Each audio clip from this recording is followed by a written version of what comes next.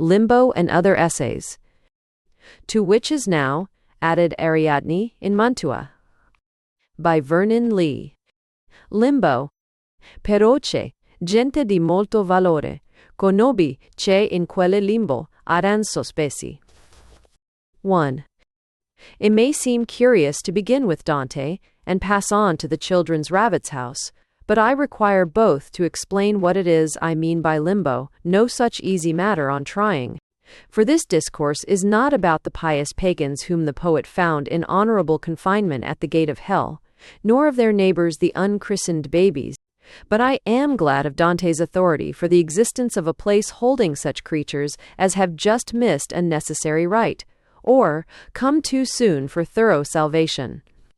And I am glad, moreover, that the poet has insisted on the importance, gente di molto valore, of the beings thus enclosed, because it is just with the superior quality of the things in what I mean by limbo that we are peculiarly concerned. And now for the other half of my preliminary illustration of the subject, to wit, the children's rabbit's house. The little gardens which the children played at cultivating have long since disappeared, taken insensibly back into that corner of the formal but slackly kept garden which looks towards the steep hill dotted with cows and sheep. But in that corner, behind the shapeless Portugal laurels and the patches of seeding grass, there still remains, beneath big trees, what the children used to call the rabbit's villa. 'Tis merely a wooden toy house, with green moss-eaten roof, standing, like the lake dwellings of prehistoric times, on wooden posts, with the tall foxgloves crimson and white, growing all round it. There is something ludicrous in this superannuated toy, this Noah's Ark on stilts among the grass and bushes, but when you look into the thing, finding the empty plates and cups for having tea with the rabbits, and when you look into it spiritually also, it grows oddly pathetic. We walked up and down between the high hornbeam hedges, the sunlight lying low on the armies of tall daisies and seeding grasses, and falling in narrow glints among the white boles and hanging boughs of the beeches, where the wooden benches stand unused in the deep grass, and the old swing hangs crazily crooked. Yes, the rabbit's villa and the surrounding overgrown beds are quite pathetic. Is it because they are, in a way, the graves of children, long dead, as dead, despite the grown-up folk who may come and say, "It was I," as the rabbits and guinea pigs with whom they once had tea?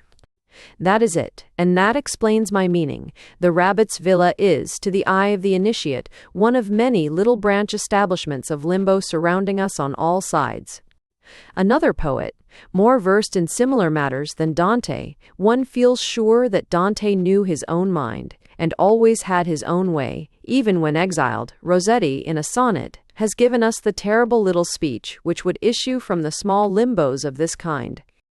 Look in my face. My name is a might have been. 2. Of all the things that limbo might contain, there is one about which some persons, very notably, Churchyard Gray, have led us into error. I do not believe there is much genius to be found in limbo. The world, although it takes a lot of dunning, offers a fair price for this article, which it requires as much as water power and coal, nay, even as much as food and clothes, bread for its soul and raiment for its thought, so that what genius there is will surely be brought into market. But even were it wholly otherwise, genius, like murder, would ouch, for genius is one of the liveliest forces of nature, not to be quelled or quenched, adaptable, protean, expansive, nay explosive, of all things in the world, the most able to take care of itself, which accounts for so much public expenditure to foster and encourage it. Foster the sun's chemistry, the force of gravitation, encourage atomic affinity and natural selection, magnificent mecenas and judicious parliamentary board, they are sure to do you credit. Hence, to my mind, there are no mute inglorious Miltons, or none worth taking into account.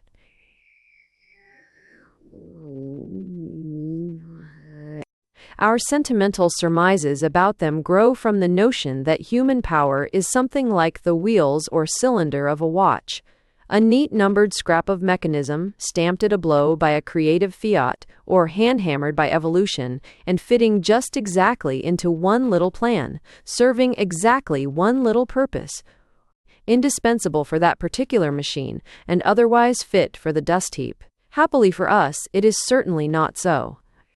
The very greatest men have always been the most versatile. Leonardo, Goethe, Napoleon.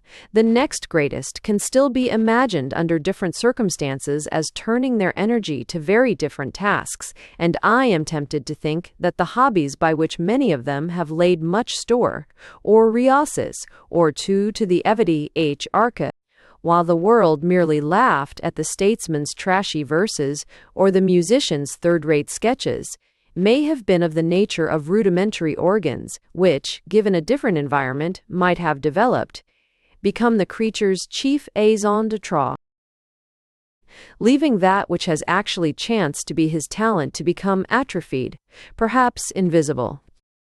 Be this last as it may, and I commend it to those who believe in genius as a form of monomania, it is quite certain that genius has nothing in common with machinery. It is the most organic and alive of living organisms, the most adaptable, therefore, and least easily killed, and for this reason, and despite Gray's elegy, there is no chance of much of it in Limbo. This is no excuse for the optimistic extermination of distinguished men. It is indeed most difficult to kill genius, but there are 100 ways of killing its possessors, and with them as much of their work as they have left undone. What pictures might Giorgione not have painted but for the lady, the rival, or the plague, whichever it was that killed him? Mozart could assuredly have given us a half-dozen more Don Giovannis if he had had fewer lessons, fewer worries, better food. Nay, by his miserable death the world has lost, methinks, more even than that, a commanding influence which would have kept music, for a score of years, earnest and masterly but joyful.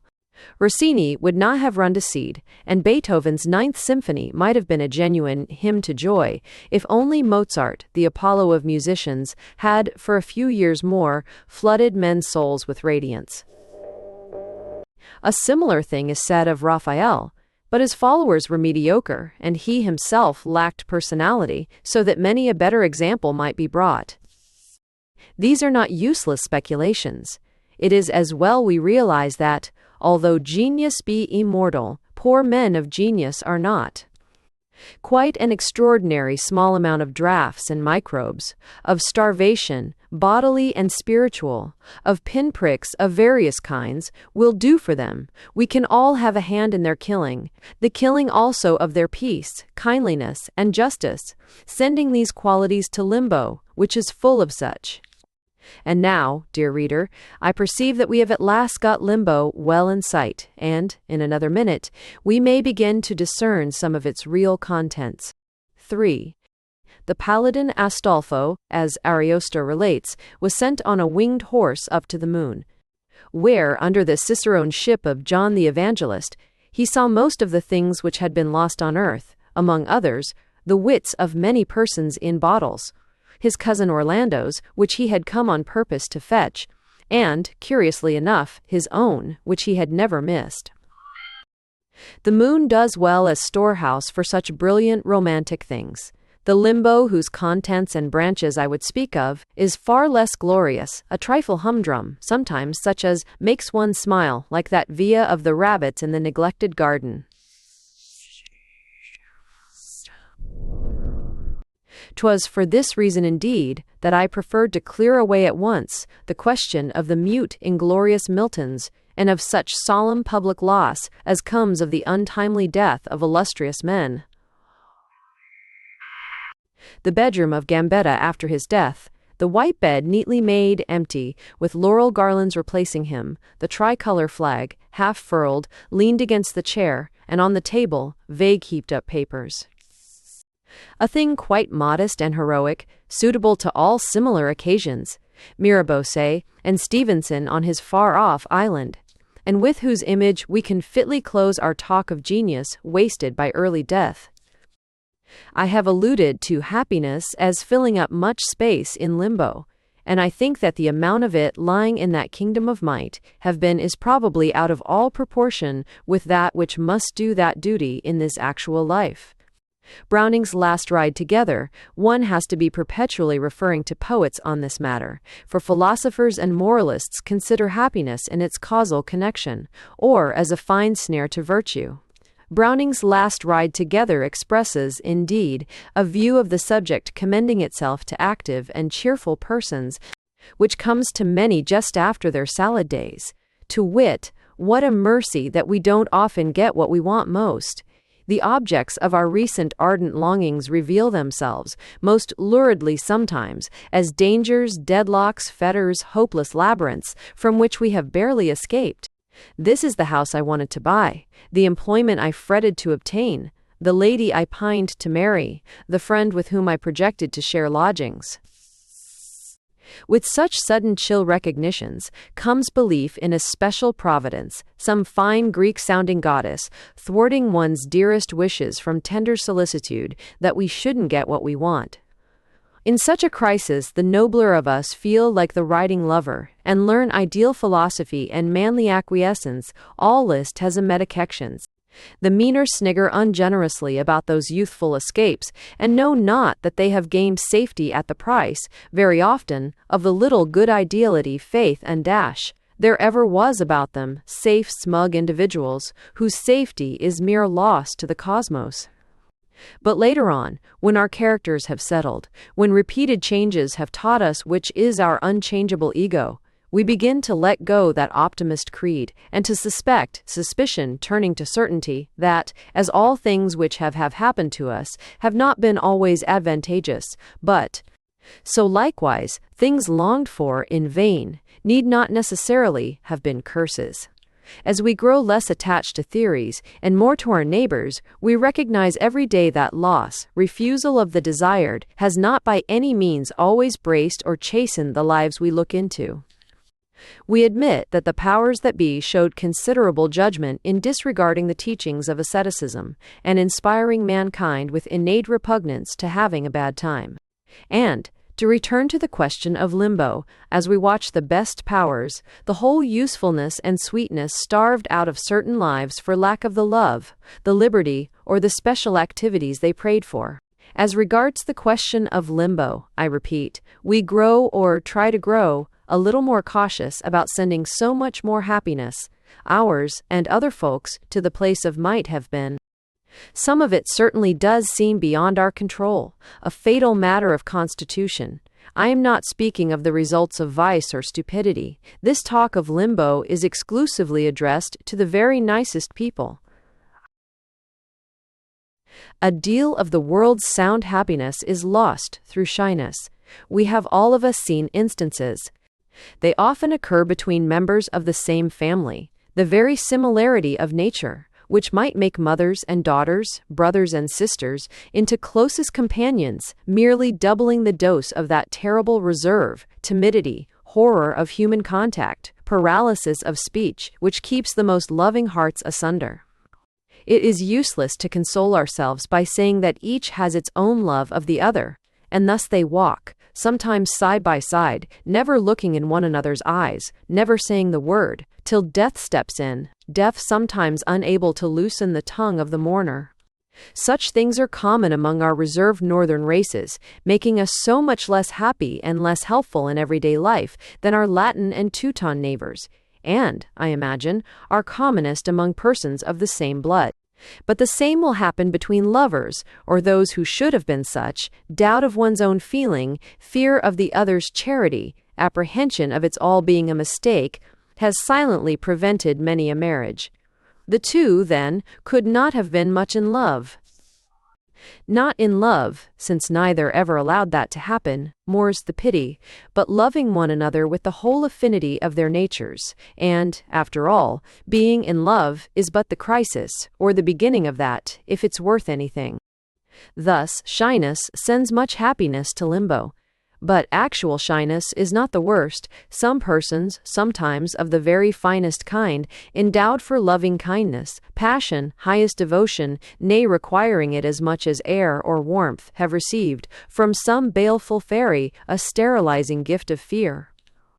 Fear of what they could not tell, something which makes all community of soul a terror, and every friend a threat, something terrible, in whose presence we must bow our heads and pray impunity therefrom, for ourselves and ours.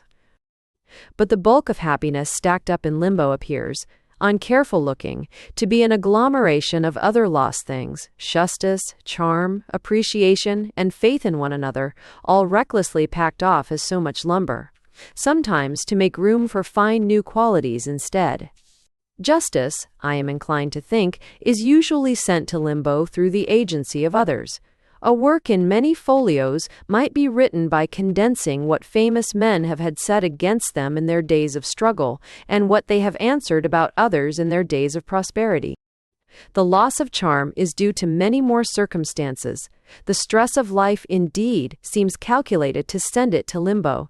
Certain it is that few women, and fewer men, of 40, preserve a particle of it. I am not speaking of youth or beauty, though it does seem a pity that mature human beings should mostly be too fat or too thin, and lacking either sympathy or intellectual keenness. Charm must comprise all that, but much besides. It is the undefinable quality of nearly every child, and of all nice lads and girls. The quality which, though it can reach perfection in exceptional old people, usually vanishes, no one knows when exactly, into the limbo marked by the rabbit's villa, with its plates and teacups mouldering on its wooden posts in the unweeded garden. More useful qualities replace all these: hardness, readiness to snatch opportunity, mistrust of all ideals, inflexible self-righteousness. Useful, nay necessary, but, let us admit it, in a life which, judged by the amount of dignity and sweetness it contains, is perhaps scarce necessary itself, and certainly not useful. The case might be summed up, for our guidance, by saying that the loss of many of our finer qualities is due to the complacent, and sometimes dutiful, cultivation of our worse ones. For, even in the list of virtues, there are finer and less fine, nay, virtues one might almost call atrocious, and virtues with a taint of ignominy. I have said that we lose some of our finer qualities this way. What's worse is that we often fail to appreciate the finest qualities of others. 4. And here, coming to the vague rubric appreciation of others, I feel we have got to a district of limbo about which few of us should have the audacity to speak, and few, as a fact, have the courage honestly to think. What do we make of our idea of others in our constant attempt to justify ourselves?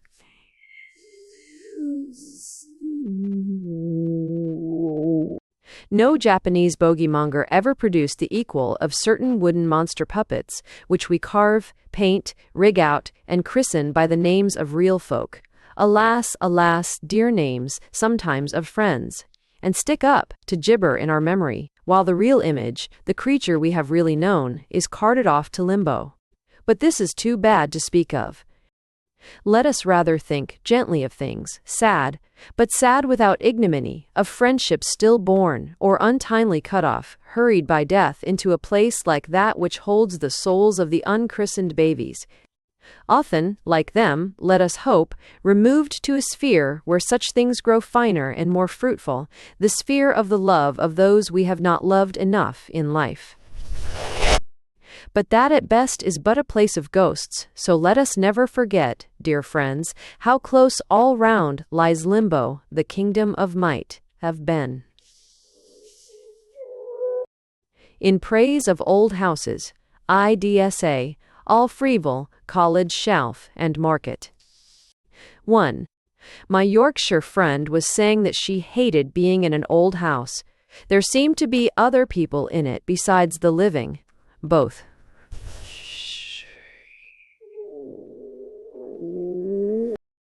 These words, expressing the very reverse of what I feel, have set me musing on my foolish passion for the past. The past, but the real one, not the past considered as a possible present. For though I should like to have seen ancient Athens or Carthage according to Limbo, and though I have pined to hear the singers of last century, I know that any other period than this of the world's history would be detestable to live in. For one thing, one among other instances of brutish dullness, our ancestors knew nothing of the emotion of the past, the rapture of old towns and houses. This emotion, at times this rapture, depends upon a number of mingled causes. Its origin is complex and subtle, like that of all things exquisite. The flavor of certain dishes, the feel of sea or mountain air, in which chemical peculiarities and circumstances of temperature join with 100 trifles, seaweed, herbs, tar, heather, and so forth, and like, more particularly, music and poetry, whose essence is so difficult of ascertaining. And in this case, the causes that first occur to our mind merely suggest a number more. Of these, there is a principal one, only just less important than that suggested by my Yorkshire friend, which might be summed up thus, that the action of time makes man's works into natural objects. Now, with no disrespect to man, 'tis certain, nature can do more than he.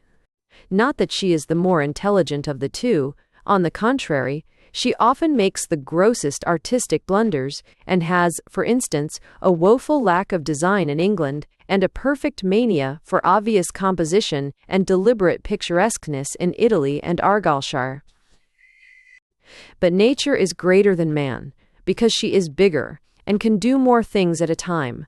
Man seems unable to attend to one point without neglecting some other. Where he has a fine fancy in melody, his harmony is apt to be threadbare. If he succeeds with color, he cannot manage line, and if light and shade, then neither. And it is a circumstance worthy of remark that whenever and wherever man has built beautiful temples, churches, and palaces, he has been impelled to bedizen them with primary colors, of which, in Venice and the Alhambra, time at last made something agreeable, and time also, in Greece, has judged best to obliterate every odious trace. Hence, in the works of man, there is always a tendency to simplify, to suppress detail, to make things clear and explain patterns and points of view, to save trouble, thought, and material, to be symmetrical, which means, after all, to repeat the same thing twice over. He knows it is wrong to carve one frieze on the top of the other, and to paint in more than one layer of paint. Of all such restrictions, nature is superbly unconscious. She smears weather stain on weather stain, and lichen on lichen, never stopping to match them. She jags off corners and edges, and of one meager line makes 50 curves and facets. She weaves pattern over pattern, regardless of confusion, so that the mangiest hedgerow is richer, more subtle than all the carpets and papers ever designed by Mr. Morris. Her one notion is more, always more, whereas that of man, less likely to exceed, is a timid, enough, no wonder, for has she not the chemistry of soil and sun and moisture and wind and frost, all at her beck and call? Be it as it may, nature does more for us than man in the way of pleasure and interest, and to say, therefore, that time turns the works of man into natural objects is therefore saying that time gives them infinitely more variety and charm. In making them natural objects, also time gives to man's lifeless productions the chief quality of everything belonging to nature, life. Compare a freshly plastered wall with one that has been exposed to sun and rain, or a newly slated roof to one all covered with crumbling, gray, feathery stuff, like those of the Genoese villages, which look as if they had been thatched with olive leaves from off their hills. 'Tis the comparison between life and death, or, rather, since death includes change, between something and nothing. Imagine a tree as regular as a column, or an apple as round as a doorknob. 2. So much for the material improvements which time effects in our surroundings. We now come to the spiritual advantages of dealing with the past instead of the present. These begin in our earliest boy, or girlhood, What right-minded child of 10 or 12 cares, beyond its tribute of apples, and jam, and cricket, and guinea pigs, for so dull a thing as the present? Why, the present is like this schoolroom or playground compared with polar seas, Rocky Mountains, or Pacific Islands, a place for the body, not for the soul. It all came back to me, a little while ago, when doing up for my young friend L.V. sundry Roman coins long mislaid in a trunk, and which had formed my happiness at his age. Delightful things. Smooth and bright green, like certain cabbage leaves, or of a sorry brown, rough with rust and verdigris, but all leaving alike a perceptible portion of themselves in the paper bag, a delectable smell of copper on one's hands. How often had I turned you round and round betwixt finger and thumb, trying to catch the slant of an inscription, or to get, in some special light, the film of a faced effigy, the chin of Nero, or the undulating benevolent nose of Marcus Aurelius. How often have my hands not anointed you with every conceivable mixture of oil, varnish, and gum, rubbing you gently with silk and wool, and kid gloves, in hopes that something ineffable might rise up on your surface. I quite sympathized with my young friend when, having waggled and chortled over each of them several times, he thought it necessary to overcome the natural manly horror for kissing, and shook my hand twice, thrice, and then once more, returning from the door. For had they not concentrated in their interesting verdigrised brass-smelling smallness something, to me, of the glory and wonder of Rome? Cecilia Metella, the Grotto of Egeria. A vague vision, through some 20 years' fog, of a drive between budding hedges and dry reeds, a walk across short anemone-starred turf, but turning into distinct remembrance of the buying of 2 old pennies, one of Augustus, the other, even more interesting, owing to entire obliteration of both reverse and a verse of valuable coin undoubtedly. And the baths of Caracalla, which I can recollect with the thick brushwood, oak scrub, ivy and lentisk, and even baby ilexes, covering the masonry and overhanging the arches, and with rose hedges just cut away to dig out some huge porphyry pillar, were not their charms all concentrated in dim, delicious hopes of finding, just where the green turf ended, and the undulating expanse of purple, green and white tessellated pavement began, some other brazen penny? And then, in Switzerland, soon after, did I not suffer acutely, as I cleaned my coins, from the knowledge that in this barbarous northern place, which the Romans had, perhaps, never come near, it was quite useless to keep one's eyes on the ruts of roads and the gravel of paths, and consequently almost useless to go out, or to exist, until one day I learnt that a certain old lawyer, in a certain field, had actually dug up Roman antiquities. ID, FIME, 5, REPS, IDE. I don't know whether I ever saw them with corporeal eyes, but certainly with those of the spirit, and I was lent a drawing of one of them, a gold armlet, of which I insisted on having a copy made and sticking it up in my room. It does but little honor to our greatest living philosopher that he, whom children will bless for free permission to bruise, burn, and cut their bodies, and empty the sugar bowl and jam pot, should wish to deprive the coming generation of all historical knowledge, of so much joy, therefore, and, let me add, of so much education. For do not tell me that it is not education, and of the best, to enable a child to feel the passion and poetry of life, to live, while it trudges along the dull familiar streets, in company with dull, familiar, and often stolidly incurious grown-up folk, in that terrible, magnificent past, in dungeons and palaces, loving and worshipping Joan of Arc, execrating Bloody Mary, dreaming strange, impossible possibilities of what we would have said and done for Marie Antoinette, ITTC say to her, here, IT actually coming towards us, by some stroke of magic, in that advancing carriage. There is enough in afterlife, God knows, to teach us not to be heroic. 'Tis just as well that, as children, we learn a lingering liking for the quality, 'Tis as important, perhaps, as learning that our tissues consume carbon, if they do so. I can speak very fervently of the enormous value for happiness of such an historical habit of mind.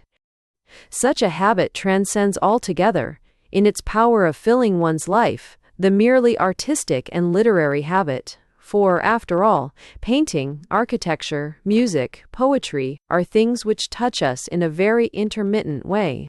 I would compare this historic habit rather to the capacity of deriving pleasure from nature, not merely through the eye, but through all the senses, and largely, doubtless, through those obscure perceptions which make certain kinds of weather, air, and sea an actual tonic, nay, food, for the body.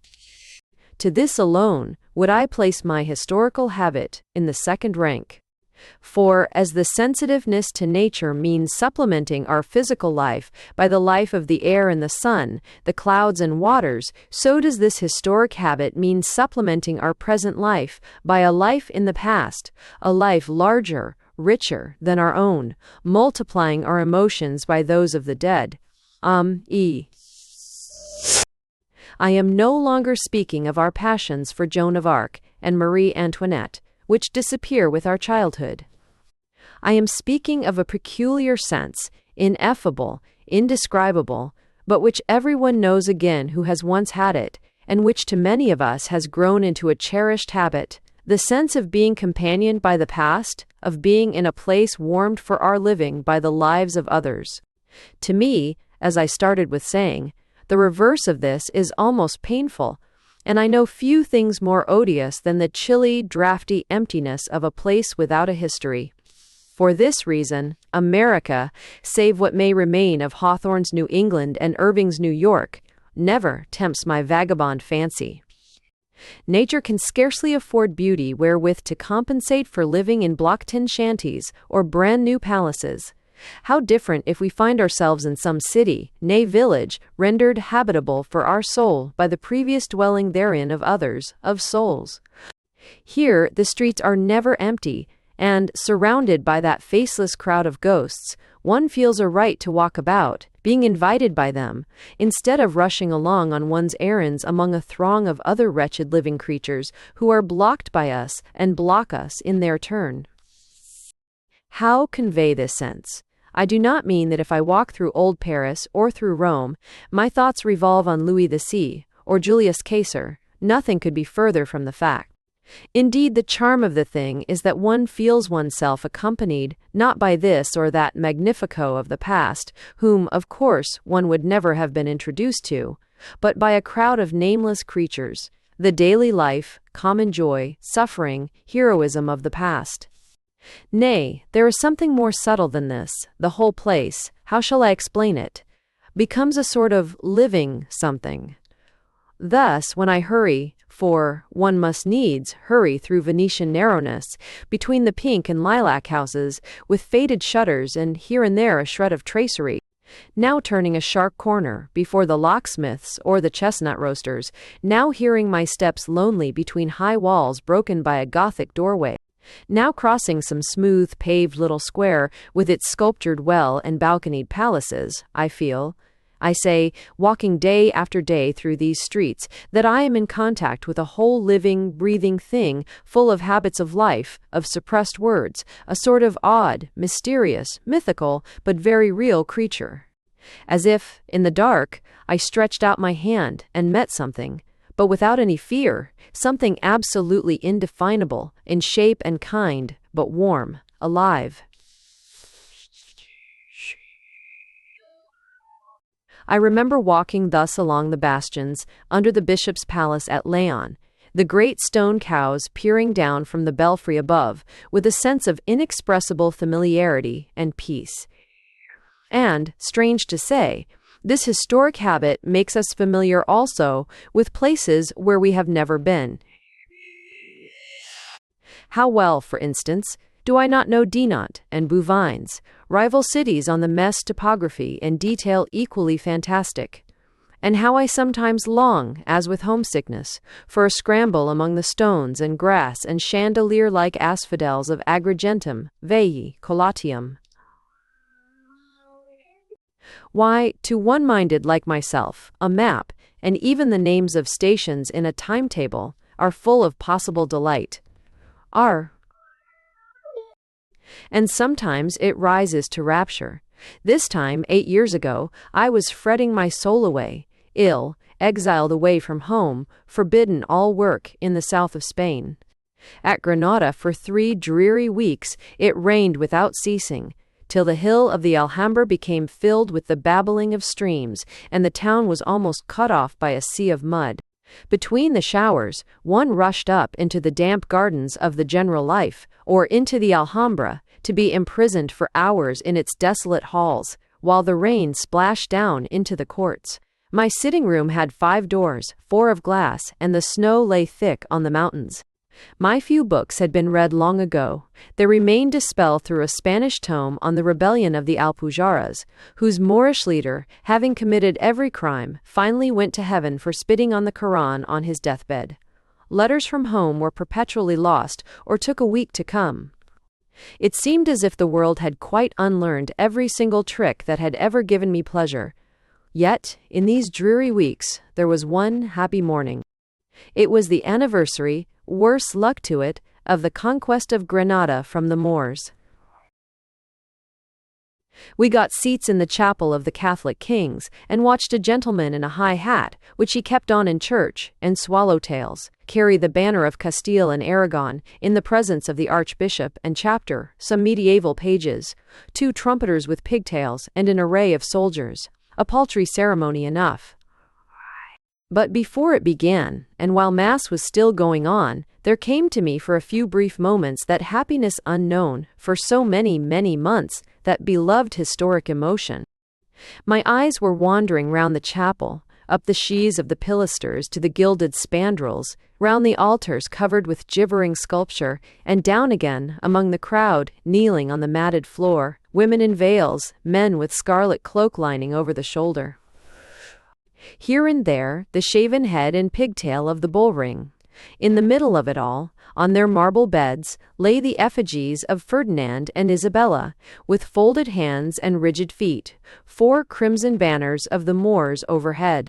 The crowd was pouring in from the cathedral, and bevies of priests and scarlet choir boys led by their fiddler. The organ, above the chants, was running through vague mazes. I felt it approaching and stealing over me. That curious emotion felt before in such different places, walking up and down, one day in the church of Lamballe in Brittany, seated, another time, in the porch at Ely. And then it possessed me completely, raising one into a sort of beatitude. This kind of rapture is not easy to describe. No rare feeling is. But I would warn you from thinking that, in such solemn moments, there sweeps across the brain a paltry pageant, a Lord Mayor's show of bygone things, like the cavalcades of future heroes who descend from frescoed or sculptured wall at the bidding of Ariosto's wizards and Spenser's fairies. This is something infinitely more potent and subtle, and like all strong intellectual emotions, it is compounded of many and various elements, and has its origin far down in mysterious depths of our nature. And it arises overwhelmingly from many springs, filling us with the throb of vague passions welling from our most vital parts. There is in it no possession of any definite portion of bygone times, but a yearning expectancy, a sense of the near presence, as it were, of the past, or, rather, of a sudden capacity in ourselves of apprehending the past which looms all round. For a few moments, thus, in that chapel before the tombs of the Catholic kings, in the churches of Bruges and Innsbruck, at the same time, for such emotion gives strange possibilities of simultaneous presence in various places, with the gold pomegranate flower of the badges and the crimson tassels of the Moorish standards before my eyes. Also the iron knights who watch round Maximilian's grave. For a moment, while the priests were chanting and the organs quavering, the life of today seemed to reel and vanish, and my mind to be swept along the dark and gleaming whirlpools of the past. 3. Catholic kings, Moorish banners, wrought iron statues of paladins. These are great things, and not at all what I had intended to speak of when I set out to explain why old houses, which give my Yorkshire friend the creeps, seem to my feelings so far more peaceful and familiar. Yes, it is just because the past is somehow more companionable, warmer, more full of flavor than the present, that I love all old houses, but best of all, such as are solitary in the country, isolated both from new surroundings and from such alterations as contact with the world's hurry almost always brings. It certainly is no question of beauty. The houses along Chelsea Embankment are more beautiful, and some of them a great deal more picturesque than that Worcestershire rectory to which I always long to return. The long brick house on its terraced riverbank, the overladen plum trees on one side, and the funereally prosperous churchyard yews on the other, and with corridors and staircases hung with stained, frameless, bolognese and nakedness, judgments of Paris, Venuses, Carità Romanas, shipped over cheap by some bear-leading parson tutor of the 18th century. Nor are they architectural, those brick and timber cottages all round, sinking, one might think, into the rich damp soil. But they have a mellowness corresponding to that of the warm, wet, fruitful land, and due to the untroubled warm brooding over by the past. And what is architecture to that? As to these Italian ones, which my soul loveth most, they have even less of what you would call beauty, at most such grace of projecting, window grating or buttress side, as the South gives its buildings, and such color, or rather discoloring, as a comparatively small number of years will bring. It kept revolving in my mind, this question of old houses and their charm, as I was sitting waiting for a tram one afternoon in the church porch of Pieve a Ripoli, a hamlet about 2 miles outside the southeast gate of Florence.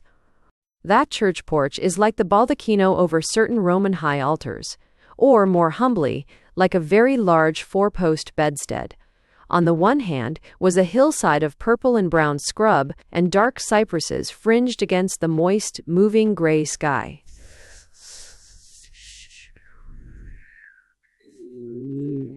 On the other, some old, bare, mulberry trees, a hedge of russet sloe, closing in wintry fields, and, more particularly, next the porch, an insignificant house, with blistered green shutters at irregular intervals in the stained whitewash, a big green door, and a little coat of arms. The 3 Strozzi half-moons, clapped on to the sharp corner. I sat there, among the tombstones of the porch, and wondered why I loved this house, and why it would remain, as I knew it must, a landmark in my memory. Yes, the charm must lie in the knowledge of the many creatures who have lived in this house, the many things that have been done and felt. The creatures who have lived here, the things which have been felt and done.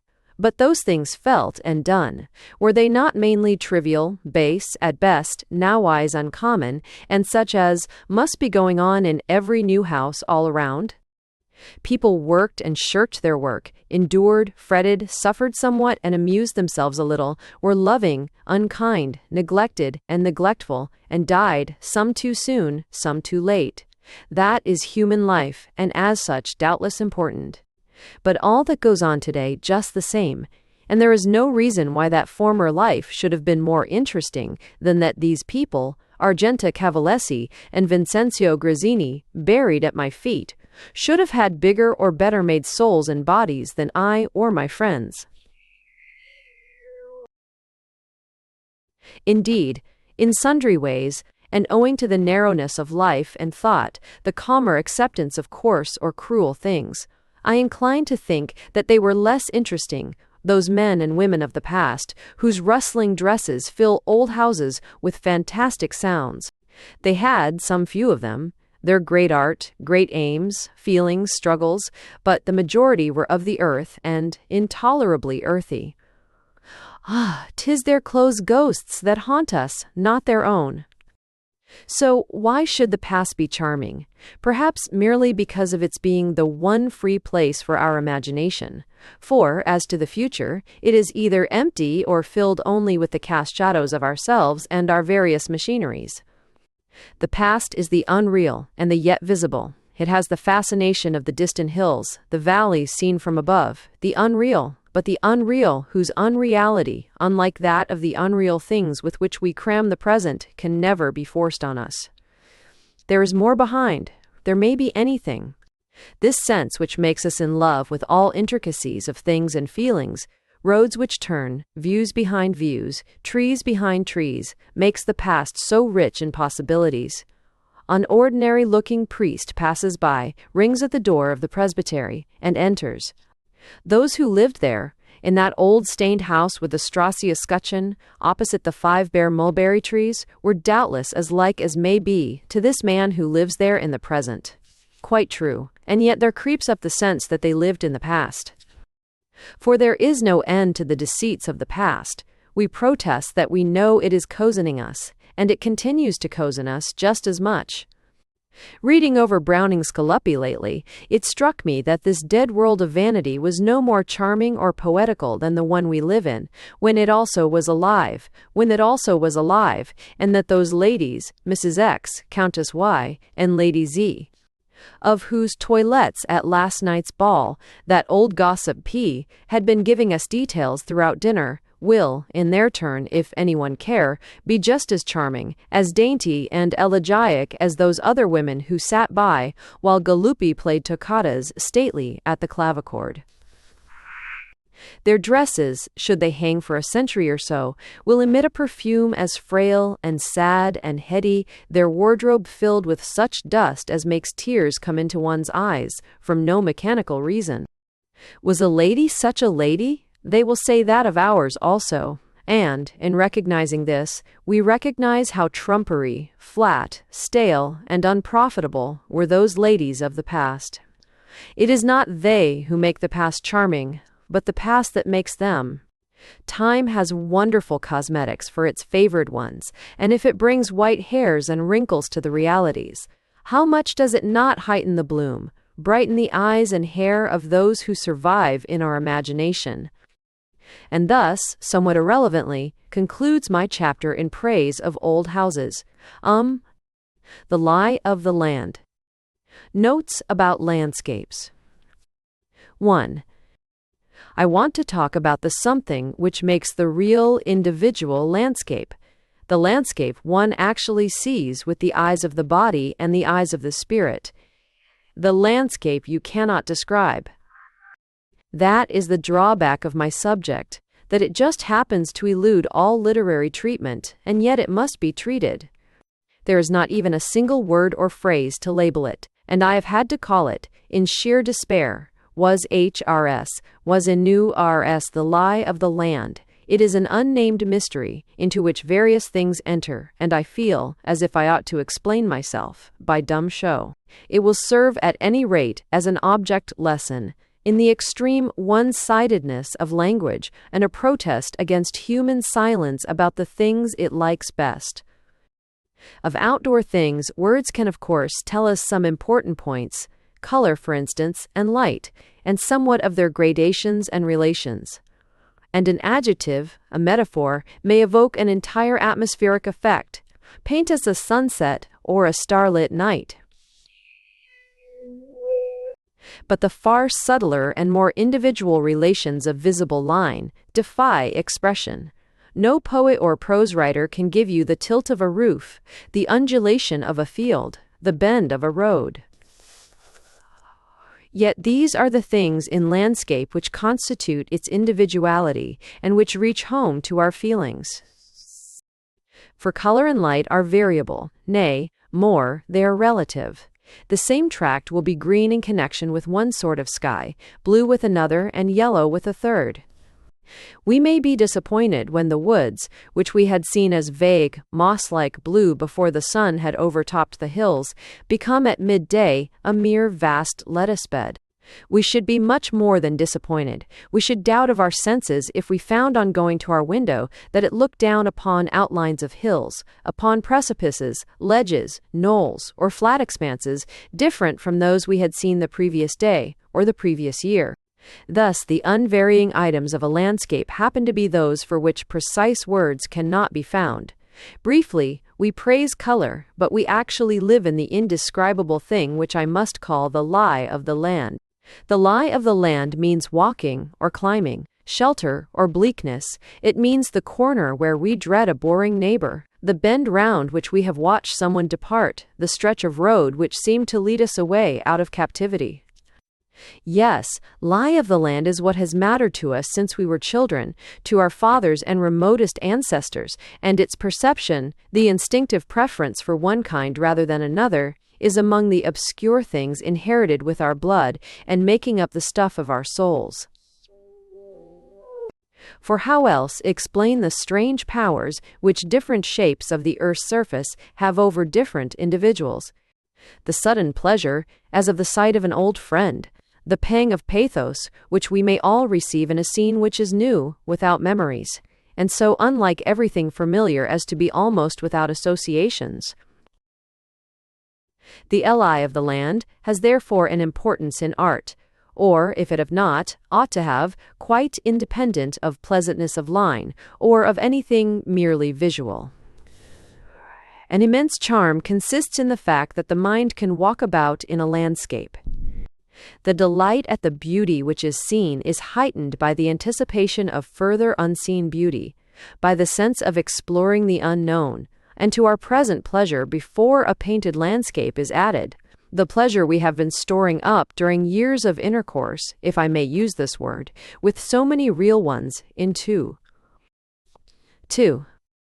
For there is such a thing as intercourse with fields and trees and skies, with the windings of road and water and hedge, in our everyday ordinary life. And a terrible thing for us all, if there were not, if our lives were not full of such various commerce, of pleasure, curiosity, and gratitude, of kindly introduction of friend by friend, quite apart from the commerce with other human beings. Indeed, one reason why the modern rectangular town, built at one go for the convenience of running omnibuses and suppressing riots, fills our soul with bitterness and dryness, is surely that this ill-conditioned, convenient thing can give us only its own poor paltry presence, introducing our eye and fancy neither to further details of itself nor to other places and people, past or distant.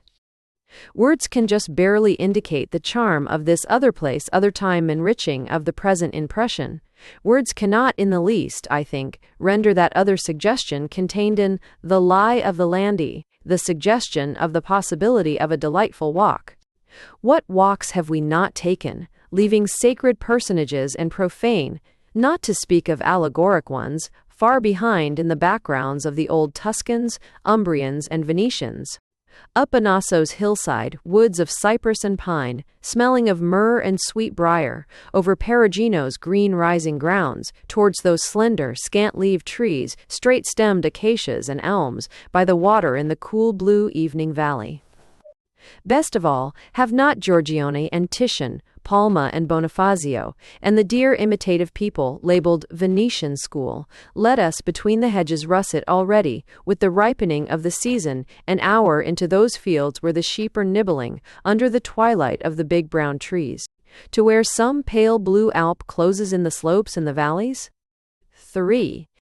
It is a pity that the landscape painters of our day, I mean those French, or French-taught, whose methods are really new, tend to neglect the lie of the landy.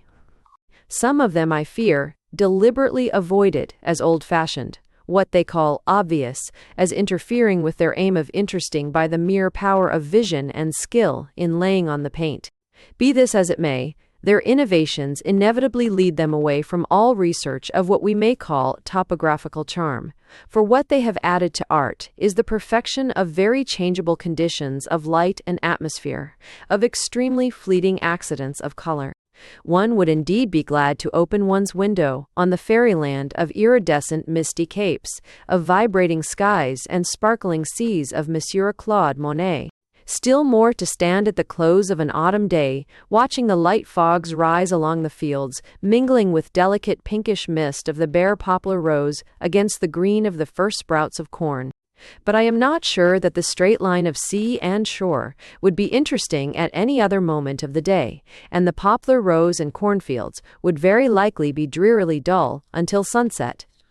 The moment, like Faust's second of perfect bliss, is such as should be made immortal, but the place one would rather not see again. Yet Monsieur Monet is the one of his school who shows most care for the scene he is painting. The others, even the great ones, men like Pissarro and Sisley, who have shown us so many delightful things in the details of even the dull French foliage, even the dull midday sky, the other modern ones, make one long to pull up their umbrella and easel and carry them on. Not very far, surely. To some spot where the road made a bend, the embankment had a gap, the water, a swirl, for we would not be so old-fashioned as to request that the country might have a few undulations. Of course it was very dull of our ancestors, particularly of Clive Newcome's day, always to paint a panorama with whole ranges of hills, miles of river, and as many cities as possible.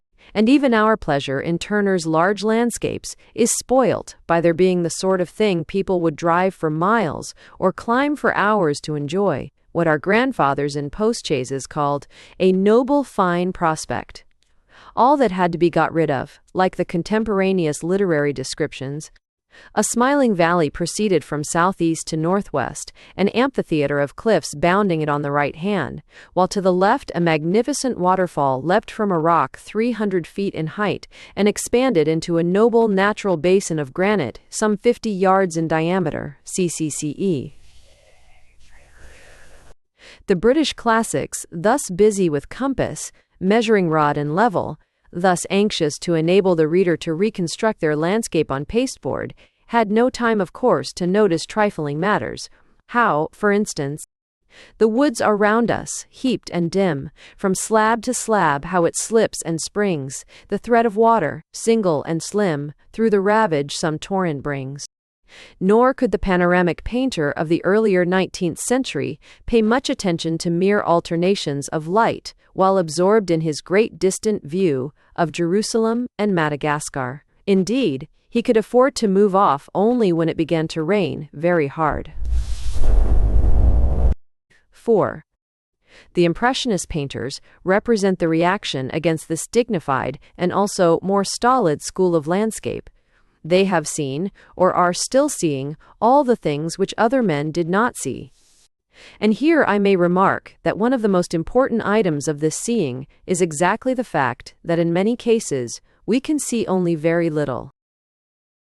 The Impressionists have been scoffed at for painting rocks, which might be chimney stacks, and flowering hedges, which might be foaming brooks, plains also, which might be hills, and vice versa, and described as wretches, disrespectful to natural objects, which, we are told, reveal new beauties at every glance. But is it more respectful to natural objects to put a drawing screen behind a willow bush and copy its minutest detail of branch and trunk, than to paint that same willow, a mere mist of glorious orange, as we see it flame against the hillside confusion of mauve and russet and pinkish serenus?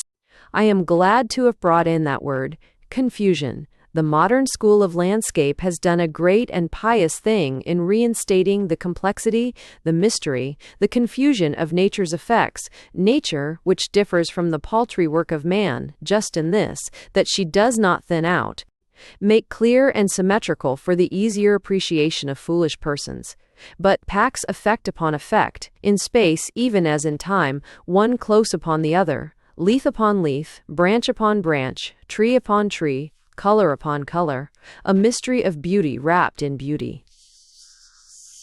Without the faintest concern whether it would not be better to say, this is really a river, or that is really a tree.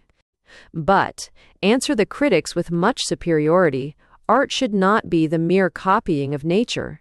Surely there is already enough of nature herself. Art should be the expression of man's delight in nature's shows. Well, nature shows a great many things which are not unchanging and not by any means unperplexing.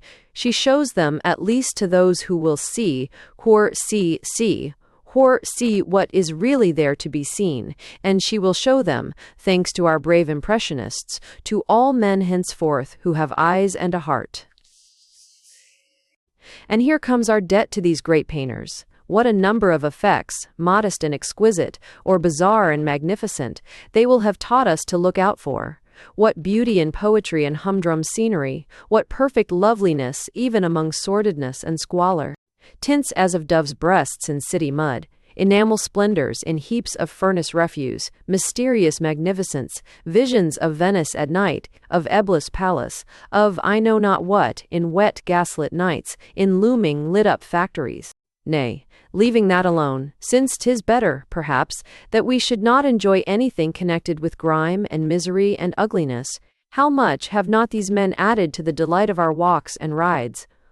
Revealing to us, among other things, the supreme beauty of winter coloring, the harmony of purple, blue, slate, brown, pink, and russet, of tints and compounds of tints, without a name, of bare hedgerows and leafless trees, sere grass and mist, veiled waters, compared with which spring is but raw, summer dull, and autumn positively ostentatious in her gala suit of tawny and yellow. Perhaps, indeed, these modern painters have done more for us by the beauty they have taught us to see in nature than by the beauty they have actually put before us in their pictures, if I except some winter landscapes of Monet's and the wonderful watercolors of Mr. Physiation's. Brabazon, whose exquisite sense of form and knowledge of drawing have enabled him, in rapidest sketches of rapidly passing effects, to indicate the structure of hills and valleys, the shape of clouds, in the mere wash of color, even as nature indicates them herself. With such exceptions as these, and the beautiful mysteries of Mr. Whistler, there is undoubtedly, in recent landscape, a preoccupation of technical methods and an indifference to choice of subject, above all, a degree of insistence on what is actually seen, which leads one to suspect that the Impressionists represent rather a necessary phase in the art than a definite achievement. In the same manner as the Renaissance painters who gave themselves up to the study of perspective and anatomy. This terrible overimportance of the active vision is doubtless the preparation for a new kind of landscape, which will employ these arduously acquired facts of color and light, this restlessly renovated technique, in the service of a new kind of sentiment and imagination, differing from that of previous ages, even as the sentiment and imagination of Browning differs from that of his great predecessors. But it is probably necessary that the world at large, as well as the artists, should be familiarized with the new facts, the new methods of Impressionism, before such facts and methods can find their significance and achievement.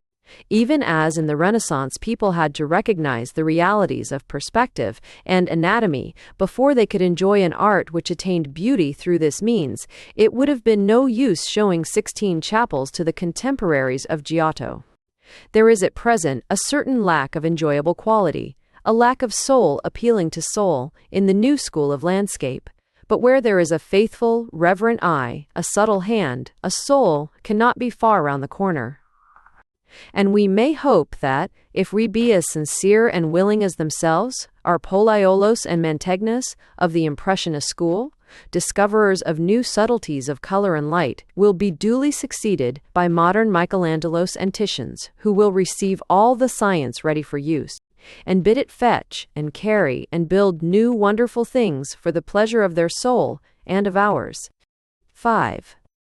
And mentioning Titian brings to my memory a remark once made to me on one of those washed-away, rubbly hills, cypresses, and pines, holding the earth together, which the old Tuscans drew so very often. The remark, namely, that some of the charm of the old master's landscapes is due to the very reverse of what sometimes worries one in modern work, to the notion which these backgrounds give at first, bits of valley, outlines of hills, distant views of towered villages, of having been done without trouble, almost from memory, till you discover that your Titian has modeled his blue valley into delicate blue ridges, and your Piero della Francesca indicated the precise structure of his pale, bony mountains. Add to this, to the old men's credit, that, as I said, they knew the lie of the land. They gave us landscapes in which our fancy, our memories, could walk. How large a share such fancy and such memories have in the life of art, people can scarcely realize.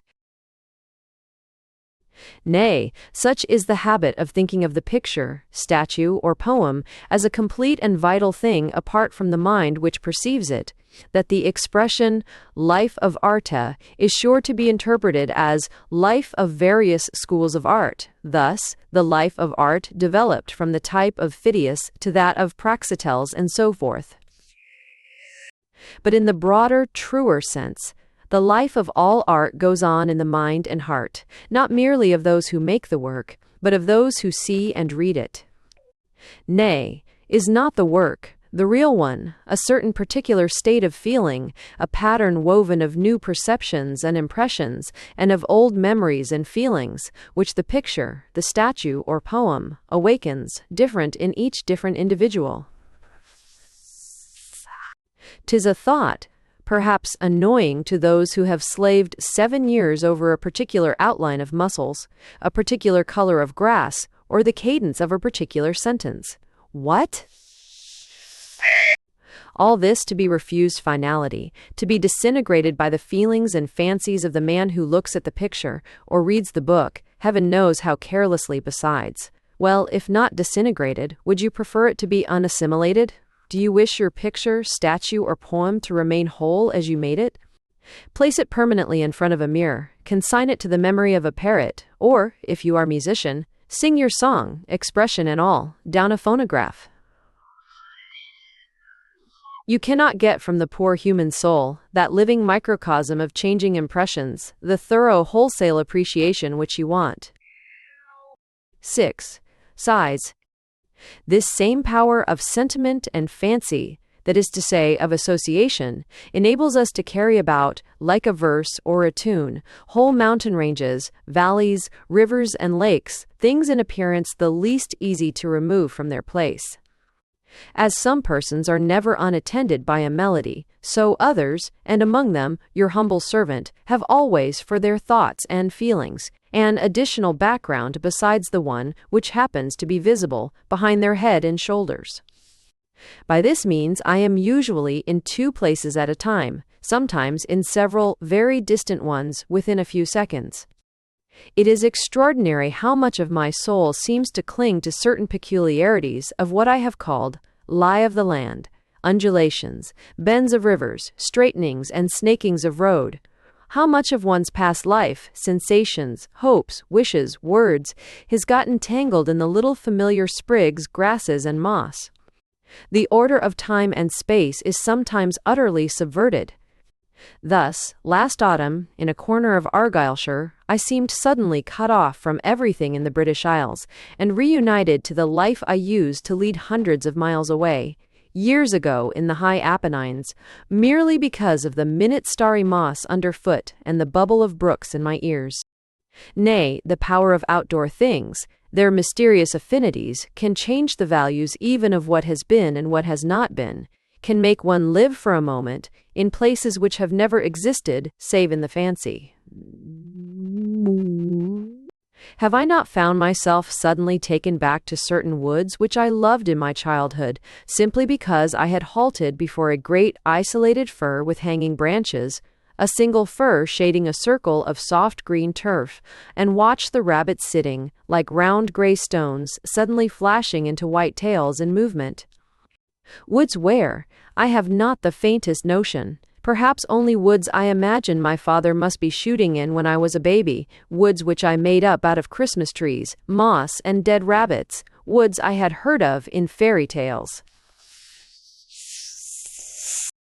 Such are some of the relations of landscape and sentiments, a correct notion of which is necessary before it is possible to consider the best manner of representing landscape with words, a subject to which none of my readers, I think, nor myself, have at present the smallest desire to pass on. Tuscan Midsummer Magic. 1.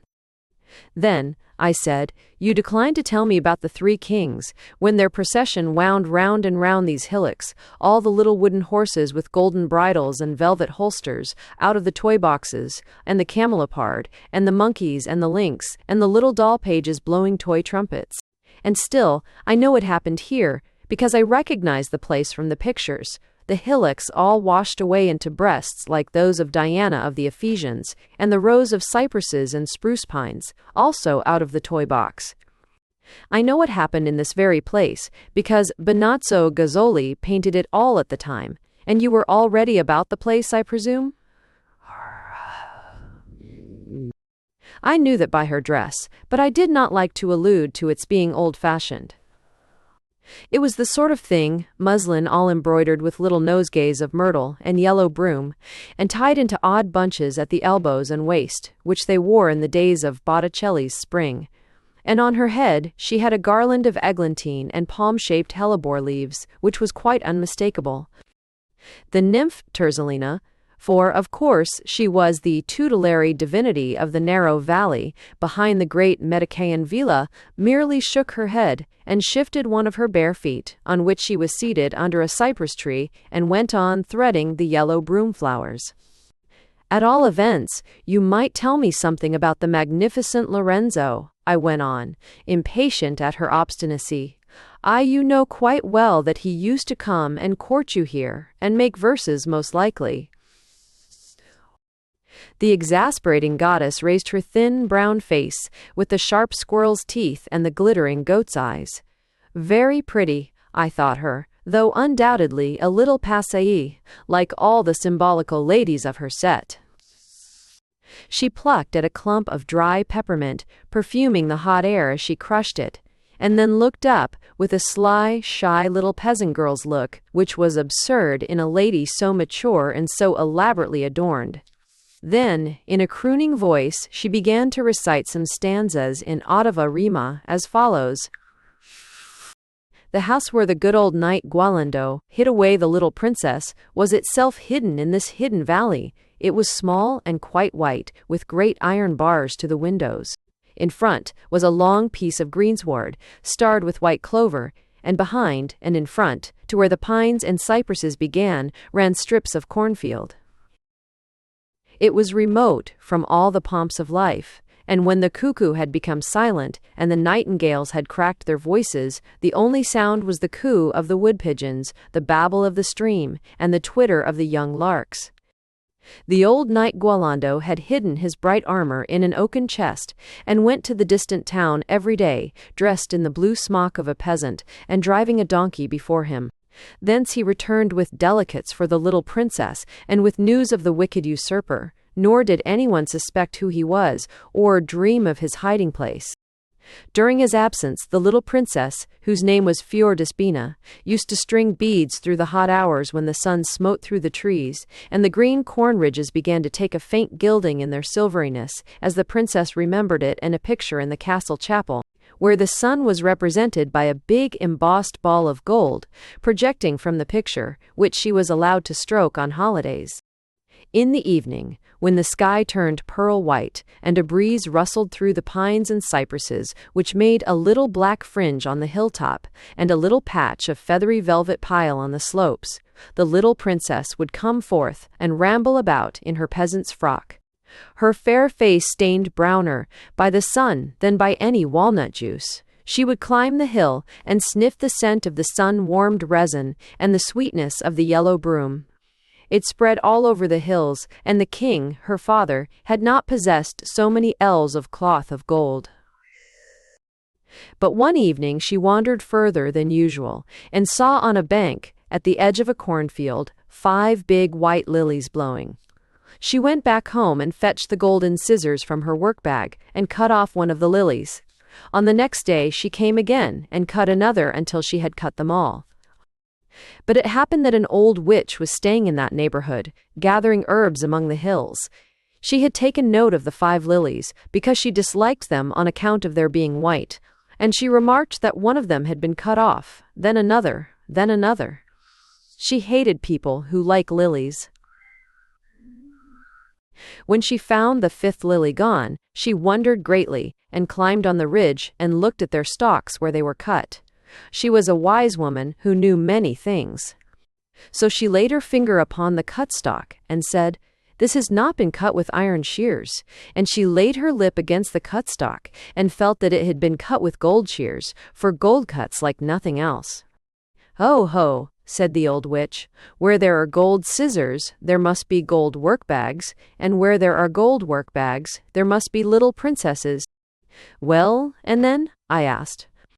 "Oh then, nothing at all," answered the nymph, Terzolina, beloved by the magnificent Lorenzo, who had seen the procession of the three kings. "Good evening to you." And where her white muslin dress, embroidered with nosegays of broom and myrtle, had been spread on the dry grass and crushed mint, there was only, beneath the toy cypresses, a bush of white-starred myrtle and a tuft of belated yellow broom. 2. One must have leisure to converse with goddesses, and certainly, during a summer in Tuscany, when folk are scattered in their country houses and are disinclined to move out of hammock or off shaded bench, there are not many other persons to talk with. On the other hand, during those weeks of cloudless summer, natural objects vie with each other in giving one amateur representations. Things look their most unexpected, masquerade as other things, get queer, unintelligible allegoric meanings, leaving you to guess what it all means, a constant dumb crambo of trees, flowers, animals, houses, and moonlight. The moon, particularly, is continually seen, as if to take the place of the fireflies, which last only so long as the corn is in the ear, gradually getting extinguished and trailing about, humble, helpless moths, with a pale phosphorescence in their tail, in the grass and in the curtains. The moon takes their place, the moon which, in an Italian summer, seems to be full for 3 weeks out of the 4. One evening, the performance was given by the moon and the corn sheaves, assisted by minor actors such as crickets, downy owls, and vine garlands. The oats, which had been of such exquisite delicacy of green, had just been reaped in the field beyond our garden and were now stacked up. Suspecting one of the usual performances, I went after dinner to the upper garden gate and looked through the bars. There it was, the familiar elemental witchery. The moon was nearly full, blurring the stars, steeping the sky and earth in pale blue mist, which seemed somehow to be the visible falling dew. It left a certain greenness to the broad grass path, a vague yellow to the unsickled wheat, and threw upon the sheaves of oats the shadows of festooned vine garlands. Those sheaves, or stooks, who can describe their metamorphose? Palest yellow on the pale, stubbly ground, they were frosted by the moonbeams in their crisp fringe of ears, and in the shining straws projecting here and there. Straws?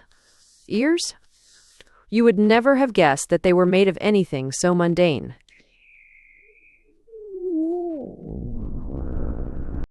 They sat there, propped against the trees, between the pools of light and the shadows, while the crickets trilled their cool, shrill song, sat solemnly with an air of expectation, calling to me, frightening me. And one in particular, with a great additional bunch on his head, cut by a shadow, was oddly unaccountable and terrible. After a minute I had to slink away, back into the garden, like an intruder. 3.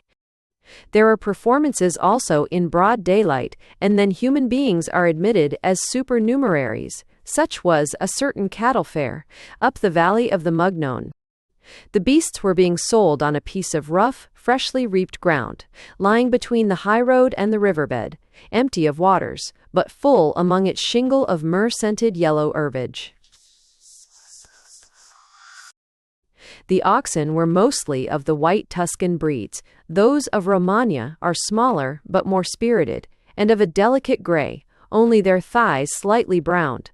The scarlet cloth neck fringes set off, like a garland of geranium, against the perfect milkiness of backs and necks.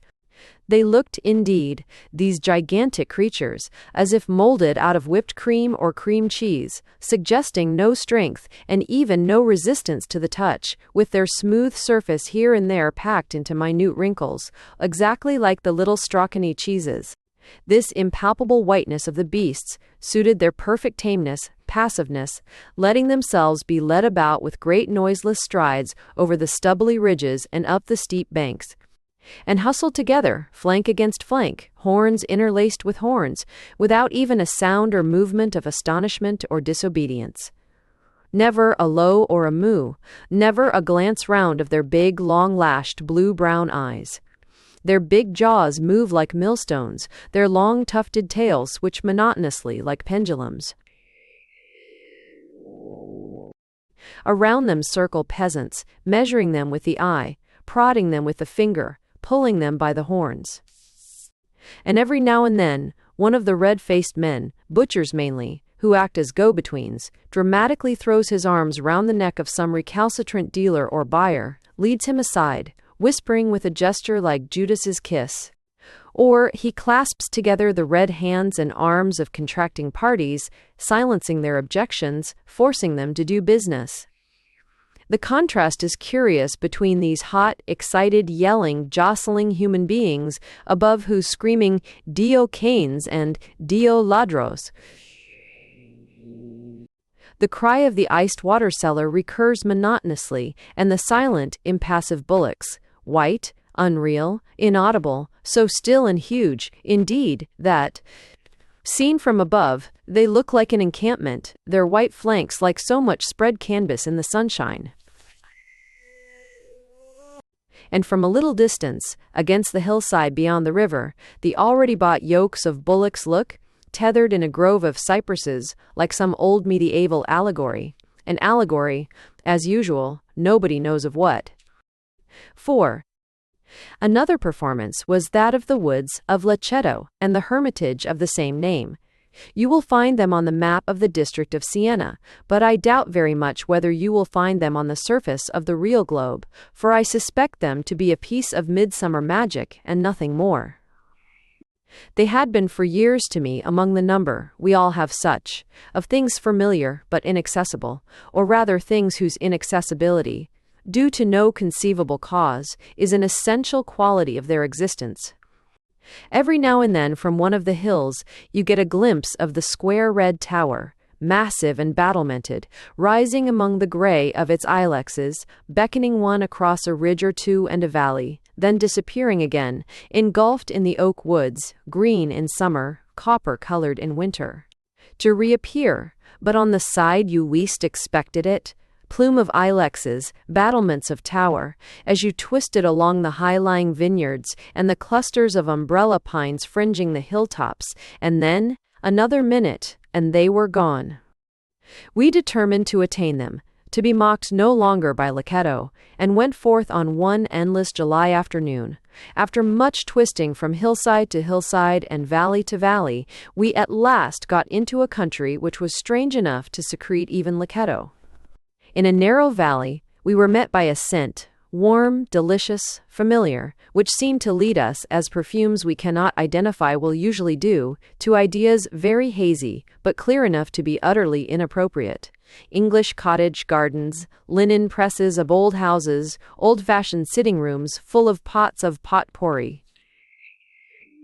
And then, behold, in front of us, a hill covered every inch of it with flowering lavender, growing as heather does on the hills outside fairyland. And behind this lilac, sun-baked, scented hill, opened the woods of Ilexes. The trees were mostly young, and with their summer upper garment of green fresh leaves over the crackling old ones. Trees packed close like a hedge, their every gap filled with other verdure, arbutus and hornbeam, fern and heather. The close-set greenery crammed, as it were, with freshness and solitude. These must be the woods of Lecceto, and in their depths the red battlemented tower of the hermitage. For I had forgotten to say that, for 1,000 years that tower had been the abode of a succession of holy personages, so holy and so like each other as to have almost grown into one, an immortal hermit whom popes and emperors would come to consult and be blessed by. Deeper and deeper, therefore, we made our way into the green coolness and dampness, the ineffable deliciousness of young leaf and uncurling fern, till it seemed as if the plantation were getting impenetrable, and we began to think that, as usual, Lecceto had mocked us, and would probably appear if we retraced our steps in the diametrically opposite direction. When suddenly, over the treetops, rose the square battlemented tower of red brick. Then, at a turn of the rough, narrow lane, there was the whole place, the tower, a church and steeple, and some half-fortified buildings, in a wide clearing planted with olive trees. We tied our pony to an ilex and went to explore the hermitage. But the building was enclosed round by walls and hedges, and the only entrance was by a stout gate armed with a knocker, behind which was apparently an outer yard and a high wall pierced only by a twisted iron balcony. So we knocked. But that knocker was made only for popes and emperors, walking about with their tiaras and crowns and scepters, like the genuine popes and emperors of Italian folk tales and of Pinturicchio's frescoes, for no knocking of ours, accompanied by loud yells, could elicit an answer.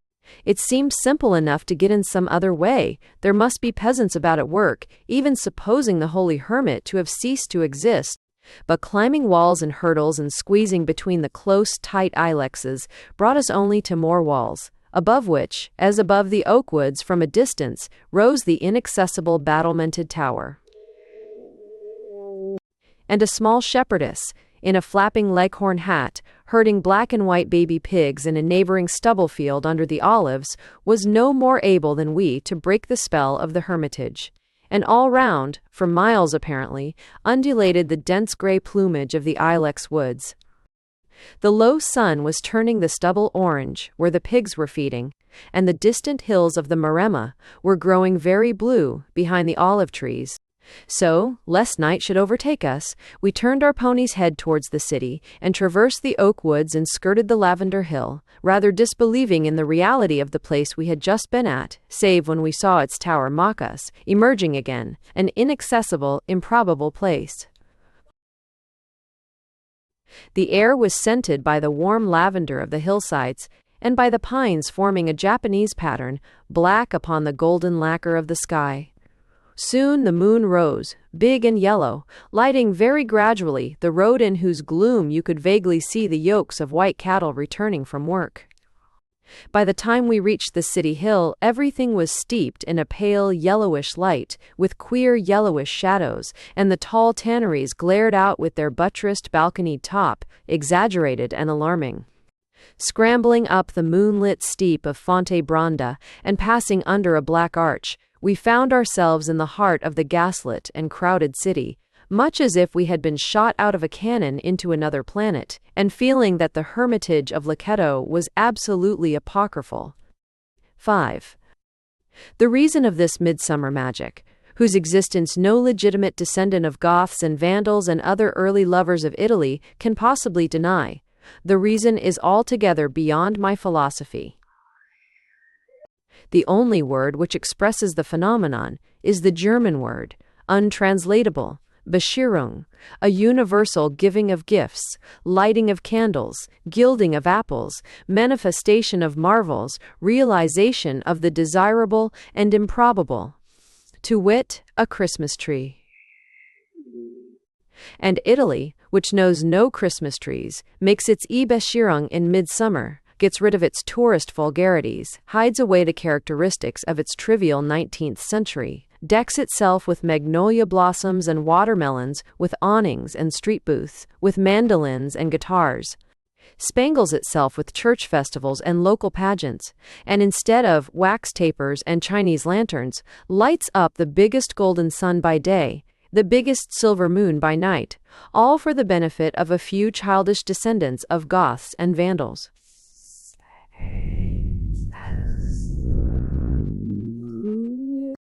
Nonsense apart, I am inclined to think that the specific charm of Italy exists only during the hot months, the charm which gives one a little stab now and then, and makes one say, "This is Italy."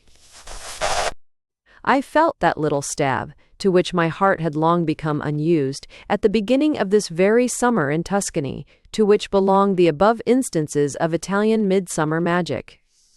I was spending the day at a small but very ancient Benedictine monastery. It was a century old when century. Peter Igneus, according to the Chronicle, went through his celebrated ordeal by fire, now turned into a farm, and hidden, battlemented walls and great gate towers among the cornfields near the Arno. It came to me as the revival of an impression long forgotten, that overpowering sense that this was Italy. It recurred and recurred in those same 3 words, as I sat under the rose hedge, opposite the water-wheel shed, garlanded with drying pea straw. And as I rambled through the chill vaults, redolent of old wine vats, into the sudden sunshine and broad shadows of the cloistered yards, that smell was mysteriously connected with it. The smell of wine vats mingled, I fancy, though I could not say why, with the sweet faint smell of decaying plaster and woodwork. One night, as we were driving through Bologna to while away the hours between two trains, in the blue moon mist and deep shadows of the black porticoed city, that same smell came to my nostrils as in a dream, and with it a whiff of bygone years, the years when first I had had this impression of Italian magic. Oddly enough, Rome, where I spent much of my childhood, and which was the object of my childish and tragic adoration, was always something apart, never Italy for my feelings. The Apennines of Lucca and Pistoia, with their sudden revelation of Italian fields and lanes, of flowers on wall and along roadside, of bells ringing in the summer sky, of peasants working in the fields and with the loom and distaff, meant Italy.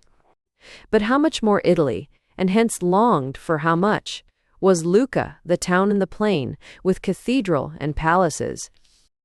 Nay, any of the mountain hamlets where there was nothing modern, and where against the scarred brick masonry and blackened stonework the cypresses rose black and tapering, the trellises crawled bright green uphill.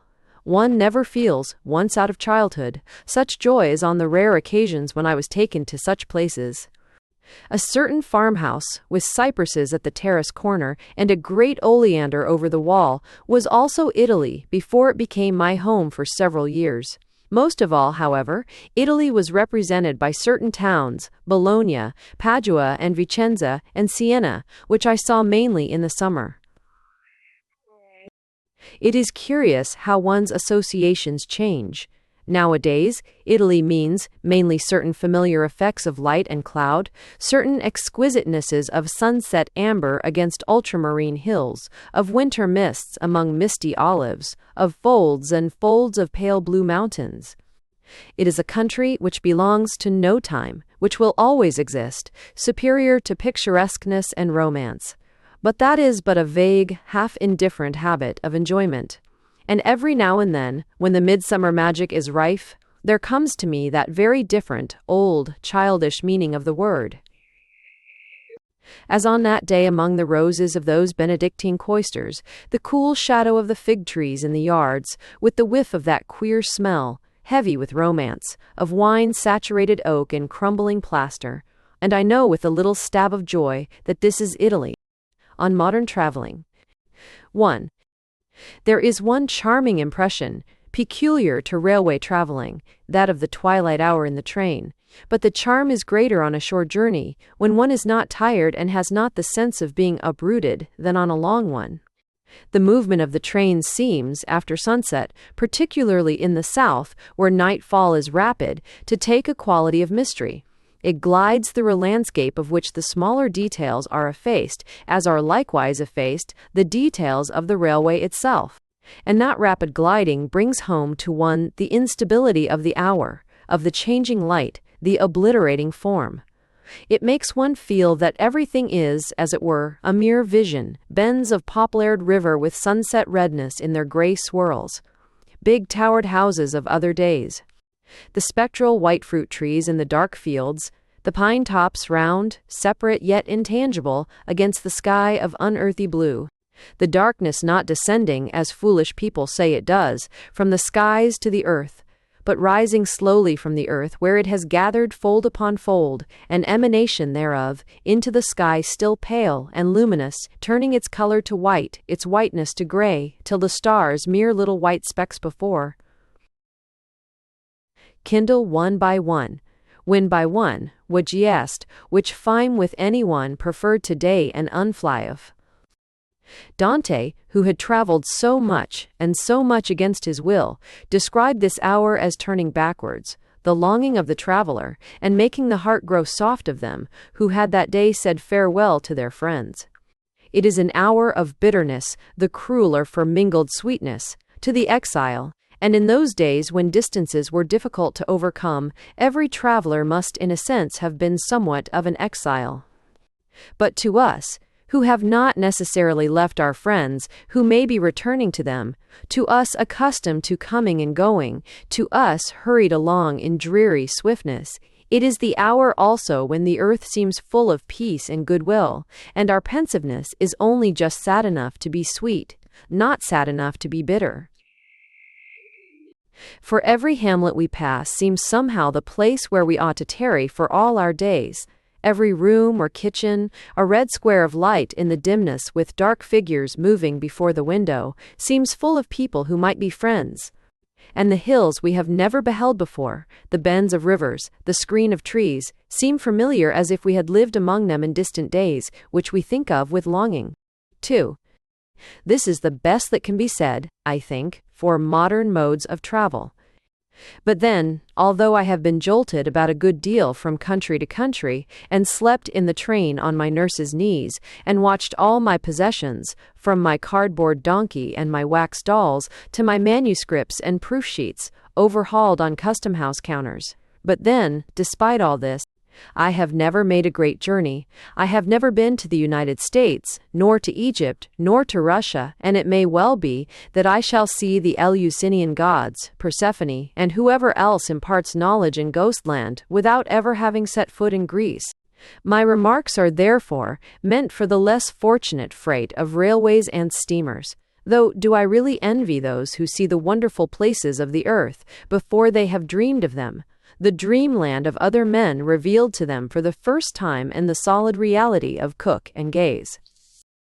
I would not for the world be misunderstood. I have not the faintest prejudice against Gaze or Cook. I fervently desire that these gentlemen may ever quicken trains and cheapen hotels. One slice, one tau. I am ready to be jostled in Alpine valleys and Venetian canals by any number of vociferous tourists, for the sake of the one, schoolmistress or clerk, or artisan, or curate, who may by this means have reached at last the land east of the sun and west of the moon, the St. Brandon's Isle of his or her longings. What I object to are the well-mannered, well-dressed, often well-informed persons who, having turned Scotland into a sort of Hurlingham, are apparently making Egypt, the Holy Land, to Pan, and to succor sails and dépendances. I like the good Swiss names evoking couriers and waiters, of their own particularly dull portion of London and Paris and New York. Less externally presentable, certainly, but how much more really venerable is the mysterious class of dwellers in obscure pensions, curious beings who migrate without perceiving any change of landscape and people, but only change of fare, from the cheap boarding house in Dresden to the cheap boarding house in Florence, Prague, Seville, Rouen, or Bruges. It is a class whom one of nature's ingenious provisions, intended doubtless to maintain a balance of inhabited and uninhabited, directs unconsciously, automatically to the great cities of the past rather than to those of the present, so that they sit in what were once palaces, castles, princely pleasure houses, discussing over the stony pears and apples, the pleasures and drawbacks, the prices and fares, the dark staircase against the Sunday ices of other boarding houses in other parts of Europe. A quaint race it is, neither marrying nor giving in marriage, and renewed by natural selection among the poor in purse and poor in spirit, but among whom the sentimental traveller, did he still exist, might pick up many droll and melancholy and perhaps chivalrous stories. My main contention then is merely that, before visiting countries and towns in the body, we ought to have visited them in the spirit, otherwise, I fear we might as well sit still at home. I do not mean that we should read about them. Some persons, I know, affect to extract a kind of pleasure from it, but to me it seems dull work. One wants to visit unknown lands in company, not with other men's descriptions, but with one's own wishes and fancies. And very curious such wishes and fancies are, or rather the countries and cities they conjure up, having no existence on any part of the earth's surface, but a very vivid one in one's own mind. Surely most of us, arriving in any interesting place, are already furnished with a tolerable picture or plan thereof. The cathedral on a slant or a rising ground, the streets running uphill or somewhat in a circle, the river here or there, the lie of the land, color of the houses, nay, the whole complexion of the town, so-and-so. The reality, so far as my own experience goes, never once tallies with the fancy. But the town of our building is so compact and clear that it often remains in our memory alongside of the town of stone and brick, only gradually dissolving, and then leaving sometimes airy splendors of itself hanging to the solid structures of its prosaic rival. Another curious thing to note is how certain real scenes will sometimes get associated in our minds with places we have never beheld, to such a point that the charm of the known is actually enhanced by that of the unknown. I remember a little dell in the high Alps, which, with its huge larches and mountain pines, its tufts of bee-haunted heather and thyme among the mossy boulders, its overlooking peak and glimpses of far-down lakes, became dear to me much less for its own sake than because it always brought to my mind the word Thrace, and with it a vague fleeting image of satyrs and maenads, a bar of the music of Orpheus, and less explicable than this, a certain rolling tableland, not more remote than the high road to Rome, used at one time to impress me with a mysterious consciousness of the plains of Central Asia, a ruined byre, a heap of whitewashed stones, among the thistles and stubbles of a Fife hillside, had for me once a fascination due to the sense that it must be like Algeria. Has any painter ever fixed on canvas such visions, distinct and haunting, of lands he had never seen, Quad or Turner, or the Flemish people who painted the little towered and domed celestial Jerusalem? I know not. The nearest thing of the kind was a wonderful erection of brown paper and apparently ingeniously arranged shavings, built up in rock-like fashion, covered with little green toy box trees, and dotted here and there with bits of mirror glass and cardboard houses, which once puzzled me considerably in the parlor of a cottage. "Do tell me what that is," at last rose to my lips. "All thanks, at last," answered my hostess very slowly. That is a work of my late husband, a representation of the Alps as close as he could imagine them, for, never was abroad. I often think of that man who never was abroad, and of his representation of the Alps, of the hours of poetic vision, of actual creation, perhaps from sheer strength of longing, which resulted in that quaint work of art. As close as he could imagine them. He had read then about the Alps, read perhaps in Byron or some Radcliffean novel on a stall, and he had wondered till the vision had come, ready for pasteboard and toy trees and glue and broken mirror to embody it.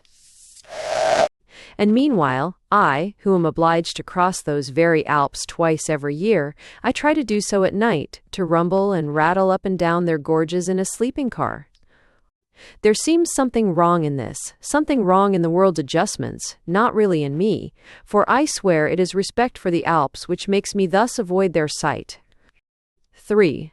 This, the Mante Maro, is the text and barcane, for a few and prisons. Voice. And here is the moment for stating my plea against our modern, rapid, hurried traveling. There is to decent minds a certain element of humiliation therein, as I suspect there is in every royal road. There is something almost superhumanly selfish in this rushing across countries without giving them a thought, indeed, with no thoughts in us, save of our convenience, 1 month's inconvenience, food, sleep, weariness. The whole of Central Europe is thus reduced, for our feelings, to an arrangement of buffets and custom houses, its acres checked off on our sensorium as so many jolts. For it is not often that respectable people spend a couple of days, or even 3, so utterly engrossed in themselves, so without intellectual relation or responsibility to their surroundings, living in a moral stratum not above ordinary life, but below it. Perhaps it is this suspending of connection with all interests which makes such traveling restful to very busy persons, and agreeable to very foolish ones. But to decent, active, leisured folk it is, I maintain, humiliating to become so much by comparison in one's own consciousness. and I suspect that the vague sense of self-disgust attendant on days thus spent is a sample of the self-disgust we feel very slightly, and ought to feel very strongly, whenever our wretched little self is allowed to occupy the whole stage of our perceptions. There is in M. Zola's Bête Humaine a curious picture of a train, one train after another, full of eager modern life, being whirled from Paris to Havre through the empty fields, before cottages and old-world houses miles remote from any town. But in reality is not the train the empty thing, and are not those solitary houses and pastures that which is filled with life? The Roman Express thus rushes to Naples, Egypt, India, the Far East, the great Austral Islands, cutting in two the cypress avenue of a country house of the Val d'Arnaud, Neptune, with his conch, a huge figure of the 17th century, looking on from an artificial grotto. What to him is this miserable little swish past of today? There is only one circumstance when this vacuity, this suspension of all real life, is in its place, when one is hurrying to some dreadful goal, a deathbed, or perhaps a fresh-made grave. The soul is precipitated forward to one object, one moment, and cannot exist, meanwhile. Ruit not hora, but anima, emptiness, suits passion and suffering, for they empty out the world. Aiming. 4. Is the winter-rested mantis althea. Be this as it may, it will be a great pity if we lose a certain sense of wonder, at distance overcome, a certain emotion of change of place. This emotion, paid for, no doubt, by much impatience and weariness, where the plains were wide, the mountains high, or the roads persistently straight, must have been one of the great charms of the old mode of traveling. You savored the fact of each change in the lie of the land, of each variation in climate and province, the difference between the chestnut and the beech zones, for instance, in the south, of the fir and the larch in the Alps, the various types of window, roof, chimney, or, nay, the different fold of the cap or kerchief of the market women. One inn, one square, one town hall or church introduced you gradually to its neighbors. We feel this in the talk of old people, those who can remember buying their team at Calais, of elderly ones who chartered their vetturino at Marseille or Nice, in certain scraps in the novels even of Thackeray, giving the sense of this gradual occupation of the continent by relays. One of Mr. Brigney. Ruskin's drawings at Oxford evokes it strongly in me. On what railway journey would he have come across that little town of Rheinfelden? Where is Rheinfelden? Would he have wandered round those quaint towered walls, over that bridge, along that grassy walk? I can remember, in my childhood, the Alps, before they had railways. The enormous remoteness of Italy, the sense of its lying down there, far, far away, in its southern sea, the immense length of the straight road from Bellinzona to the lake, all the endlessness of the winding valleys. Now, as I said in relation to that effigy of the Alps, by the man who had never been abroad, I get into my bunk at Milan, and waking up, see in the early morning crispness the glass-green roast tier past and the petticoated turrets of Lucerne. Once also, and I hope not once and never again, I made an immense journey through Italy in a pony cart. We seemed to traverse all countries and climates, lush, stifling valleys with ripening maize and grapes, oak woods where rows of cypress showed roads long gone, and crosses told of murders, desolate heaths high on hilltops, and stony gorges full of myrtle, green irrigated meadows with plashing water wheels, and grey olive groves, so that in the evening we felt homesick for that distant, distant morning, yet we had only covered as much ground as from London to Dover. And how immensely far off from Florence did we not feel when, 4 hours after leaving its walls, we arrived in utter darkness at the friendly mountain farm, and sat down to supper in the big bare room, where high-backed chairs and the plates above the immense chimney-piece loomed and glimmered in the half-light. Feeling, as if in a dream, the cool night air still in our throats, the jingle of cart bells and chirp of wayside crickets still in our ears. Where was Florence then? As a fact, it was just 16 miles off. To travel in this way, one should, however, as old John Evelyn advises, Diet with the natives. Our ancestors, for one, takes for granted, of course, that one's ancestors were milords, were always plentifully furnished, I observe, with letters of introduction. They were necessary when persons of distinction carried their bedding on mules and rode in coaches escorted by blunderbusses, like John Evelyn himself. It is this dieting with the natives which brings one fully in contact with a country's reality. At the tables of one's friends, while being strolled through the gardens or driven across country, one learns all about the life, thoughts, feelings of the people. The very gossip of the neighborhood becomes instructive, and you touch the past through traditions of the family. Here, the French put up the maypole in 1796. There, the beautiful abbess met her lover. That old bowed man was the one who struck the Austrian colonel at Milan before 1859. So, dry dub. 'Tis the mode of traveling that constituted the delight and matured the genius of Stendhal, king of cosmopolitans and grand master of the psychologic novel. To my kind friends, wherever I have any, but most perhaps in northern Italy, is due among other kinds of gratitude for having traveled in this way. 5. But there is another way of traveling, more suitable, methinks, to the poet.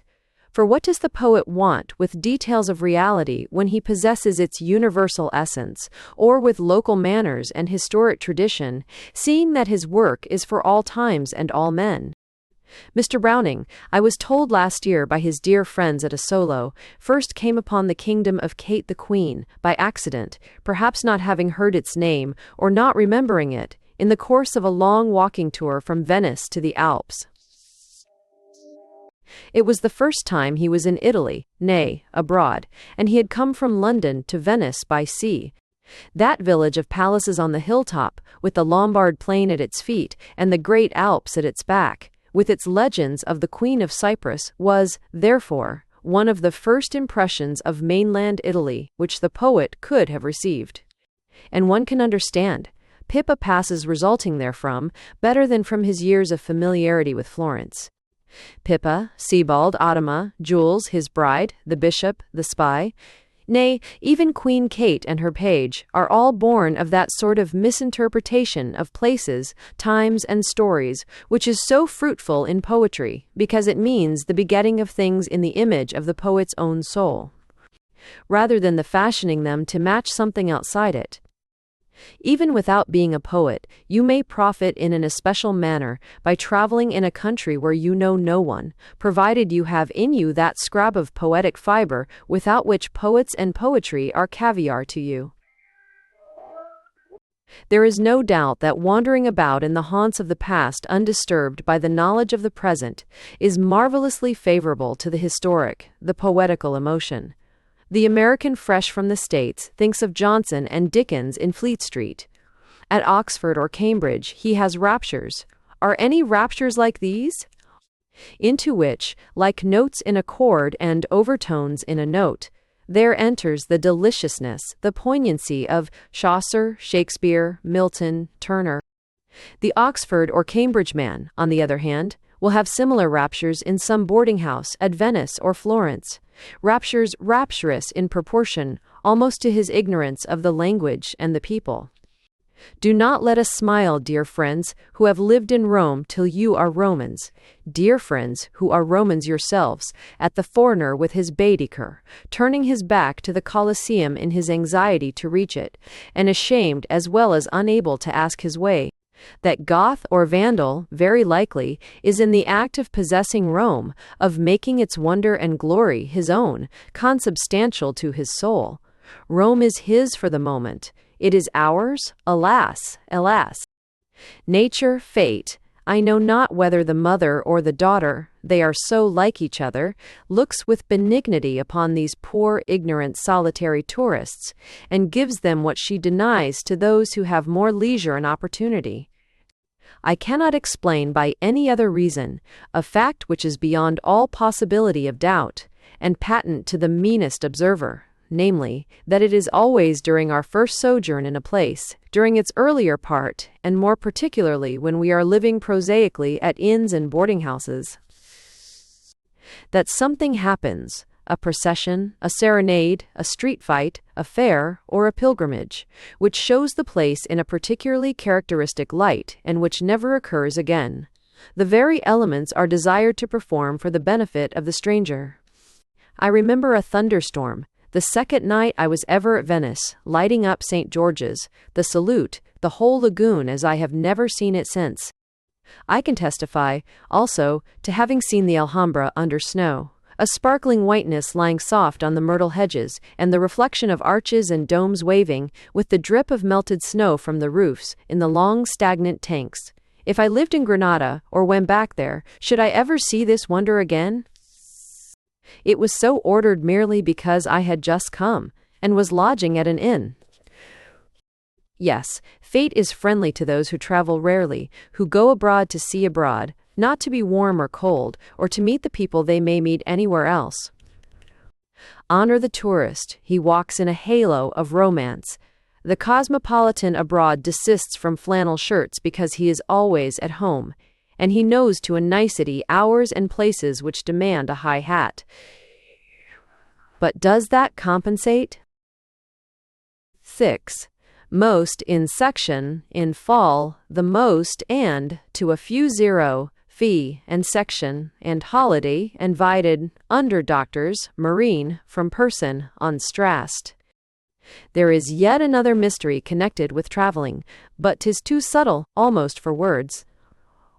All I can ask is, do you know what it is to meet, say, in some college room, or on the staircase of an English country house, or even close behind the front door in Bloomsbury, the photograph of some Florentine relief or French cathedral, the black, gaunt Piranesi print of some Roman ruin, and to feel suddenly Florence, Rouen, Rheims, or Rome, the whole of their presence distilled, as it were, into one essence of emotion?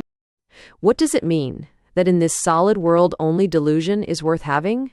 Nay, but that nothing can come into the presence of that capricious despot, our fancy, which has not dwelt 6 months and 6 in the purlieus of its palace, steeped, like the candidates for Ahasuerus's favor, in sweet odors and myrrh. Old Italian gardens. 1. There are also modern gardens in Italy, and in such I have spent many pleasant hours. But that has been part of my life of reality, which concerns only my friends and myself. The gardens I would speak about are those in which I have lived the life of the fancy, and into which I may lead the idle thoughts of my readers. It is pleasant to have flowers growing in a garden. I make this remark because there have been very fine gardens without any flowers at all. In fact, when the art of gardening reached its height, it took to despising its original material, as, at one time, people came to sing so well that it was considered vulgar to have any voice. There is a magnificent garden near Pesca, in Tuscany, built in terraces against a hillside, with wonderful waterworks, which give you shower baths when you expect them least. And in this garden, surrounded by the trimmest box hedges, there bloom only imperishable blossoms of variegated pebbles and chalk, that I have seen with my own eyes. A similar garden, near Genoa, consisting of marble mosaics and colored bits of glass, with a peach tree on a wall, and an old harpsichord on the doorstep to serve instead of bell or knocker, I am told of by a friend who pretends to have spent her youth in it. But I suspect her to be of supernatural origin, and this garden to exist only in the world of Ariosto's enchantresses, whence she originally hails. To return to my first remark, it is pleasant, therefore, to have flowers in a garden, though not necessary. We moderns have flowers, and no gardens. I must protest against such a state of things.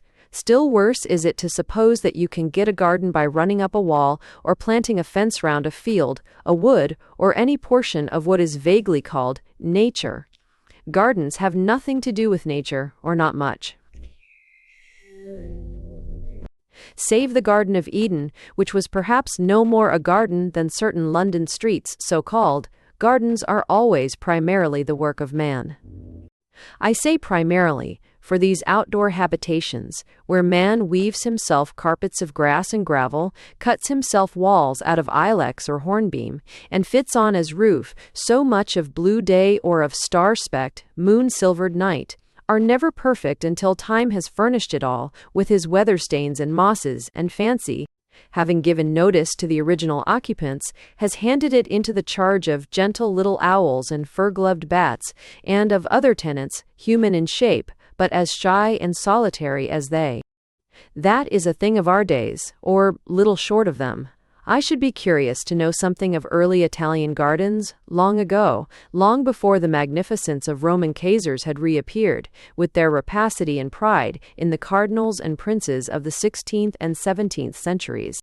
I imagine those beginnings to have been humble, the garden of the early Middle Ages to have been a thing more for utility than pleasure, and not at all for ostentation, for the garden of the castle is necessarily small, and the plot of ground between the inner and outer rows of walls, where corn and hay might be grown for the horses, is not likely to be given up exclusively to her ladyship's lilies and gillyflowers.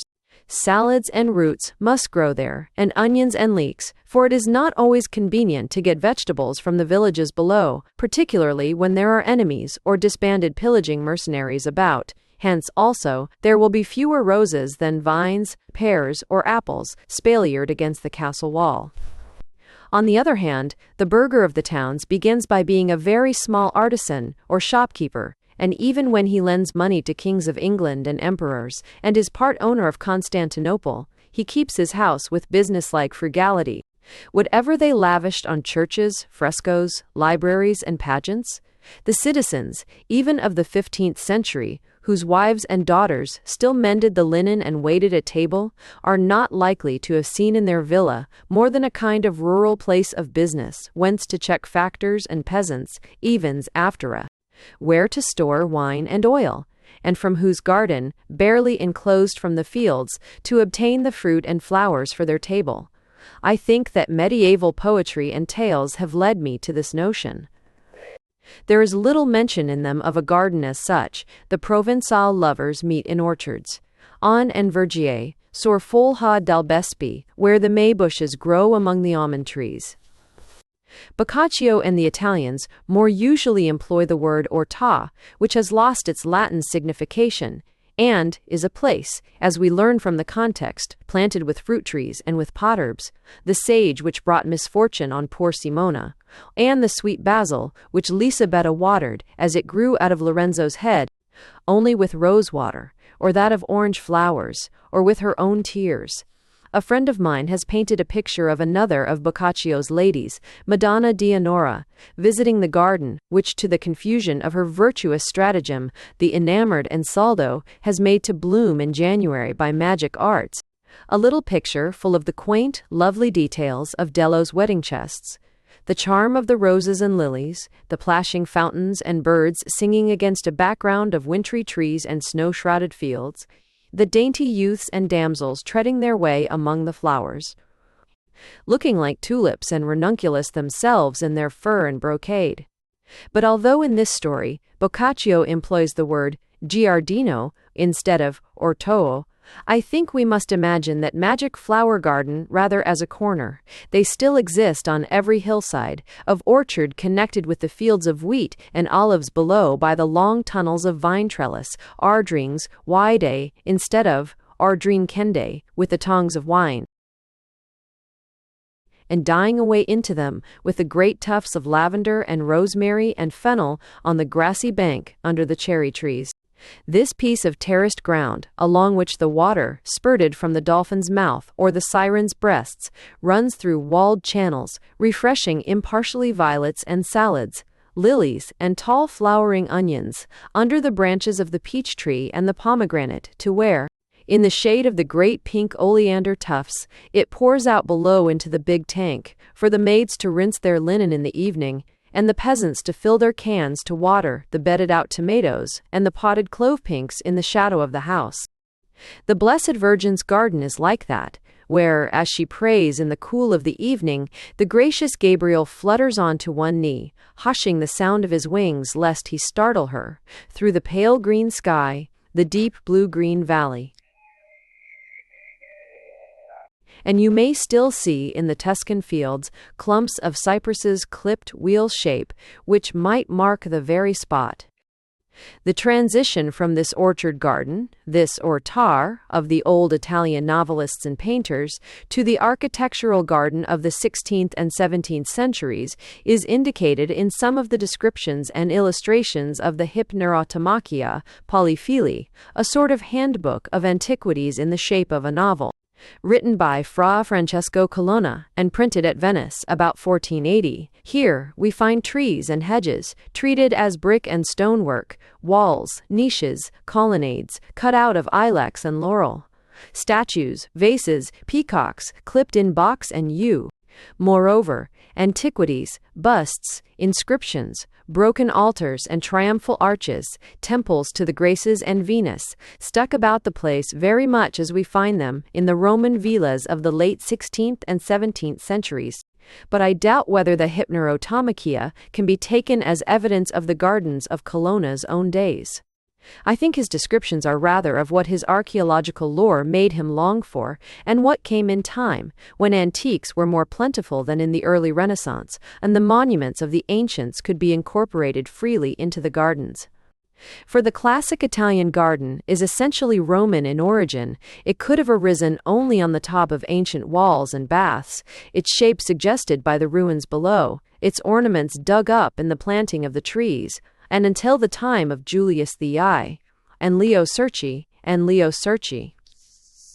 Rome was still a medieval city, feudal and turbulent, in whose outskirts, forever overrun by baronial squabbles, no sane man would have built himself a garden, and in whose ancient monuments castles were more to be expected than belvederes and orangeries.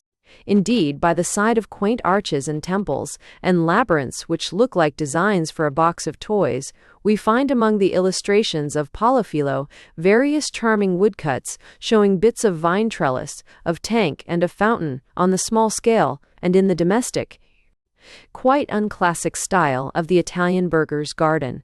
I do not mean to say that the gardens of Lorenzo dei Medici, of Catherine Cornaro near Asolo, of the Gonzagas near Mantua, of the Estensi at Scandiano and Sassuolo were kitchen gardens like those of Isabella's basil pot.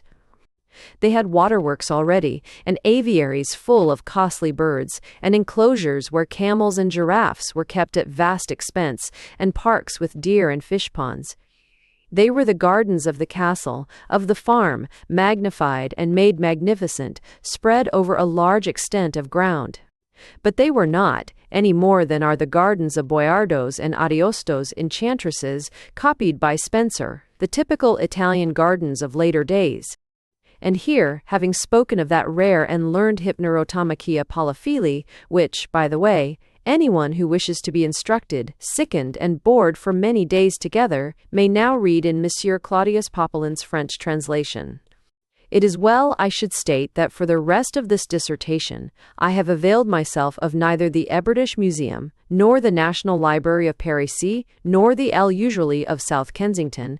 The italics seem necessary to show my appreciation of those haunts of learning, but merely of the light of my own poor intellect. For I do not think I care to read about gardens among foolscap and inkstains and printed forms. In fact, I doubt whether I care to read about them at all, save in Boccaccio and Ariosto, Spenser and Tasso, though I hope that my readers will be more literary characters than myself. 2. The climate of Italy, moving on in my discourse, renders it difficult and almost impossible to have flowers growing in the ground all through the summer.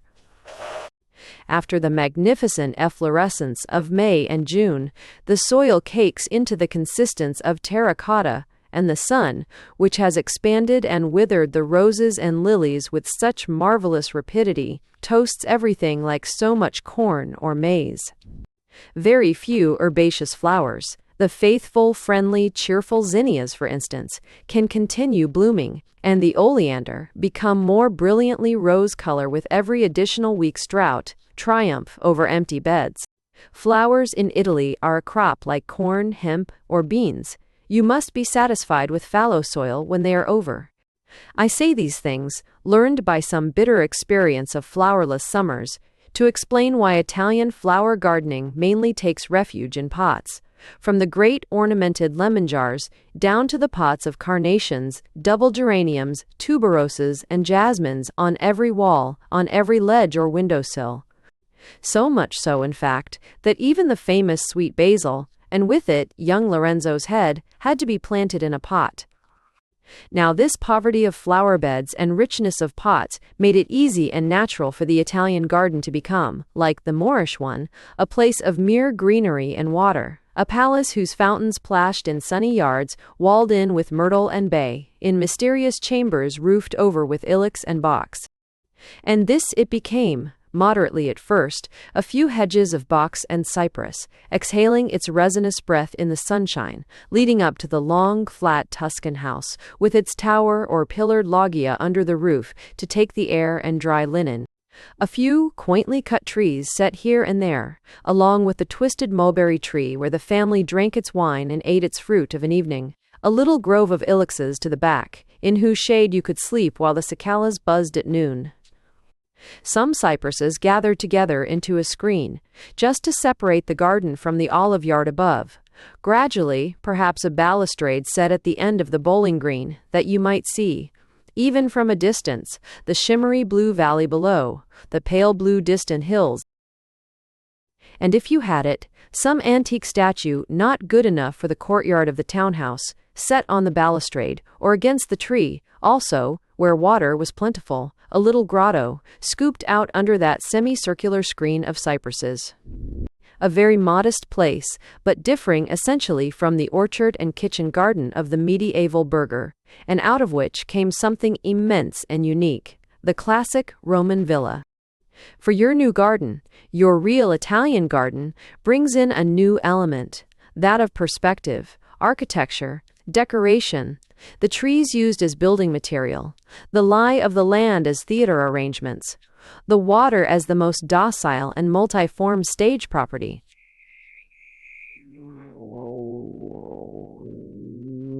Now think what would happen when such gardens begin to be made in Rome.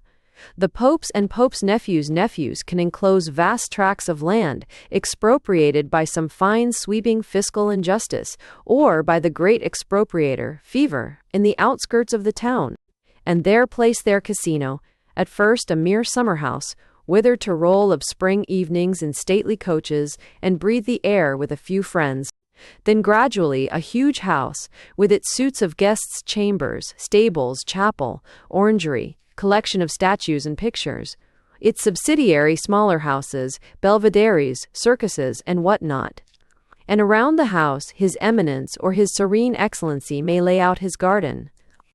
Now go where you may in the outskirts of Rome, you are sure to find ruins, great aqueduct arches, temples, half-standing, gigantic terrace, works belonging to some baths or palace hidden beneath the earth and vegetation. Here you have naturally an element of architectural ground plan and decoration, which is easily followed. The terraces of quincunxes, the symmetrical groves, the long flights of steps, the triumphal arches, the big ponds come, as it were, of themselves, obeying the order of what is below. And from underground, everywhere, issues a legion of statues, headless, armless, in all stages of mutilation, who are charitably mended and take their place, mute sentinels, white and earth-stained, at every intersecting box hedge, under every ilex grove, beneath the cypresses of each sweeping hillside avenue. Wherever a tree can make a niche, or a bough, a canopy. Also vases, sarcophagi, baths, little altars, columns, reliefs by the score and hundred, to be stuck about everywhere, let into every wall, clapped on the top of every gable, every fountain stacked up, in every empty space. Among these inhabitants of the gardens of Caesar, Lucullus, or Sallust, who, after 1,000 years' sleep, pierced through the earth into new gardens, of crimson cardinals and purple princes, each fattened on his predecessor's spoils, Medici, Farnese, Peretti, Aldobrandini, Ludovisi, Rospigliosi, Borghese, Pamphili. Among this humble people of stone, I would say a word of garden, Hermes and their vicissitudes. There they stand, squeezing from out their triangular sheath, The stout pectorals veined with rust, scarred with corrosions, under the elixirs, whose drip, drip, through all the rainy days and nights of those ancient times and these modern ones, has gradually eaten away an eye, here, a cheek there, hycie, making up for the loss by gilding the hair with lichens, and matting the beard with green ooze, while patched chin and restored nose give them an odd look of fierce German duelists. Have they been busts of Caesars, hastily ordered on the accession of some Tiberius or Nero, hastily sent to alter into Caligula or Galba, or chucked into the Tiber, onto the top of the monster emperor's body after that had been properly hauled through the streets? Or are they philosophers, at your choice, Plato or Aristotle or Zeno or Epicurus, once presiding over the rolls of poetry and science in some noble's or some rhetor's library? Or is it possible that this featureless block, smiling foolishly with its orbless eye sockets and worn-out mouth, may have had, once upon a time, a nose from Phidias's hand, a pair of Cupid lips carved by Praxiteles? 3. A book of 17th-century prints, The Gardens of Rome, with their plans raised and seen in perspective, drawn and engraved by Giove Battista Falda at the printing house of Gio. Giacomo de Rossi, at the sign of Paris, near the Church of Peace in Rome, brings home to one, with the names of the architects who laid them out, that these Roman villas are really a kind of architecture cut out of living instead of dead timber. To this new kind of architecture belongs a new kind of sculpture. The antiques do well in their niches of box and laurel, under their canopy of hanging ilex boughs. They are, in their weather-stained, mutilated condition, another sort of natural material fit for the artist's use. But the old sculpture being thus in a way assimilated through the operation of earth, wind, and rain, into tree trunks and mossy boulders, a new sculpture arises, undertaking to make of marble something which will continue the impression of the trees and waters, wave its jagged outlines like the branches, twist its supple limbs like the fountains. It is high time that someone should stop the laughing and sniffing at this great sculpture of Bernini and his Italian and French followers, the last spontaneous outcome of the art of the Renaissance, of the decorative sculpture which worked in union with place and light and surroundings. Mistaken as indoor decoration, as free statuary in the sense of the antique, this sculpture has, after all, given us the only works which are thoroughly right in the open air, among the waving trees, the mad vegetation which sprouts under the moist, warm Roman sky, from every inch of masonry and travertine. They are comic, of course, looked at in all the details. Those angels who smirk and gesticulate with the emblems of the Passion, those popes and saints who stick out colossal toes and print on the sky, gigantic hands, on the parapets of bridges and the gables of churches. But imagine them replaced by fine classic sculpture, stiff mannequins struggling with the overwhelming height, the crushing hugeness of all things Roman. Little tin soldiers lost in the sky instead of those gallant theatrical creatures swaggering among the clouds, pieces of wind-torn cloud, petrified for the occasion, themselves. Think of Bernini's Apollo and Daphne, a group unfortunately kept in a palace room, with whose right angles its every outline swears, but which, if placed in a garden, would be the very summing up of all garden and park impressions in the waving, circling lines.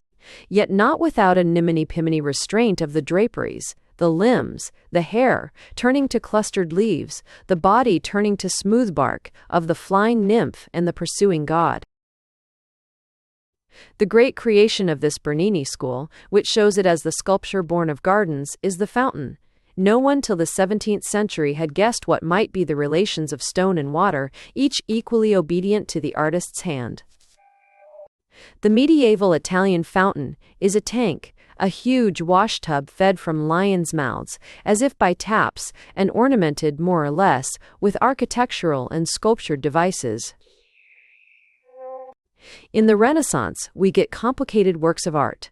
Neptunes, with tridents thrown above sirens squeezing their breasts, and cupids riding on dolphins, like the beautiful fountain of Bologna, or boys poised on one foot, holding up tortoises, like Raphael's Tartaru of Piazza Mattei. More elaborate devices still, like the one of the villa at Bagnaia, near Viterbo. But these fountains do equally well when dry, equally well translated into bronze or silver. They are wonderful salt cellars or fruit dishes. Everything is delightful, except the water, which spurts in meager threads as from a garden hose. They are the fitting ornament of Florence, where there is pure drinking water only on Sundays and holidays, of Bologna, where there is never any at all. The 17th century made a very different thing of its fountains. Something as cool, as watery, as the jets which gurgle and splash in Moorish gardens and halls, and full of form and fancy withal, the water never alone, but accompanied by its watery suggestion of power and will and whim. They are so absolutely right, these Roman fountains of the Bernini school, that we are apt to take them as a matter of course, as if the horses had reared between the spurts from below and the gushes and trickles above, as if the Triton had been draped with the overflowing of his horn, as if the Moor with his turban, the Asiatic with his veiled fall, the solemn Egyptian river god, had basked and started back with the lion and the seahorse among the small cataracts breaking into foam in the pond, the sheets of water dropping, prefiguring icicles, lazily over the rocks, all stained black by the north winds and yellow by the lichen. Always, in those Roman gardens and squares, from the beginning of time, natural objects, perfect and not more to be wondered at than the water-encircled rocks of the mountains and seashores. Such art as this cannot be done justice to with the pen. Diagrams would be necessary, showing how in every case the lines of the sculpture harmonize subtly, or clash to be more subtly harmonized, with the movement, the immensely varied, absolutely spontaneous movement of the water. The sculptor, become infinitely modest, willing to sacrifice his own work, to make it uninteresting in itself, as a result of the hours and days he must have spent watching the magnificent manners and exquisite tricks of natural waterfalls. Nay, the mere bursting alongside of breakwaters, the jutting up between stones of every trout stream and mill dam. It is not till we perceive its absence, in the fountains, for instance, of modern Paris, that we appreciate this Roman art of water sculpture. Meanwhile, we accept the fountains as we accept the whole magnificent harmony of nature and art.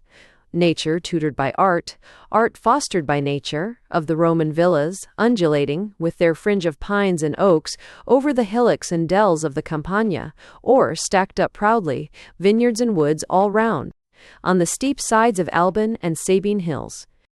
4. This book of engravings of the villas of the serene princes Aldobrandini, Pamphili, Borghese, and so forth, brings home to us another fact, to wit, that the original owners and layers out thereof must have had but little enjoyment of them. There they go, in their big coaches, among the immense bows and curtsies of the ladies and gentlemen and dapper ecclesiastics whom they meet, princes in feathers and laces, and cardinals in silk and ermine.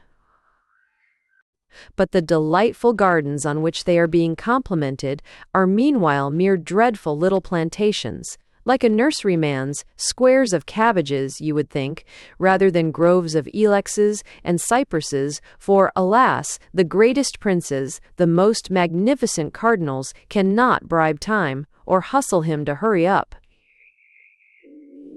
And thus the gardens were planted and grew. For whom? Certainly not. For the men of those days, who would doubtless have been merely shocked, could they have seen or foreseen. Thus D-F-R-U-D, for their ghosts perhaps, scarcely. A friend of mine, in whose information on such matters I have implicit belief, assures me that it is not the whole ghosts of the ladies and cavaliers of long ago who haunt the gardens, not the ghost of their everyday humdrum likeness to ourselves, but the ghost of certain moments of their existence, certain rustlings and shimmerings of their personality, their waywardness, momentary, transcendent graces and graciousnesses, unaccountable wistfulness and sorrow, certain looks of the face and certain tones of the voice, perhaps none of the steadiest, things that seem to die away into nothing on earth. but which have permeated their old haunts, clung to the statues with the ivy, risen and fallen with the plash of the fountains, and which now exhale in the breath of the honeysuckle, and murmur in the voice of the birds, in the rustle of the leaves and the high, invading grasses. There are some verses of Verlaine's, which come to me always, on the melancholy minuet tune to which Monsieur Fauré has set them. As I walk in those Italian gardens, Roman and Florentine, walk in the spirit as well as in the flesh, déjeuner. Votre aimé est un paysan choisi, que vont charmants masques et bergamasques gens doudous, luth et quasi tristes, sous leurs déguisements fantasques. Tout en chantant sur le monde manure, l'amour vainqueur et la vie opportune. Ils n'ont pas l'air de croire à leur bonheur, et leurs chansons se mêlent au clair de lune, au calme clair de lune triste et beau, qui fait rêver les oiseaux dans les arbres et sangloter dans les airs allégés d'extase, les jets des dos. Les grands jets des dos sveltes balthes parmi les marbres. 5. And this leads me to wonder what these gardens must be when the key has turned in their rusty gates, and the doorkeeper gone to sleep under the gun hanging from its nail. What must such places be, Mondragone for instance, near Frascati, and the deserted Villa Pucci near Signa, during the great May nights, when my own small scrap of garden, not beyond kitchen sounds and servants' lamps, is made wonderful and magical by the scents which rise up, by the song of the nightingales, hool, he does af, the dances of the fireflies, copying in the darkness below the figures which are footed by the nimble stars overhead. Into such rites as these, which the poetry of the past practices with the poetry of summer nights, one durst not penetrate, save after leaving one's vulgar flesh, one's habits, one's realities outside the gate. And since I have mentioned gates, I must not forget one other sort of old Italian garden, perhaps the most poetical and pathetic, the garden that has ceased to exist. You meet it along every Italian highroad or country lane. A piece of field, tender green with the short wheat in winter, brown and orange with the dried maize husks and seeding sorghum in summer, the wide grass path still telling of coaches that once rolled in, a big stone bench with sweeping shell-like back under the rosemary bushes. And, facing the road, between solemnly grouped cypresses or stately marshaled poplars, a gate of charming hammered iron, standing open between its scrollwork masonry and empty vases, under its covered escutcheon, the gate that leads to nowhere. About leisure. Sancte Hieronym, or a pro nobis, Litany of the Saints, Litany of the Saints. 1. Hung in my room in such a manner as to catch my eye on waking, is an excellent photograph of Bellini's Saint Jerome in his study. I am aware that it is not at all by Bellini, but by an inferior painter called Catena, and I am, therefore, careful not to like it very much. It occupies that conspicuous place, not as a work of art, but as an aid to devotion, for I have instituted in my mind, and quite apart from the orthodox cultus, a special devotion to Saint Jerome as the patron of leisure. And here, let me forestall the cavillings of those who may object that Hieronymus, whom we call Jerome, born in Dalmatia, and died at Bethlehem, about 1500 years ago, was on the contrary a busy, even an overworked father of the Church, that he wrote 3 stout volumes of polemical treatises.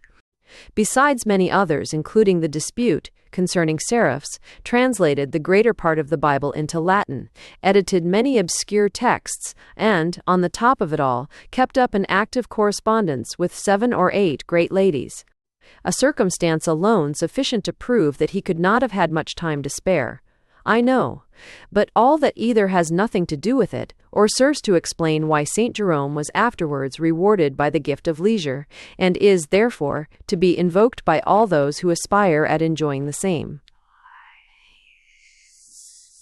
For the painters of all schools, faithful to the higher truth, have agreed in telling us that, first, Saint Jerome had a most delightful study, looking out on the finest scenery. Secondly, that he was never writing, but always reading or looking over the edge of his book at the charming tables and chairs and curiosities, or at the sea and mountains through the window.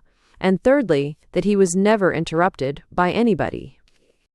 I underline this item because on it, above all the others, is founded my certainty that Saint Jerome is the only person who ever enjoyed perfect leisure and, therefore, the natural patron and advocate of all the other persons to whom even imperfect leisure is refused.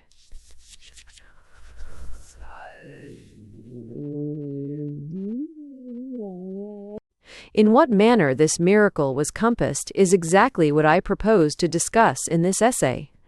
An excellent Roman Catholic friend of mine, to whom I propounded the question, did indeed solve it by reminding me that heaven had made Saint Jerome a present of a lion who slept on his doormat, after which, she thought, his leisure could take care of itself. But although this answer seems decisive, it really only begs the question, and we are obliged to inquire further into the real nature of Saint Jerome's lion. This formula has a fine theological ring, calling to mind Hieronymus's own treatise of the nature of seraphs, and I am pleased to have found anything so suitable to the arrangements of a father of the Church. Nevertheless, I propose to investigate into the subject of leisure with a method rather human and earthly than in any way transcendental. We must evidently begin by a little work of defining, and this will be easiest done by considering first what leisure is not. In the first place, it is one of those things about which we erroneously suppose that other people have plenty of it, and we ourselves have little or none, owing to our thoroughly realizing only that which lies nearest to our eye, for self.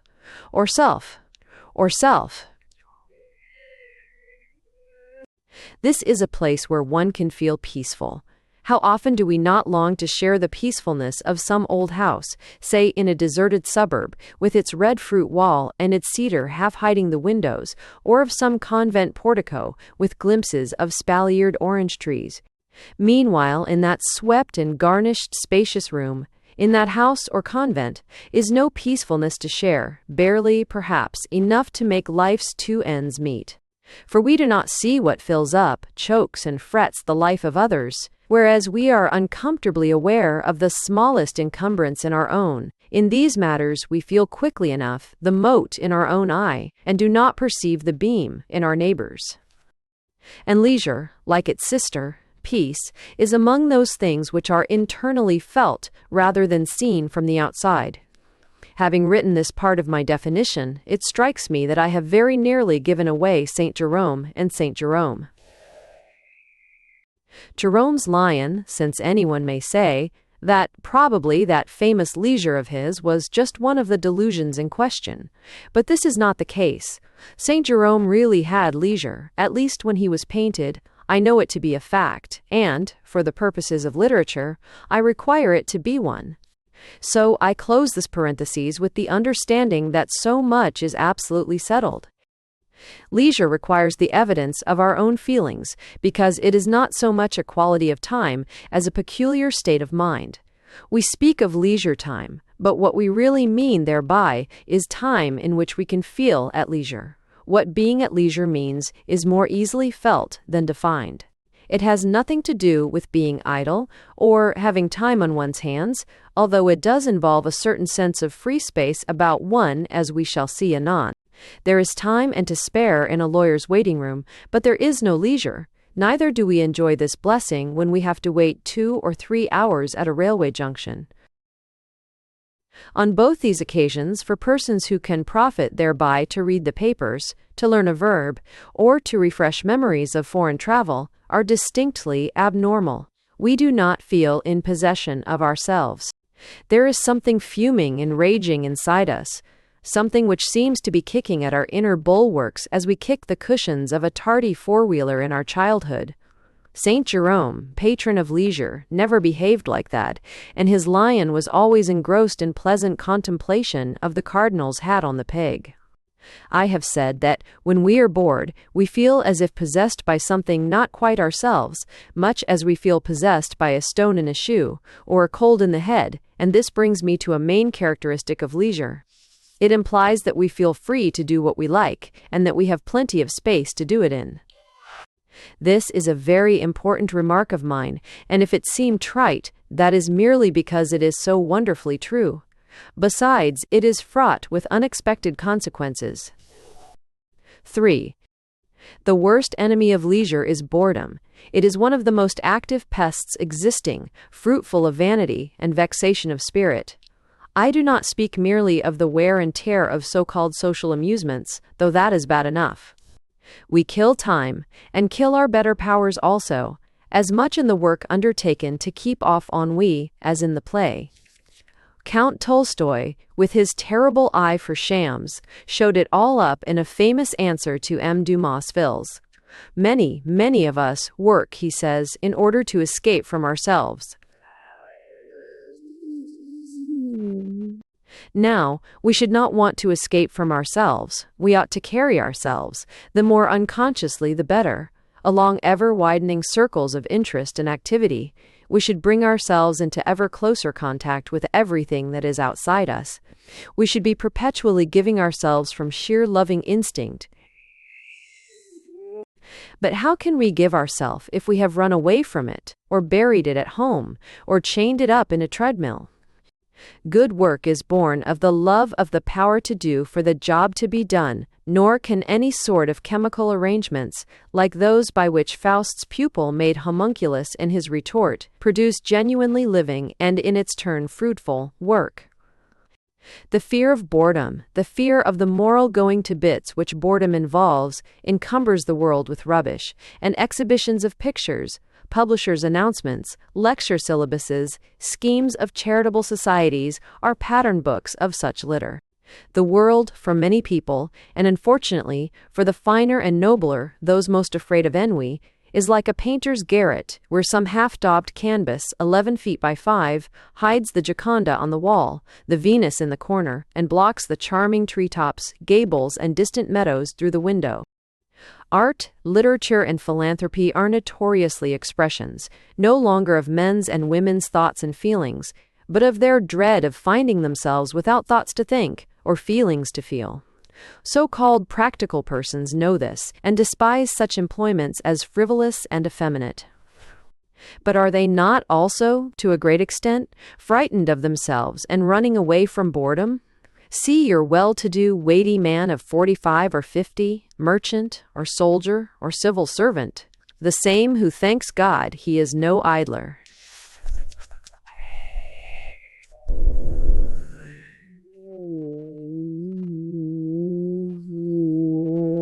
Is he more really useful as a colonel than as a major, in a wig or cocked hat than out of it? Is he not shuffling money from one heap into another, making rules and regulations for others to unmake, preparing for future restless idlers the only useful work which restless idleness can do, the carting away of their predecessors' litter? Nor is this all the mischief. Work undertaken to kill time, at best to safeguard one's dignity, is clearly not the work which one was born to, since that would have required no such incentives. Now, trying to do work one is not fit for, implies the more or less unfitting oneself to do, or even to be, the something for which one had facilities. It means competing with those who are utterly different, competing in things which want a totally different kind of organism. It means, therefore, offering one's arms and legs and feelings and thoughts to those blind, brutal forces of adaptation which, having to fit a human character into a given place, lengthen and shorten it, mangling it unconcernedly in the process. Say one was naturally adventurous, a creature for open air and quick original resolves. Is he the better for a deliberative, sedentary business, or it for him?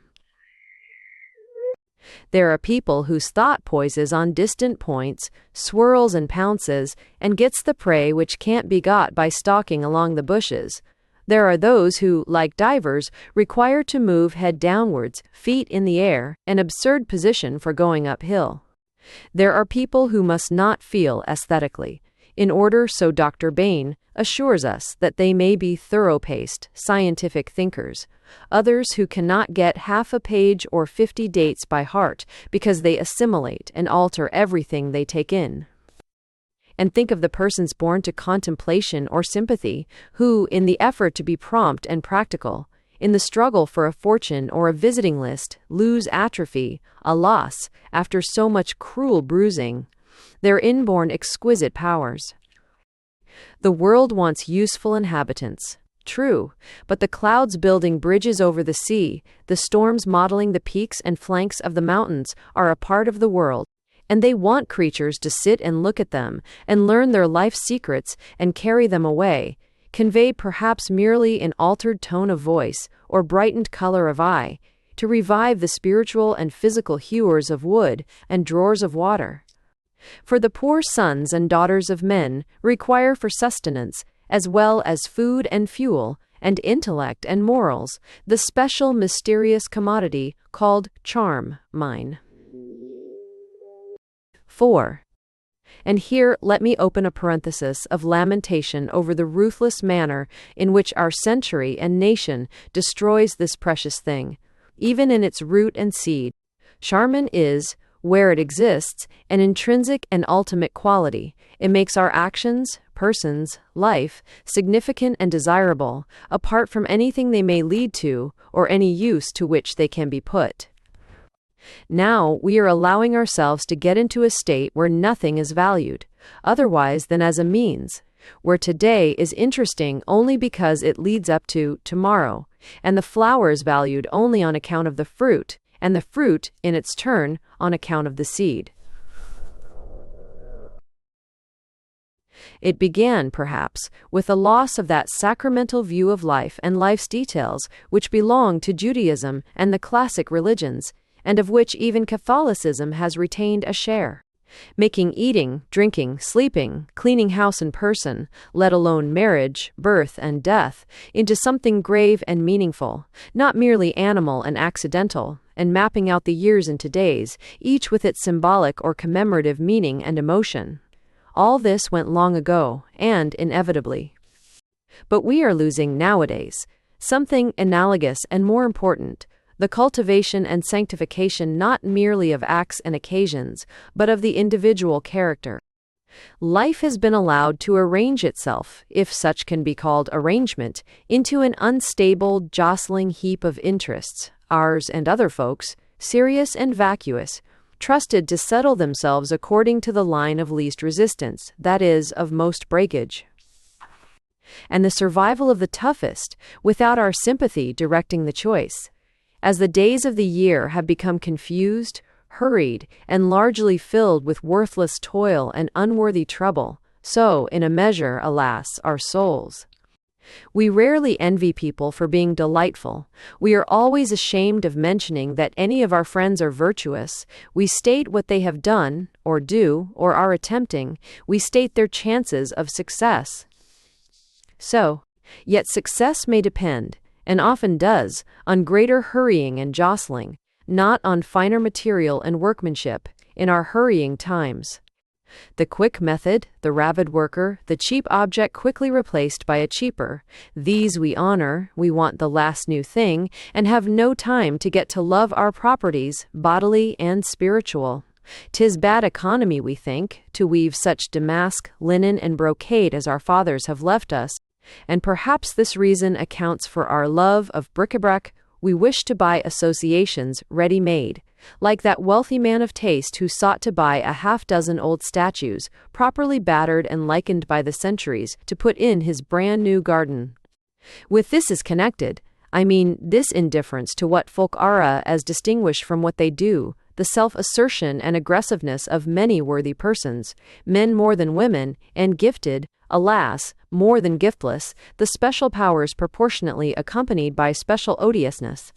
Such persons cultivate themselves, indeed, but as fruit and vegetables for the market, and, with good luck and trouble, possibly, primers, concentrate every means, chemical manure and sunshine, and quick, each still hard pear or greenish cauliflower into the packing case, the shavings and sawdust for export.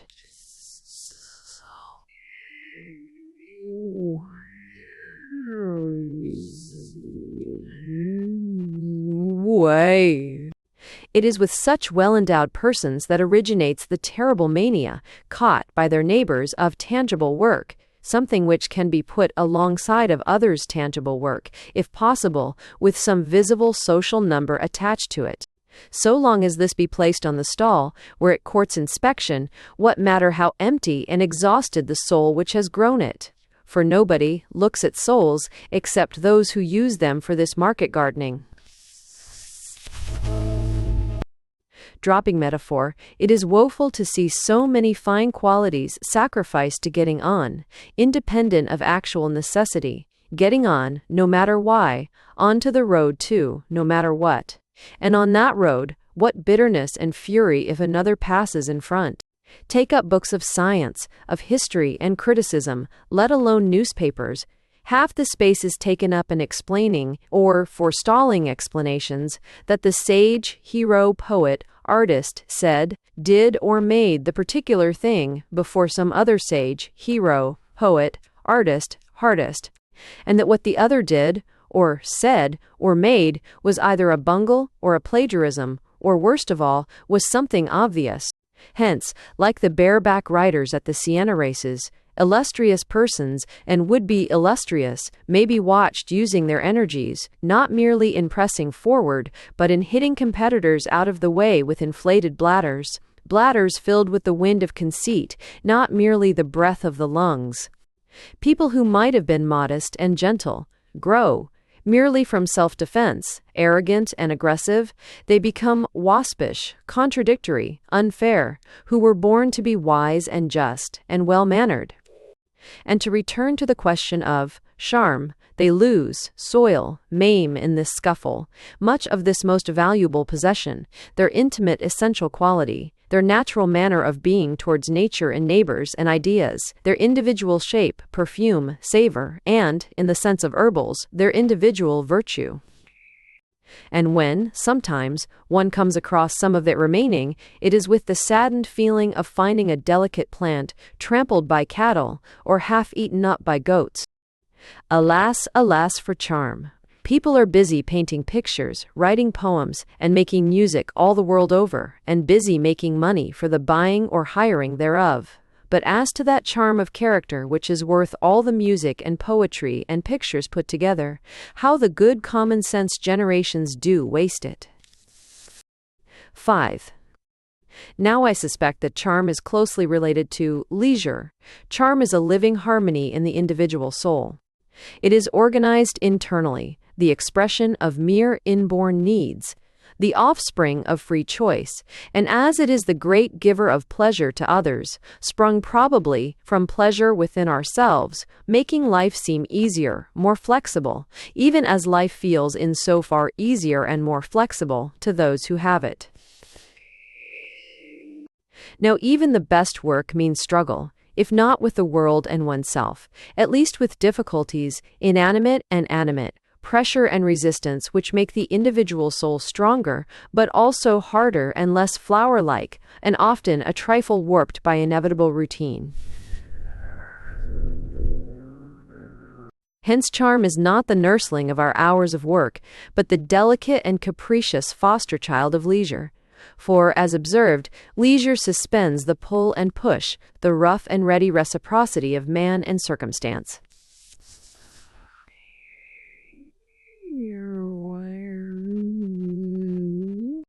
'Tis in leisure that the soul is free to grow by its own laws, grow inwardly organized and harmonious, its fine individual hierarchism to form feelings and thoughts, each taking rank and motion under a conscious headship. Hor dryer. 'Tis, I would show, in leisure, while talking with the persons who are dear, while musing on the themes that are dearer even than they, that voices learn their harmonious modes, intonation, accent, pronunciation of single words, all somehow falling into characteristic pattern, and the features of the face learn to move with that centered meaning which oftentimes makes homeliness itself more radiant than beauty. Nay more, may it not be in leisure during life's pauses that we learn to live, what for and how. 6. Life's pauses. The stink is in theory. We think of leisure in those terms, comparing it with the scramble, at best, the bustle, of work. But this might be a delusion, like that of the moving shore and the motionless boat.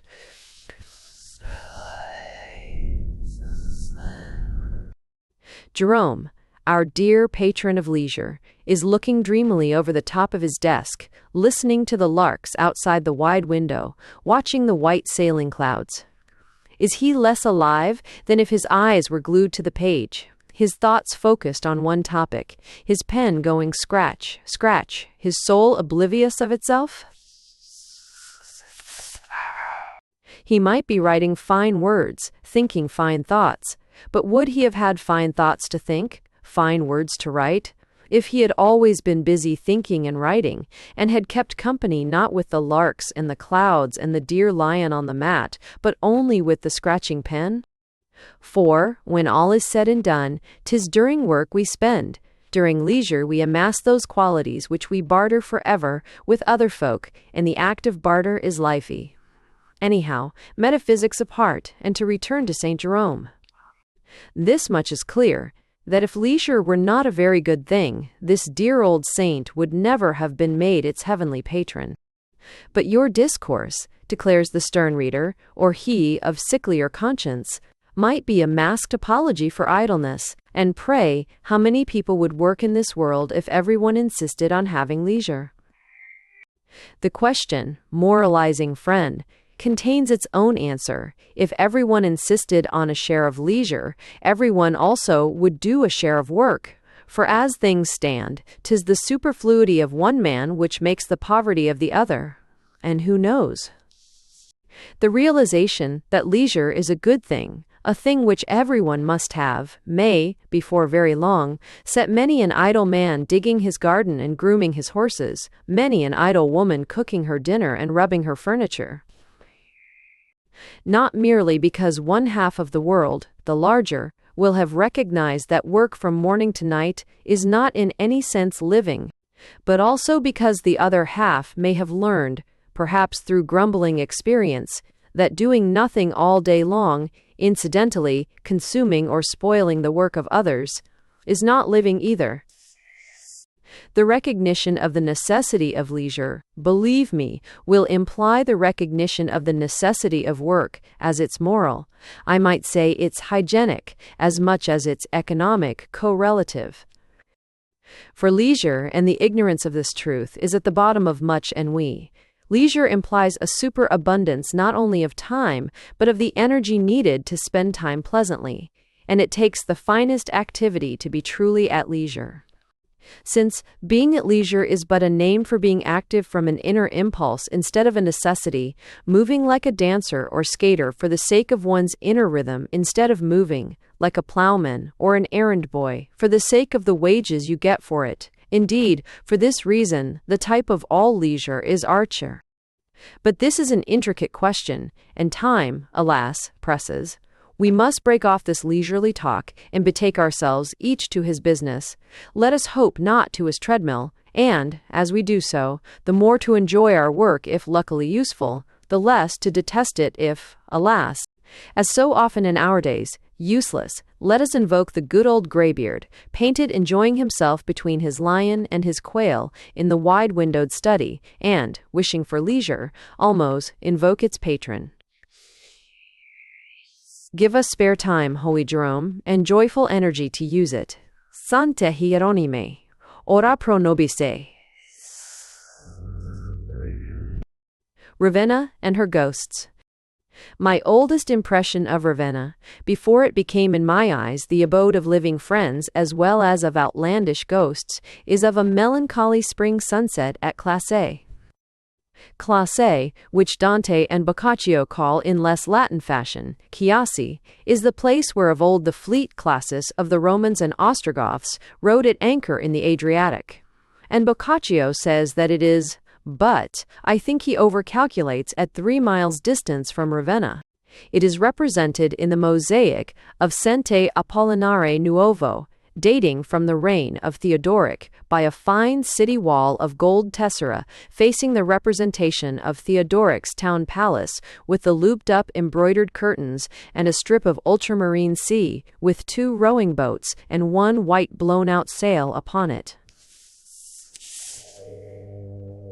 Ravenna, which is now an inland town, was at that time built in a lagoon.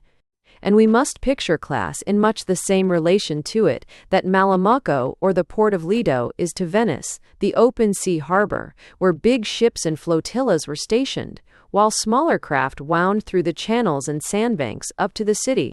But now the lagoon has dried up, the Adriatic has receded, and there remains of Classis not a stone, save in the midst of stagnant canals, rice marsh and brown bogland, a gaunt and desolate church, with a ruinous mildewed house and a crevassed round tower by its side. It seemed to me that first time, and has ever since seemed, no Christian church, but the temple of the great Roman goddess, Fever. The gates stood open, as they do all day, lest inner damp consume the building, and a beam from the low sun slanted across the oozy brown nave and struck a round spot of glittering green on the mosaic of the apse. There, in the half-dome, stood rows and rows of lambs, each with its little tree and lilies, shining out white from the brilliant green grass of paradise, great streams of gold and blue circling around them and widening overhead into lakes of peacock splendor. The slanting sunbeam which burnished that spot of green and gold and brown mosaic fell also across the altar steps, brown and green in their wet mildew like the ceiling above. The floor of the church, sunk below the level of the road, was as a piece of boggy ground, leaving the feet damp, and breathing a clammy horror on the air. Outside, the sun was setting behind a bank of solid gray clouds, faintly reddening their rifts and sending a few rose-colored streaks into the pure yellow evening sky. Against that sky stood out the long russet line, the delicate cupulaed silhouette of the sere pinewood recently blasted by frost, while on the other side the marsh stretched out beyond sight, confused in the distance with gray clouds, its lines of bare spectral poplars picked out upon its green, and the grayness of the sky.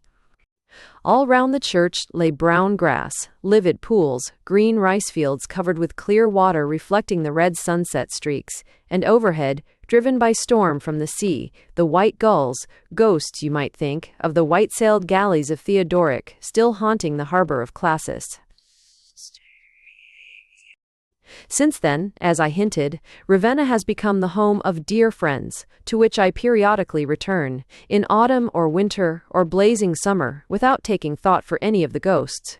And the impressions of Ravenna are mainly those of life, the voices of children, the plans of farmers, the squabbles of local politics.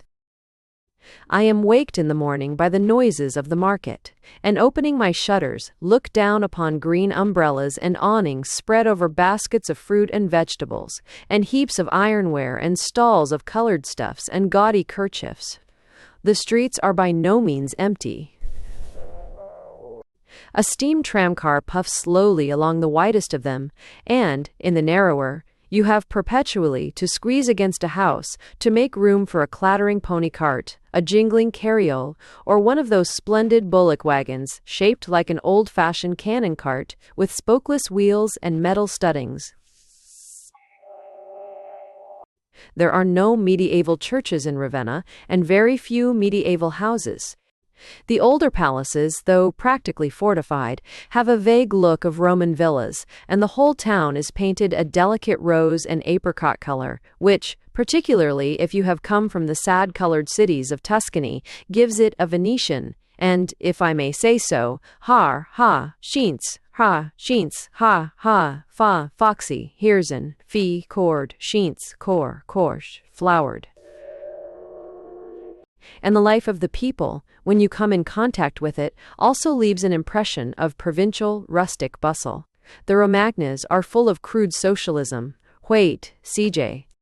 The change from rice to wheat growing has produced agricultural discontent, and conspiracy has been in the blood of these people, ever since Dante answered the Romagnolo Guido that his country would never have peace in its heart. The ghosts of Byzantine emperors and exarchs, of Gothic kings and medieval tyrants, must be laid, one would think, by socialist meetings and electioneering squabbles, and perhaps by another movement, as modern and as revolutionary, which also centers in this big historical village, the reclaiming of marshland, which may bring about changes in mode of living and thinking such as socialism can never effect. Nay, for all one knows, changes in climate, in sea and wind and clouds. Bonification, reclaiming, that is the great word in Ravenna, and I had scarcely arrived last autumn before I found myself whirled off, among dog-carts and chars, a bonsi, to view reclaimed land in the cloudless pale blue ice-cold weather. On we trotted, with a great consulting of maps and discussing of expenses and production, through the flat green fields and meadows marked with haystacks, and jolted along a deep sandy track, all that remains of the Romea, the pilgrim's way from Venice to Rome, where marsh and pool begin to interrupt the well-kept pastures, and the line of pine woods to come nearer and nearer. Over the fields, the frequent canals and hidden ponds circled gulls and wild fowl, and at every farm there was a little crowd of pony carts and of gaitered sportsmen returning from the marshes. A sense of reality, of the present, of useful, bread-giving, fever-curing activity came by sympathy as I listened to the chatter of my friends and saw field after field, farm after farm, pointed out where, but a while ago, only swamp grass and bushes grew, and cranes and wild duck nested. In 10, 20, 50 years, they went on calculating, Ravenna will be able to diminish by so much the town rates, the Romagnas will be able to support so many more thousands of inhabitants, and that merely by employing the rivers to deposit arable soil torn from the mountain valleys. The rivers, Po and his followers, as Dante called them, which have so long turned this country into marsh, the rivers which, in 1,000 years, cut off Ravenna from her sea. We turned towards home, greedy for tea, and mightily in conceit with progress. But before us, at a turn of the road, appeared Ravenna, its towers and cupolas against a bank of clouds, a piled-up heap of sunset fire, its canal, barred with flame, leading into its black vagueness, a spectre city. And there, to the left, among the bare trees, loomed the great round tomb of Theodoric. We jingled on, silent and overcome by the deathly December chill. That is the odd thing about Ravenna. It is, more than any of the Tuscan towns, more than most of the Lombard ones, modern, and full of rough, dull, modern life. And the past which haunts it comes from so far off, from a world with which we have no contact. Those pillared basilicas, which look like modern village churches from the street, affect one with their almost Moorish arches, their enameled splendor of ultramarine, russet, sea green and gold mosaics, their lily fields and peacocks' tails and mosque-like domes, as great stranded hulks, come floating across eastern seas and drifted ashore among the marsh and rice field.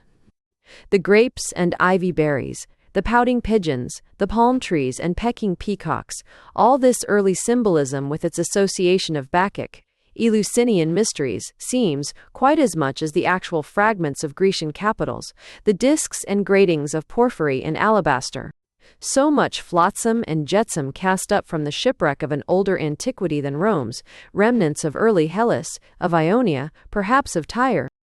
I used to feel this particularly in Sant'Apollinare Nuovo, or, as it is usually called, Jest in Tro, the long basilica built by Theodoric, outrivaled later by Justinian's octagon church of St. Vitalis.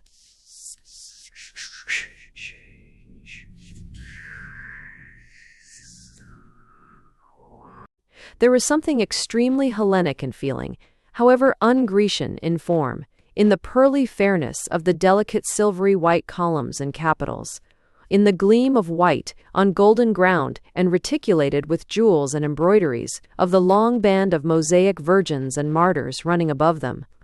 The virgins, with their Byzantine names, Sancta Anastasia, Sancta Anatolia, Sancta Eulalia, Sancta Euphemia, have big cold eyes and embroidered garments fantastically suggesting some Eastern hieratic dancing girl, or for anywhere.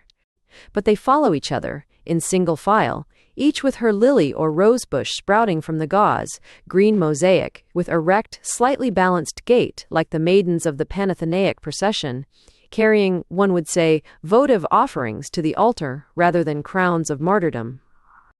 all stately, sedate, as if drilled by some priestly ballet master, all with the same wide eyes and set smile as of early Greek sculpture.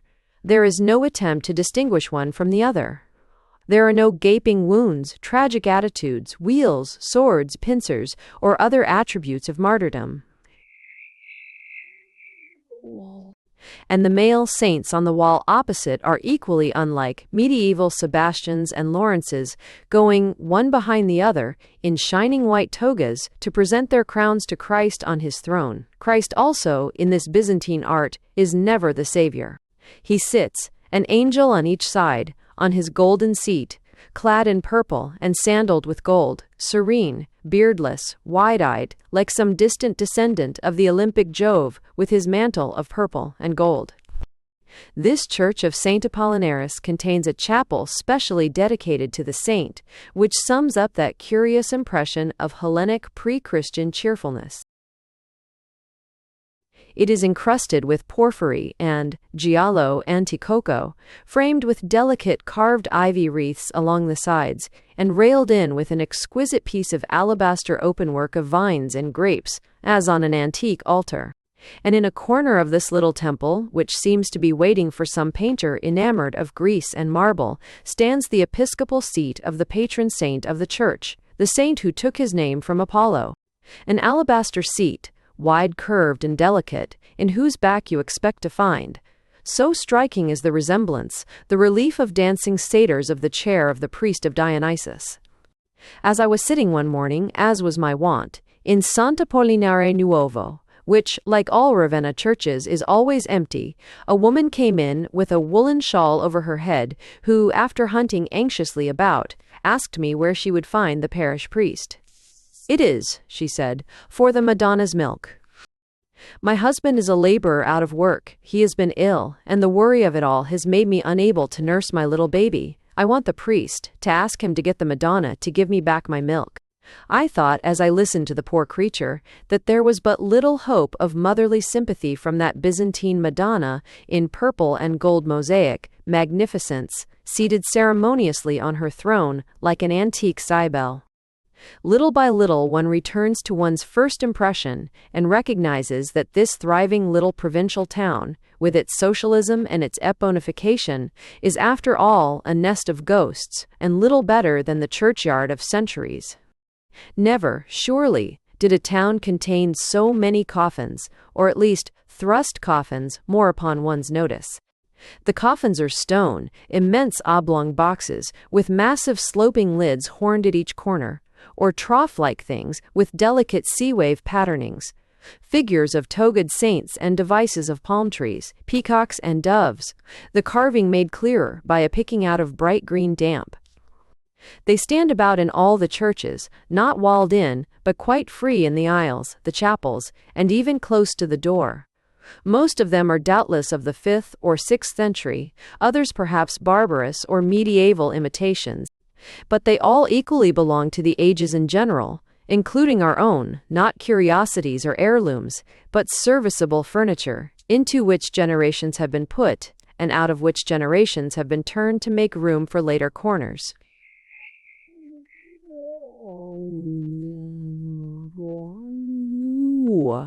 It strikes one as curious at first to see, for instance, the date 1826 on a sarcophagus probably made under Theodoric or the Exarchs, but that merely means that a particular gentleman of Ravenna began that year his lease of entombment.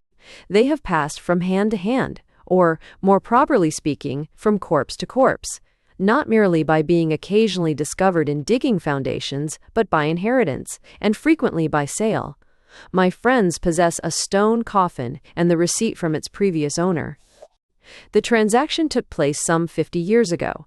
A name, they are cut very lightly, changed, a slab or coat of arms placed with the sarcophagus in a different church or chapel, a deed before the notary, that was all. What became of the previous tenant? Once at least he surprised posterity very much. Perhaps it was in the case of that very purchase for which my friends still keep the bill. I know not, but the stonemason of the house used to relate that, some 40 years ago, he was called in to open a stone coffin. When, the immense horned lid having been rolled off, there was seen, lying in the sarcophagus, a man in complete armor, his sword by his side and visor up, who, as they cried out in astonishment, instantly fell to dust. Was he an Ostrogothic knight, some Gunther or Volker turned Roman senator, or perhaps a companion of Guido da Polenta, a messmate of Dante, a playfellow of Francesca? Coffins being thus plentiful, their occupants, like this unknown warrior, have played considerable part in the gossip of Ravenna. It is well known, for instance, that Galla Placidia, daughter of Theodosius, sister of Arcadius and Honorius, and wife to a Visigothic king, sat for centuries enthroned, after a few years of the strangest adventures, erect, inside the alabaster coffin, formerly plated with gold, in the wonderful little blue mosaic chapel which bears her name. You could see her through a hole quite plainly, until, 3 centuries ago, some inquisitive boys thrust in a candle and burned Theodosius's daughter to ashes. Dante also is buried under a little cupola at the corner of a certain street, and there was, for many years, a strange doubt about his bones. Had they been mislaid, stolen, mixed up with those of ordinary mortals? The whole thing was shrouded in mystery. That street corner where Dante lies, a remote corner under the wing of a church, resembled, until it was modernized and surrounded by gratings, and filled with garlands and inscriptions to Mazzini, nothing so much as the corner of Dis where Dante himself found Farinata and Cavalcante. It is crowded with stone coffins, and, passing there in the twilight, one might expect to see flames upheaving their lids, and the elbows and shoulders of imprisoned followers of Epicurus. Only once, so far as I know, have the inhabitants of Ravenna, Byzantine, medieval, or modern, wasted a coffin, but one is very glad of that once. I am speaking of a Roman sarcophagus, on which you can still trace the outlines of garlands, which stands turned into a cattle trough, behind the solitary farm in the depth of the forest of St. Vitalis.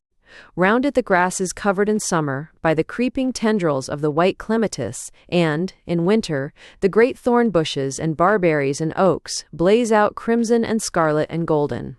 The big, long-horned gray cows pass to and fro to be milked, and the shaggy ponies who haunt the pine wood come there to drink. It is better than housing no matter how many generations, jurisconsults, knights, monks, tyrants, and persons of quality among the damp and the stale incense of a church. Enough of coffins. There are live things at Ravenna and near Ravenna, amongst others, though few people realize its presence. There is the sea. It was on the day of the fish auction that I first went there. In the tiny port by the pier, for Ravenna has now no harbor, they were making an incredible din over the emptyings of the nets. Pretty, mottled, metallic fish, and slimy octopuses and sepias and flounders looking like pieces of sea mud. The fishing boats, mostly from the Venetian lagoon, were moored along the pier, wide-bowed things, with eyes in the prow like the ships of Ulysses, and bigger craft, with little castles and weather vanes, and saints' images and pennons on the masts, like the galleys of Saints Wither.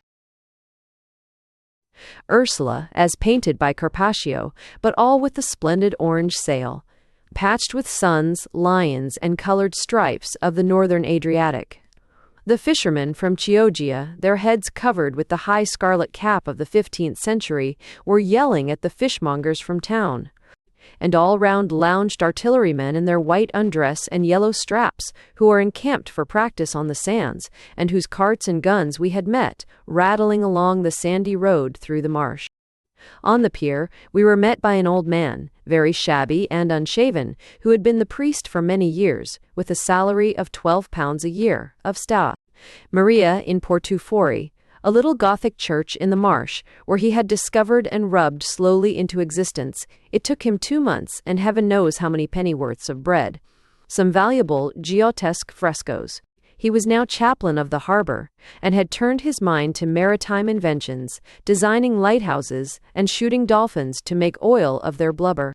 A kind old man, but with the odd brightness of a creature who has lived for years amid solitude and fever. A fit companion for the haggard saints whom he brought, one by one, in robes of glory and golden halos, to life again in his forlorn little church. While we were looking out at the sea, where a little flotilla of yellow and cinnamon sails sat on the blue of the view line like parrots on a rail, the sun had begun to set, a crimson ball, over the fringe of pine woods. We turned to go. Over the town, the place whence presently will emerge the slanting towers of Ravenna, the sky had become a brilliant, melancholy slate blue, and apparently out of its depths, in the early twilight, flowed the wide canal between its dim banks fringed with tamarisk. No tree, no rock or house was reflected in the jade-colored water. Only the uniform shadow of the bank made a dark, narrow band alongside its glassiness. It flows on towards the invisible sea, whose yellow sails overtop the gray marshland. In thick, smooth strands of curdled water it flows, lilac, pale pink, opalescent according to the sky above, reflecting nothing besides, save at long intervals, the spectral spars and spider-like tissue of some triangular fishing net. A wan and delicate lethe, issuing, you would say, out of a far-gone past into the sands and the almost tideless sea. Other places become solemn, sad, or merely beautiful at sunset. But Ravenna, it seems to me, grows actually ghostly. The past takes it back at that moment, and the ghosts return to the surface. For it is, after all, a nest of ghosts. They hang about all those silent, damp churches, invisible, or at most tantalizing one, with a sudden gleam, which may, after all, be only that of the mosaics, an uncertain outline, which, when you near it, is after all only a pale gray column. But one feels their breathing all round. They are legion, but I do not know who they are. I only know that they are white, luminous, with gold embroideries to their robes, and wide, painted eyes, and that they are silent. The good citizens of Ravenna, in the comfortable 18th century, filled the churches with wooden pews, convenient, genteel in line and color, with their names and coats of arms in full on the backs. But the ghosts took no notice of this measure, and there they are even among these pews themselves. Bishops and exarchs, and jeweled empresses, and half-oriental autocrats, saints and bedizened court ladies, and barbarian guards and wicked chamberlains, I know not what they are. Only one of the ghosts takes a shape I can distinguish, and a name I am certain of. It is not Justinian or Theodora, who stare goggle-eyed from their mosaic in San Vitale, mere wretched historic realities, search, in the pedia, over CDs. It is Theodoric. This spectre I speak of is Theodoric. His tomb is still standing, outside the town in an orchard, a great round tower, with a circular roof, made heaven knows how, of one huge slab of Istrian stone, horned at the sides like the sarcophagi, or vaguely like a Viking's cap. The ashes of the great king have long been dispersed, for he was an Arian heretic. But the tomb remains, intact, a thing which neither time nor earthquake can dismantle. In the town, they show a piece of masonry, the remains of a doorway, and a delicate pillared window, built onto a modern house, which is identified, but wrongly, I am told, as Theodoric's palace, by its resemblance to the Golden Palace with the looped-up curtains on the mosaic of the neighboring church. Into the wall of this building is built a great Roman porphyry bath, with rings carved on it, to which time has adjusted a lid of brilliant green lichen. There is no more. But Theodoric still haunts Ravenna. I have always, ever since I have known the town, been anxious to know more about Theodoric, but the accounts are jejune, prosaic, not at all answering to what that great king, who took his place with Attila and Sigurd in the great northern epic, must have been. Historians represent him generally as a sort of superior barbarian, trying to assimilate and save the civilization he was bound to destroy, an Ostrogothic king trying to be a Roman emperor, a military organizer and bureaucrat, exchanging his birthright of Valhalla for heaven knows what Aulic red tape miseries. But that is unsatisfactory.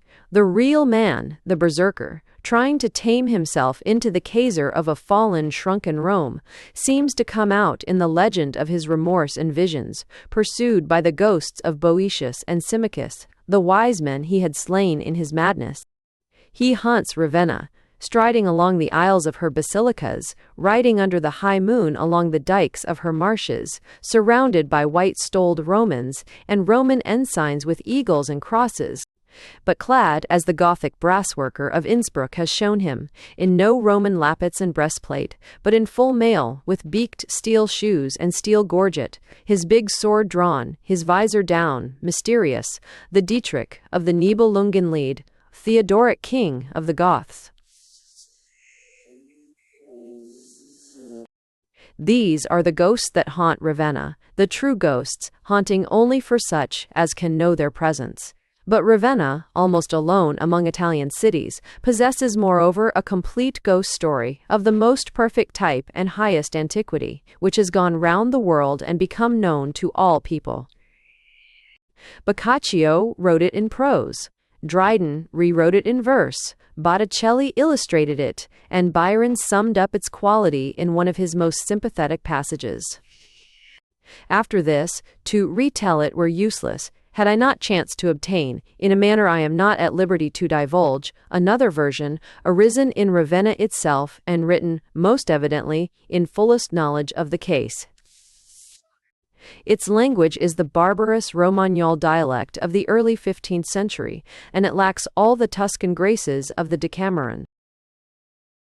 But it possesses a certain air of truthfulness, suggesting that it was written by someone who had heard the facts from those who believed in them and who believed in them himself, and I am therefore decided to give it, turned into English.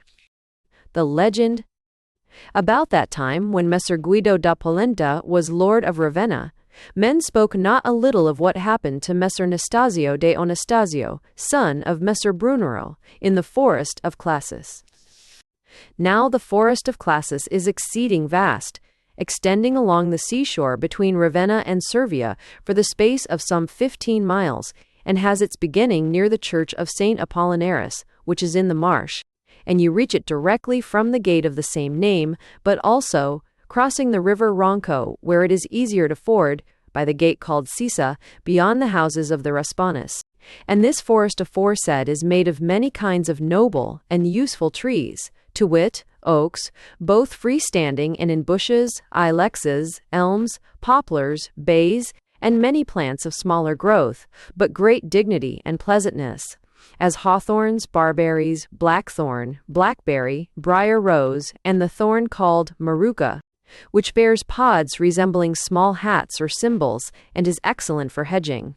But principally does this noble forest consist of pine trees, exceeding lofty and perpetually green, whence indeed the arms of this ancient city, formerly the seat of the emperors of Rome, are none other than a green pine tree. And the forest aforesaid is well stocked with animals, both such as run and creep, and many birds. The animals are foxes, badgers, hares, rabbits, ferrets, squirrels, and wild boars, the which issue forth and eat the young crops and grub the fields with incredible damage to all concerned.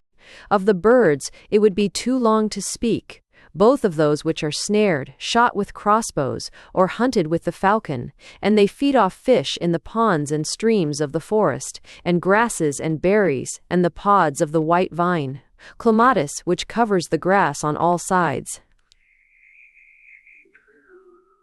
And the manner of Messer Nastasio being in the forest was thus, he being at the time a youth of 20 years or thereabouts, of illustrious birth, and comely person, and learning, and prowess, and modest and discreet bearing. For it so happened that, being enamored of the daughter of Messer Hostasio de Traversarius, the damsel, who was lovely, but exceeding coy and shrewish, would not consent to marry him, despite the desire of her parents, who, in everything, as happens with only daughters of old men, for Messer Hostasio was well stricken in years, sought only to please her. Whereupon Messer Nastasio, fearing lest the damsel might despise his fortunes, wasted his substance in presents and feastings, and joustings, but all to no avail. When it happened that having spent nearly all he possessed and ashamed to show his poverty and his unlucky love before the eyes of his townsmen, he betook him to the forest of Classis, it being autumn, on the pretext of snaring birds, but intending to take privily the road to Rimini and thence to Rome, and there seek his fortune. And Nastasio took with him fowling nets, and birdlime, and tame owls, and 2 horses, one of which was ridden by his servant, and food for some days. And they alighted in the midst of the forest, and slept in one of the fowling huts of cut branches set up by the citizens of Ravenna for their pleasure.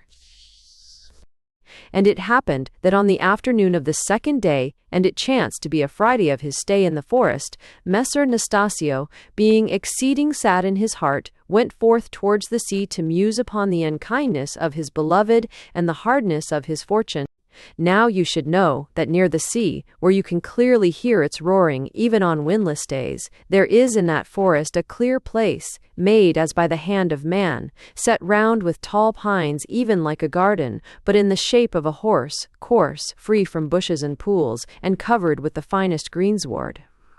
Here, as Nastasio sate him on the trunk of a pine, the hour was sunset, the weather being uncommon clear. He heard a rushing sound in the distance, as of the sea, and there blew a death-cold wind, and then came sounds of crashing branches, and neighing of horses, and yelping of hounds, and halloos and horns. And Nastasio wondered greatly, for that was not the hour for hunting, and he hid behind a great pine trunk, fearing to be recognized. And the sounds came nearer, even of horns, and hounds, and the shouts of huntsmen, and the bushes rustled and crashed, and the hunt rushed into the clearing, horsemen and foot, with many hounds.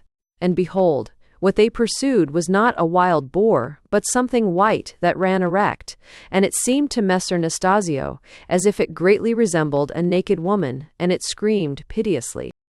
Now when the hunt had swept past, Messer Nastasio rubbed his eyes and wondered greatly. But even as he wondered, and stood in the middle of the clearing, behold, part of the hunt swept back, and the thing which they pursued ran in a circle on the greensward, shrieking piteously. And behold, it was a young damsel, naked, her hair loose and full of brambles, with only a tattered cloth round her middle.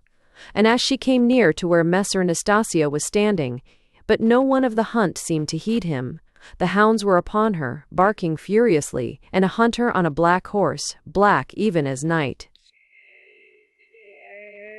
And a cold wind blew and caused Nastasio's hair to stand on end, and he tried to cry out and to rush forward, but his voice died in his throat, and his limbs were heavy and covered with sweat, and refused to move. Then the hounds, fastening on the damsel, threw her down, and he on the black horse turned swiftly and transfixed her, shrieking dismally, with a boar spear. And those of the hunt galloped up and wound their horns, and he of the black horse, which was a stately youth habited in a coat of black and gold, and black boots and black feathers on his hat, threw his reins to a groom, and alighted and approached the damsel where she lay, while the huntsmen were holding back the hounds and winding their horns. Then he drew a knife, such as are used by huntsmen, and driving its blade into the damsel's side, cut out her heart, and threw it, all smoking, into the midst of the hounds. And a cold wind rustled through the bushes, and all had disappeared, horses and huntsmen and hounds. And the grass was untrodden, as if no man's foot or horse's hoof had passed there for months. And Messer Nastasio shuddered, and his limbs loosened, and he knew that the hunter on the black horse was Messer Guido degli Anastaghi, and the damsel, Monna Filomena, daughter of the lord of Gambellara. Messer Guido had loved the damsel greatly, and been flouted by her, and leaving his home in despair, had been killed on the way by robbers, and Madonna Filomena had died shortly after. The tale was still fresh in men's memory, for it had happened in the city of Ravenna barely 5 years before. And those whom Nastasio had seen, both the hunter and the lady, and the huntsmen and horses and hounds, were the spirits of the dead. When he had recovered his courage, Messer Nastasio sighed, and said unto himself, How like is my fate to that of Messer Guido? Yet would I never, even when a spectre, without weight or substance, made of wind and delusion, and arisen from hell, act with such cruelty towards her I love.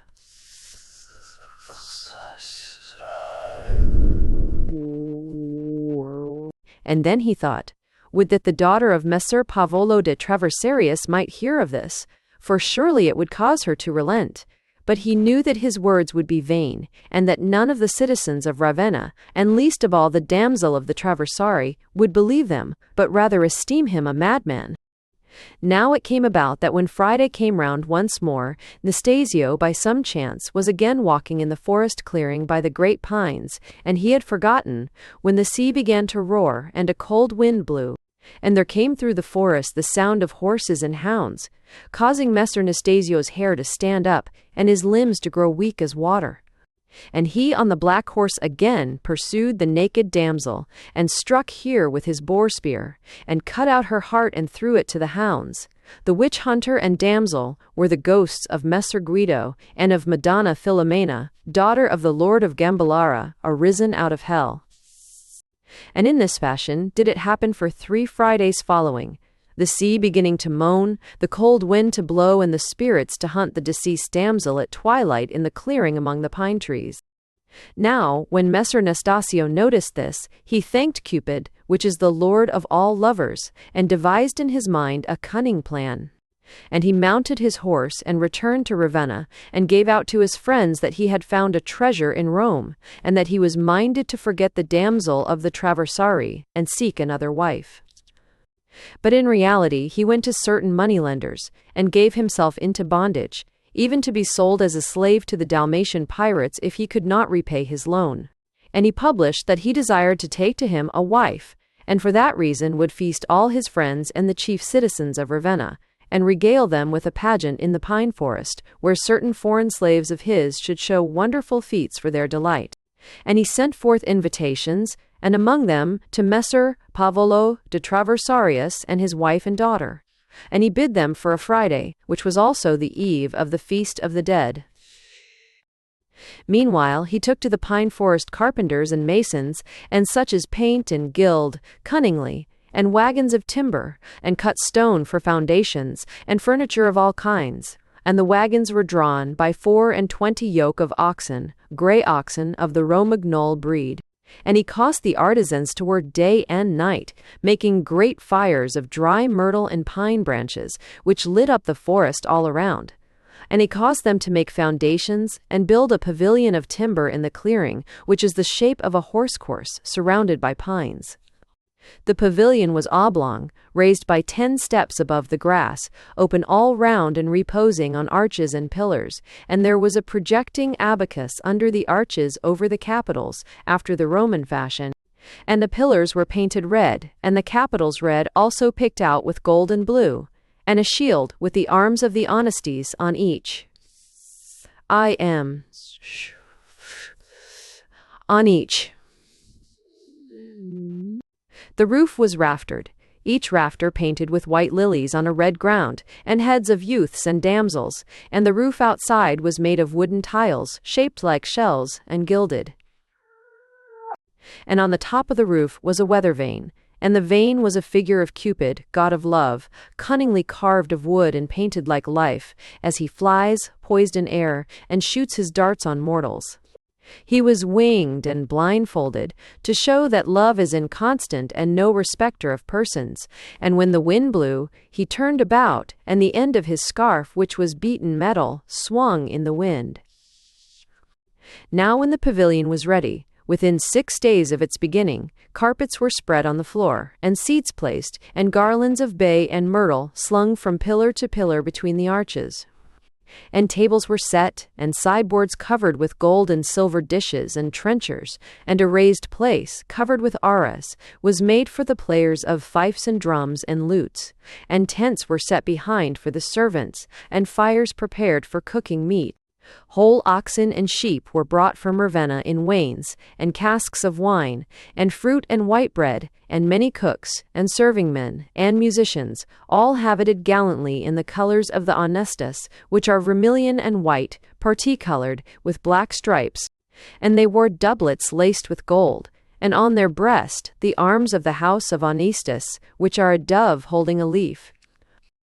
Now on Friday, the eve of the feast of the dead, all was ready, and the chief citizens of Ravenna set out for the forest of Classis, with their wives and children and servants, some on horseback, and others in wains drawn by oxen, for the tracks in that forest are deep. And when they arrived, Messer Anastasio welcomed them and thanked them all, and conducted them to their places in the pavilion. Then all wondered greatly at its beauty and magnificence, and chiefly Messer Pavolo de Traversarius, and he sighed, and thought within himself, would that my daughter were less shrewish, that I might have so noble a son-in-law to prop up my old age. They were seated at the tables, each according to their dignity, and they ate and drank, and praised the excellence of the cheer, and flowers were scattered on the tables, and young maidens sang songs in praise of love most sweetly. Now when they had eaten their fill, and the tables been removed, and the sun was setting between the pine trees, Messer Anastasio caused them all to be seated, facing the clearing, and a herald came forward, in the livery of the Anastas, sounding his trumpet and declaring in a loud voice that they should now witness a pageant, the which was called the Mystery of Love and Death. Then the musicians struck up, and began a concert of fifes and lutes exceeding sweet and mournful. And at that moment, the sea began to moan, and a cold wind to blow. A sound of horsemen, and hounds and horns and crashing branches came through the wood.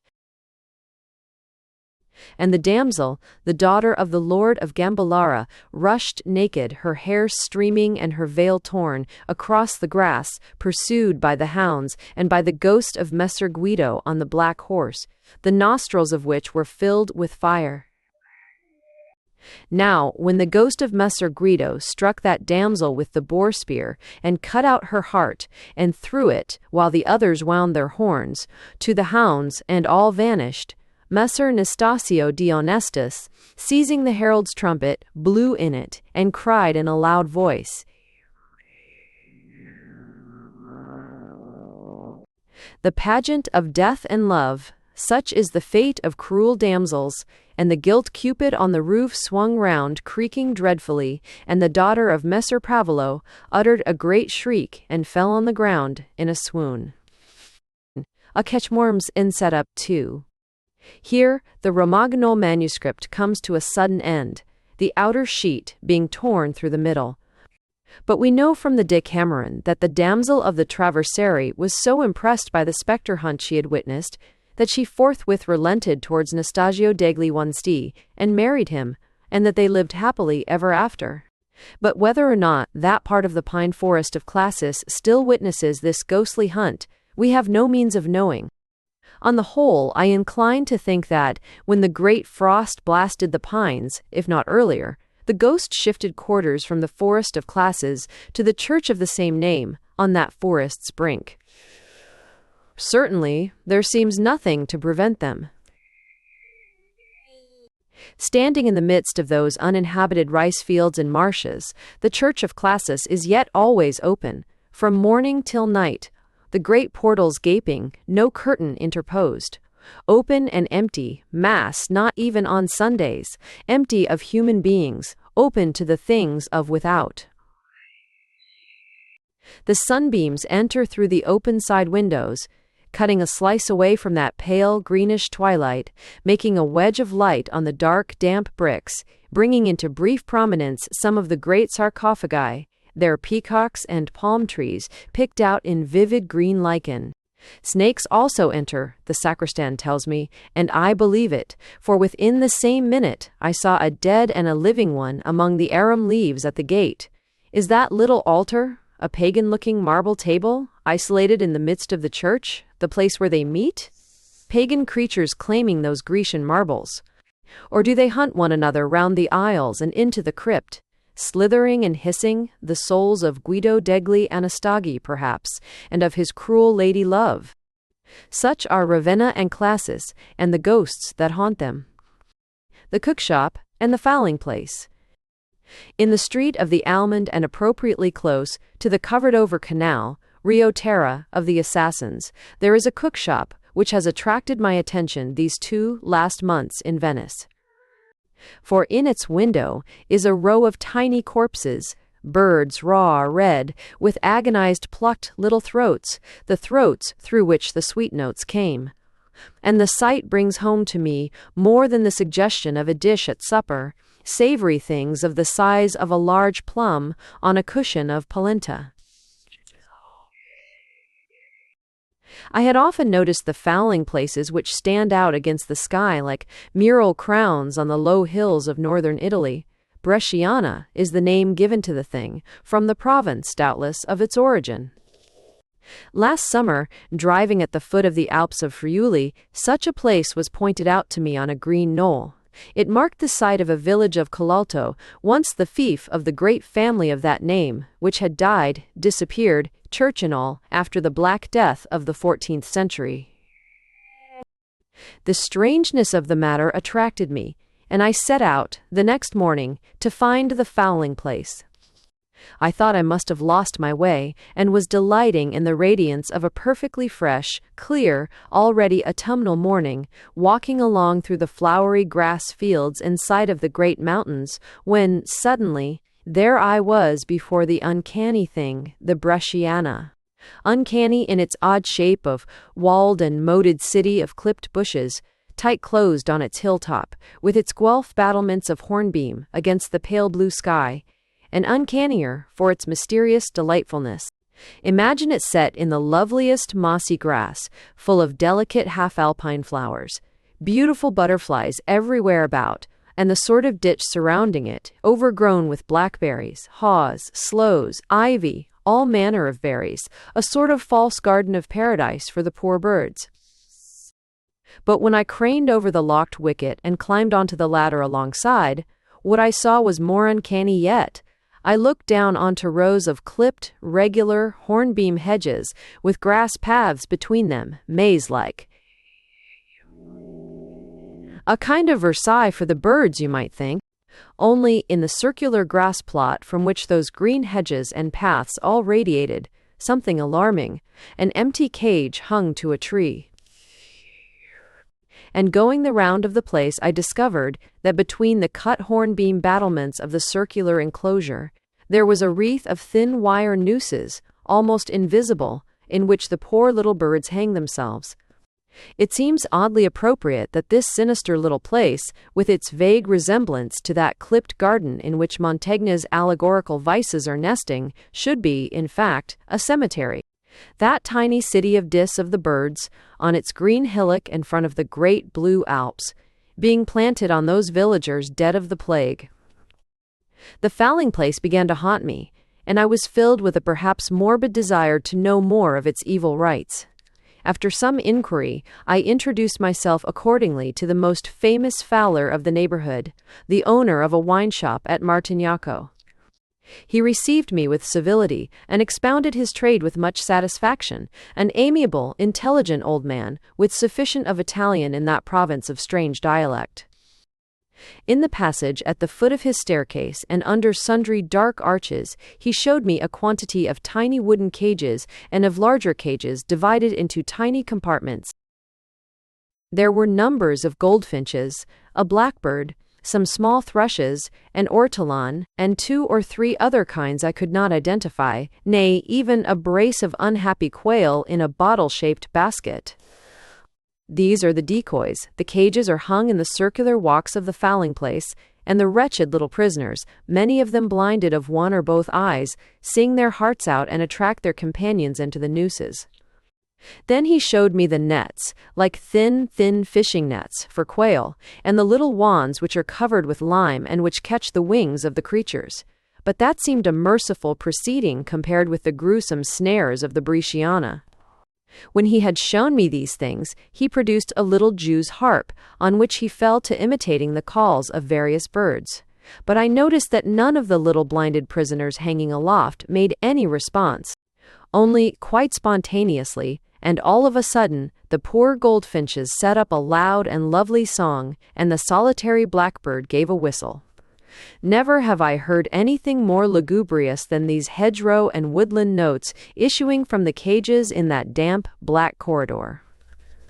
And the old fowler, for all his venerable appearance and gentleness of voice and manner, struck me as a wicked warlock, an own sib of the witch who turned Jorinde and Jorinel into nightingales in her little house hung round with cages.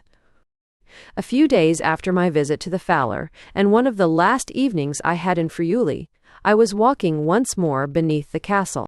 After threading the narrow green lanes, blocked by great hay-carts, I came of a sudden on an open, high-lying field of mossy grass, freshly scythed, with the haycocks still upon it, and a thin plantation of larches on one side. And in front, at the end of that grey-green sweetness, the Alps of Cadore, portals and battlements of dark leaden blue, with the last flame colour of sunset behind them, and the sunset's last rosy feathers rising into the pale sky.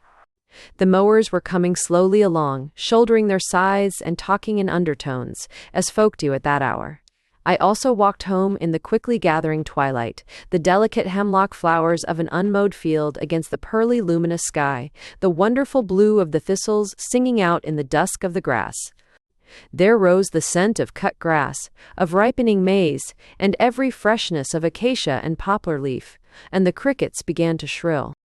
As the light faded away, I passed within sight of the fowling place, the little sinister formal garden of Versailles, on the mound marking the village which had died of the Black Death. This is what returned to my mind every time, lately in Venice, that I passed that cook-shop near the closed-up canal of the Assassins, and saw the row of tiny corpses ready for roasting. The little throats which sang so sweetly had got caught, had writhed, twisted in the tiny wire nooses between the hornbeam battlements. What ruffling of feathers and starting of eyeballs and agony there had been, while the poor blind decoy, finch or blackbird, sang on in his cage on the central grass plot. And we scrunched them under our knife and tooth, and remark how excellent are little birds on a cushion of polenta, between a sage leaf and a bit of bacon. But fowling places have come down from the remotest and most venerable antiquity, and they exist of all kinds, and some of them, moreover, are allegories. Acquaintance with birds. One of the things I should have liked, I said to myself today, as I rode past one of the dreadful little fowling places on the ridge of our hills, would have been to become acquainted with birds. Roo! The wish is simple, but quite without hope for a dweller in Tuscany, where, what with poverty and lawlessness, peasants' nets and city prentices' guns, there are no birds whose acquaintance you can make. You hear them singing and twittering, indeed, wherever a clump of garden ilexes or a cypress hedge offers them protection, but they never let themselves be seen, for they know that being seen is being shot, or at least being caged. They cage them for singing, nightingales, thrushes, and every kind of finch, and you can see them, poor isolated captives, in rows and rows of cages in the markets. That is the way that people like them. A certain devout lady of my neighborhood, for instance, whose little 17th-century house was hung round with endless tiny cages, like the witches in the tale of Jorinde and Jorinel, a wicked witch herself, no doubt, despite her illuminations in honor of the Madonna, who should have taught her better. Another way of liking singing birds is on toast between a scrap of bacon and a leaf of sage, a dainty dish much prized by persons of weak stomach. Persons with bad digestions are apt, I fancy, to lose, and make others forego, much pleasant companionship of soul. For animals, at least, when not turned into pets, are excellent companions for our souls. I say expressly when not pets, because the essence of this spiritual, for it is spiritual, relation between us and creatures is that they should not become our property, nor we theirs. That we should be able to refresh ourselves by the thought and contemplation of a life apart from our own, different from it, in some ways more really natural, and, at all events, capable of seeming more natural to our fancy. And birds, for many reasons, meet this requirement to perfection. I have read, indeed, in various works that they are not without vices, not a bit kinder than the other unkind members of creation, and that their treatment of the unfit among themselves is positively inhuman, or shall I say, human. Perhaps this is calumny, or superficial judgment of their sterner morality, but, be this as it may, it is evident that they are in many respects very charming people. It is very nice of them to be so aesthetic, to be amused and kept quiet, like the henbirds, by music. And the tone of their conversation is quite exquisitely affable. My own opportunities of watching their proceedings have, alas, been very limited, but, judging by the pigeons at Venice, they are wonderfully forbearing and courteous to each other. I have often watched these pigeons having their morning bath at the corner of St. Mark's in a little shallow trough in the pavement. They collect round by scores and wait for room to go in quite patiently, while the crowd inside ruffle, dip, throw up water into their wings and shake it off, a mass of moving gray and purple feathers, with never an angry push or a cry of ill temper among them. So I can readily believe a certain friend of mine who passes hours in English, brakes and hedgerows, watching birds through special 10-guinea opera glasses, that time and money could not be better spent. One reason, moreover, why all animals, one feels that so much in Kipling's stories, are excellent company for our spirit, is surely because they are animals, not men, because the thought of them relieves us therefore from that sense of overcrowding and jostling and general wordiness and fuss from which we all suffer. And birds, more than any other creatures, give us that sense of relief, of breathing space and margin, so very necessary to our spiritual welfare. For there is freedom, air, light, in the very element in which birds exist, and in their movements, the delightful sense of poising, of buoyancy, of being delivered from our own body and made independent of gravitation, which, as a friend of mine wisely remarks, Sir Isaac Newton most injudiciously put into nature's head.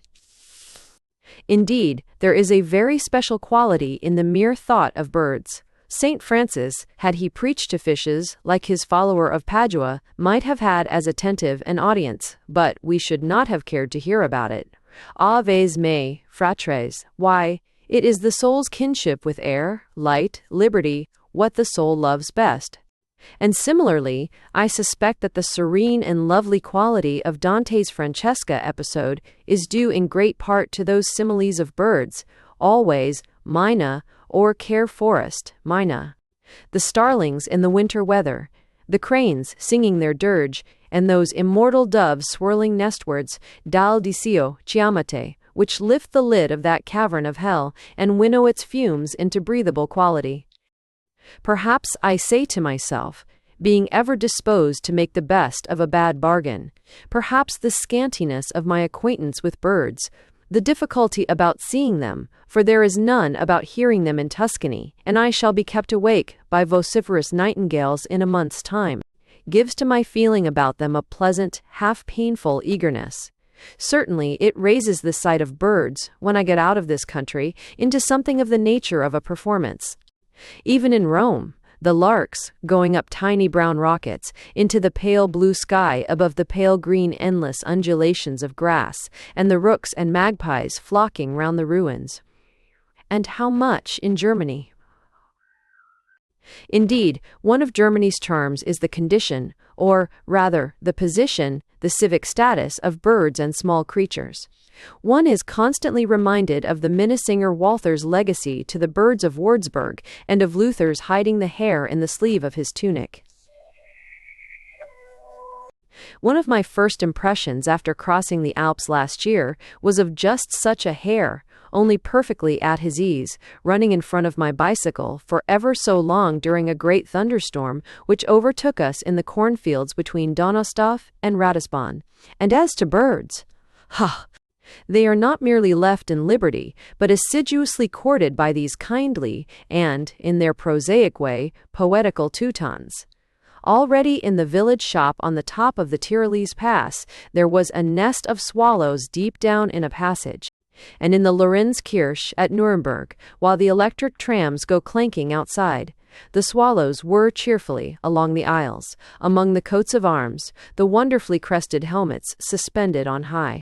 There was a swallow's nest in the big entrance room, where the peasants sit and drink among the little dry birch trees and fir garlands from the Whitsuntide festivities of the inn at Rothenburg. A nest above the rows of pewter and stoneware, with baby swallows looking unconcernedly out at the guests. But the great joy at Rothenburg was the family of storks, which still inhabit one of the high, pointed gatehouses. I used to go and see them every morning, the great cartwheel on the funnel-shaped roof, wisps of comfortable hay hanging over it, one of the parent storks standing sentinel on one leg, the little ones raising themselves occasionally into sight, the other stork hovering around on outspread wings like tattered banners.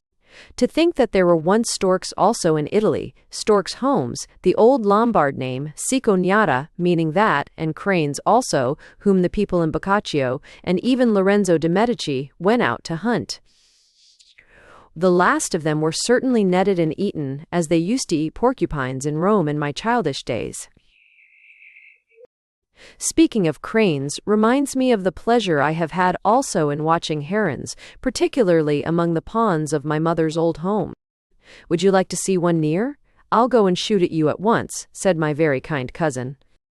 How odd it is, when one thinks of it, that mere contemplation seems so insufficient for us poor restless human beings. We cannot see a flower without an impulse to pick it, a character without an impulse to, let us say, analyze, a bird without an impulse to shoot.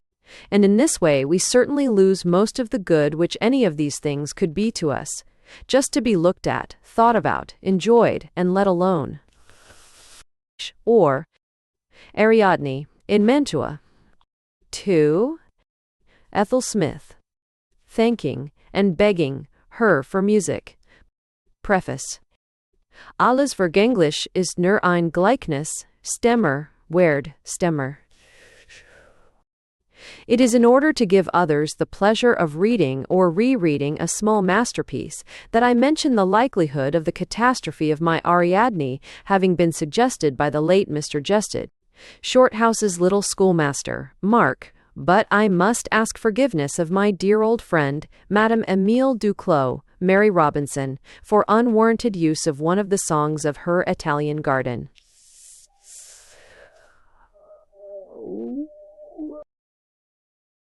Readers of my own little volume, Genius Loci may meanwhile recognize that I have been guilty of plagiarism towards myself also.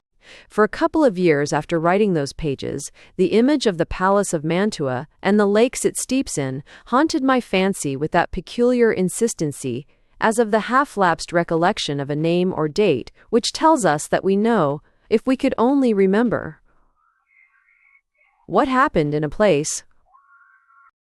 But, looking into my mind one day, I found that a certain song of the early 17th century, or not Monteverdi's Lamento d'Ariana, but an Ari, Amari, Amari, Eberi, Amarilli, by Caccini, printed alongside in Parisotti's collection, Theory, Theory Afteries Event, Call, Theories. The musical shape of what must have happened there, and that, translated back into human personages, was the story I have set forth in the following little drama. So much for the origin of Ariadne in Mantua, supposing any friend to be curious about it. What seems more interesting is my feeling, which grew upon me as I worked over and over the piece and its French translation, that these personages had an importance greater than that of their life and adventures, a meaning, if I may say so, a little subspecie aeternitatis. For, besides the real figures, there appeared to me vague shadows cast by them, as it were, on the vast spaces of life, and magnified far beyond those little puppets that I twitched. And I seemed to feel here the struggle, eternal, necessary, between mere impulse, unreasoning and violent, but absolutely true to its aim, and all the moderating, the weighing and restraining influences of civilization, with their idealism, their vacillation, but their final triumph over the mere forces of nature.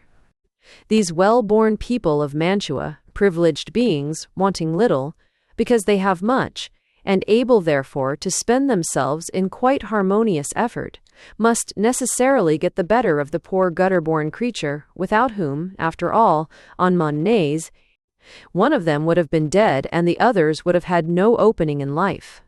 Poor Diego acts magnanimously, being cornered, but he or she has not the delicacy, the dignity to melt into thin air with a mere lyric, metastation, piangendo, parte, and leave them to their untroubled conscience.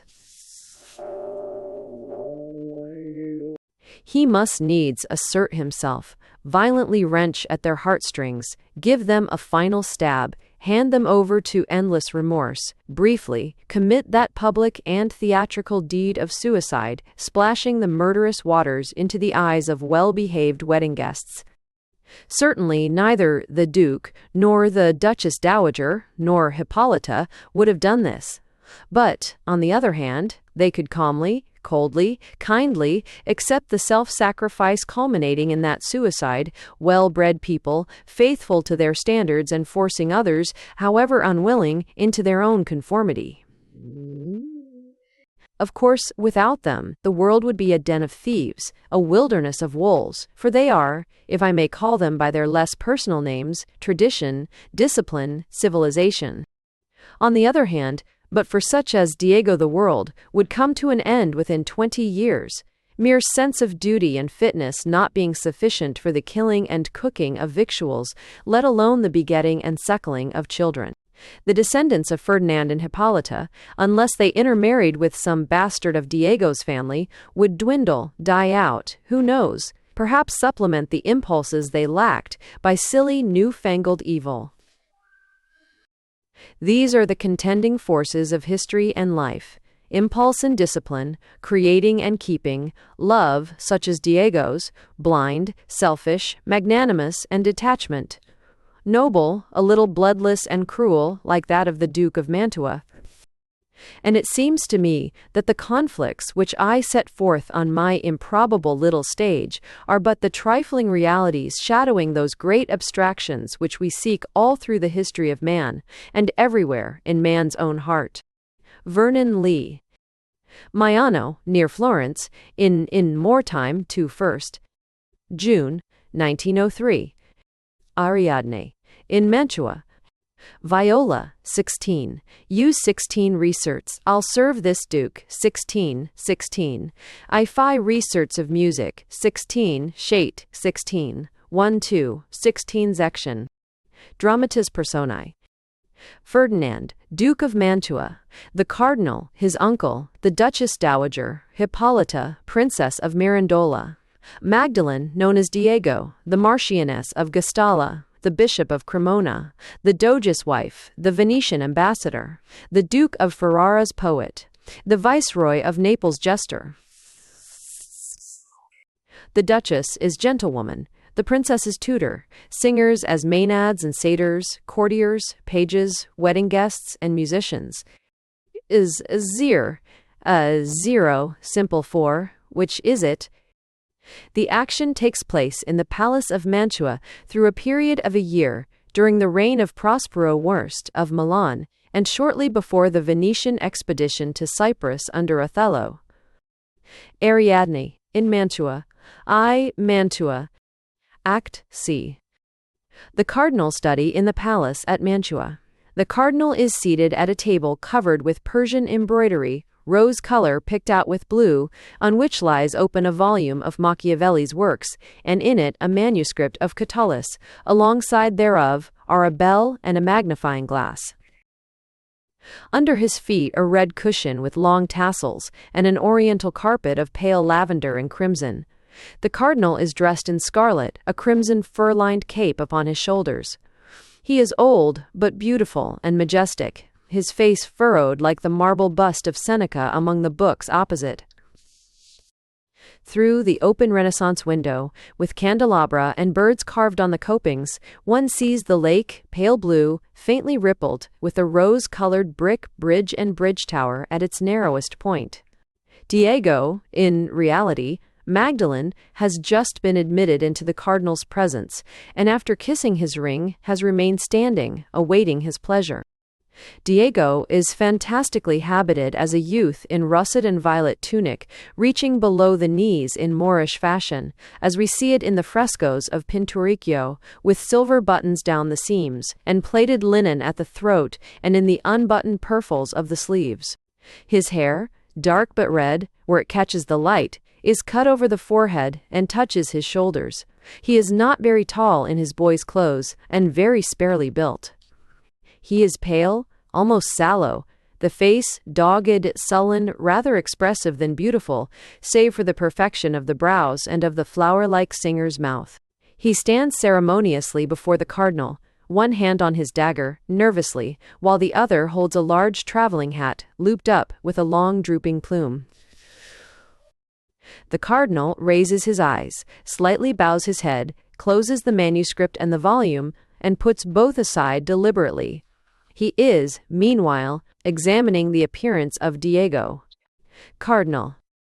We are glad to see you at Mantua, Signor Diego, and from what our worthy Venetian friend informs us in the letter which he gave you for our hands, we shall without a doubt be wholly satisfied with your singing, which is said to be both sweet and learned.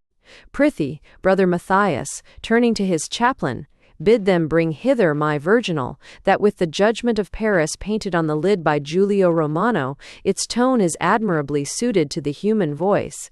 And, brother Matthias, hasten to the Duke's own theorb player, and bid him come straightways. Nay, go thyself, good brother Matthias, and seek till thou hast found him. We are impatient to judge of this good youth's skill. The chaplain bows and retires. Diego, in reality, Magdalene, remains alone in the cardinal's presence. The cardinal's presence. A cardinal remains for a second, turning over a letter, and then reads through the magnifying glass out loud. Cardinal.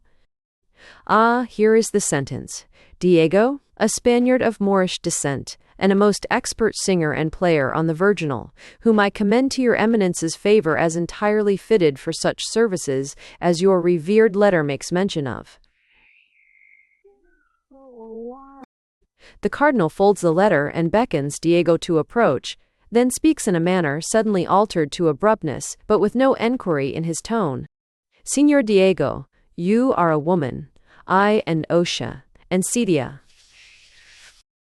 Diego starts, flushes, and exclaims huskily, My lord, or Dorit. Oars opened. Oars, but the cardinal makes a deprecatory movement and continues his sentence. And, as my honored Venetian correspondent assures me, a courtesan of some experience and of more than usual tact, I trust this favorable judgment may be justified. The situation is delicate, and the work for which you have been selected is dangerous as well as difficult. Have you been given any knowledge of this case? When? Diego has by this time recovered his composure, and answers with respectful reserve. Diego. I asked no questions, Your Eminence, but the Senator Graciano vouchsafed to tell me that my work at Mantua would be to soothe and cheer with music your noble nephew, Duke Ferdinand, who, as is rumored, has been a prey to a certain languor and moodiness ever since his return from many years' captivity among the infidels. Moreover, such were the Senator Gratiano's words, that if the fates proved favorable to my music, I might gain access to His Highness's confidence, and thus enable your Eminence to understand and compass his strange malady. Cardinal. Even so, you speak discreetly, Diego, and your manner gives hope of more good sense than is usual in your sex and in your trade. But this matter is of more difficulty than such as you can realize. Your being a woman will be of use should our scheme prove practicable. In the outset, it may wreck us beyond recovery. For all his gloomy apathy, my nephew is quick to suspicion and extremely subtle. He will delight in flouting us, should the thought cross his brain that we are practicing some coarse and foolish stratagem. And it so happens that his strange moodiness is marked by abhorrence of all womankind. For months he has refused the visits of his virtuous mother, and the mere name of his young cousin and affianced bride, Princess Hippolyta, has thrown him into paroxysms of anger, yet Duke Ferdinand possesses all his faculties. He is aware of being the last of our house, and must know full well that, should he die without an heir, this noble dukedom will become the battlefield of rapacious alien claimants. He denies none of this, but nevertheless looks on marriage with unseemly horror. Diego. Is it so? And is there any reason His Highness's melancholy should take this shape? I crave your Eminence's pardon if there is any indiscretion in this question, but I feel it may be well that I should know some more upon this point. Has Duke Ferdinand suffered some wrong at the hands of women? Or is it the case of some passion, hopeless, unfitting to his rank perhaps? Cardinal. Your imagination, good Madame Magdalene, runs too easily along the tracks familiar to your sex, and such inquisitiveness smacks too much of the courtesan. And beware, my lad, of touching on such subjects with the Duke, women, and love, and so forth. For I fear that while endeavoring to elicit the Duke's secret, thy eyes, thy altered voice, might betray thy own. Diego. Betray me? My secret? What do you mean, my lord? I fail to grasp your meaning. I fail to grasp your meaning. Cardinal. Have you so soon forgotten that the Duke must not suspect your being a woman? For if a woman may gradually melt his torpor and bring him under the control of reason and duty, this can only come about by her growing familiar and necessary to him, without alarming his moody virtue. Diego.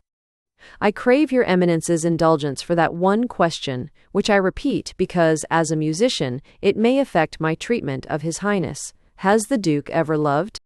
Cardinal. Too little or too much, which of the two it will be for you to find out. My nephew was ever, since his boyhood, a pious and joyless youth, and such are apt to love once, and, as the poets say, to die for love. Be this as it may, keep to your part of singer, and even if you suspect that he suspects you, let him not see your suspicion, and still less justify his own. Be merely a singer, a sexless creature, having seen passion but never felt it, yet capable, by the miracle of art, of rousing and soothing it in others. Go warily, and mark my words, there is, I notice, even in your speaking voice, a certain quality such as, folks say, melts hearts, a trifle hoarseness, a something of a break, which mars it as mere sound, but gives it more power than that of sound.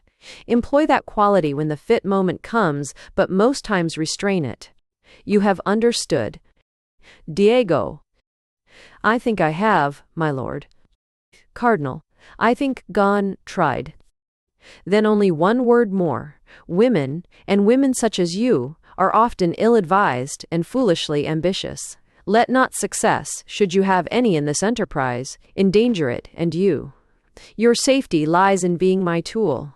My spies are everywhere, but I require none. I seem to know the folly which poor mortals think and feel. And see, this palace is surrounded on 3 sides by lakes, a rare and beautiful circumstance, which has done good service on occasion. Even close to this pavilion, these blue waters are less shallow than they seem. Diego. I had noted it. Such an enterprise as mine requires courage, my lord, and your palace, built into the lake, as life, saving all thought of heresy, is built out into death. Your palace may give courage as well as prudence. Cardinal. Your words, Diego, are irrelevant, but do not displease me. Diego bows. The chaplain enters with pages carrying a harpsichord, which they place upon the table, also 2 musicians with theorb and viol. Brother Matthias, thou hast been a skilful organist, and hast often delighted me with thy fugues and canons. Sit to the instrument and play a prelude, while this good youth collects his memory and his voice preparatory to displaying his skill. The chaplain, not unlike the monk in Titian's concert, begins to play, Diego standing by him at the harpsichord. While the cunningly interlaced themes, with wide, unclosed cadences, tinkle metallically from the instrument, the cardinal watches, very deliberately, the face of Diego, when seeking to penetrate through its sullen sedateness. But Diego remains with his eyes fixed on the view framed by the window, the pale blue lake of the color of periwinkle, under a sky barely bluer than itself, and the lines on the horizon, piled up clouds or perhaps Alps. Only, as the chaplain is about to finish his prelude, the face of Diego undergoes a change, a sudden fervor and tenderness. Transfigure the features, while the eyes, from very dark turn to the color of carnelian. This illumination dies out as quickly as it came, and Diego becomes very self-contained and very listless as before. Diego, will it please your eminence that I should sing the lament of Ariadne on Naxos? Act E.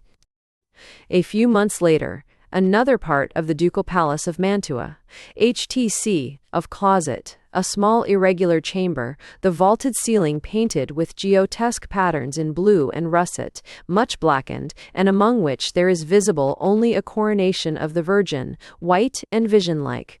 Shelves with a few books and files and jars of medicine, a small movable organ in a corner, and, in front of the ogival window, a praying chair and large crucifix. The crucifix is black against the landscape, against the gray and misty waters of the lake, and framed by the nearly leafless branches of a willow growing below.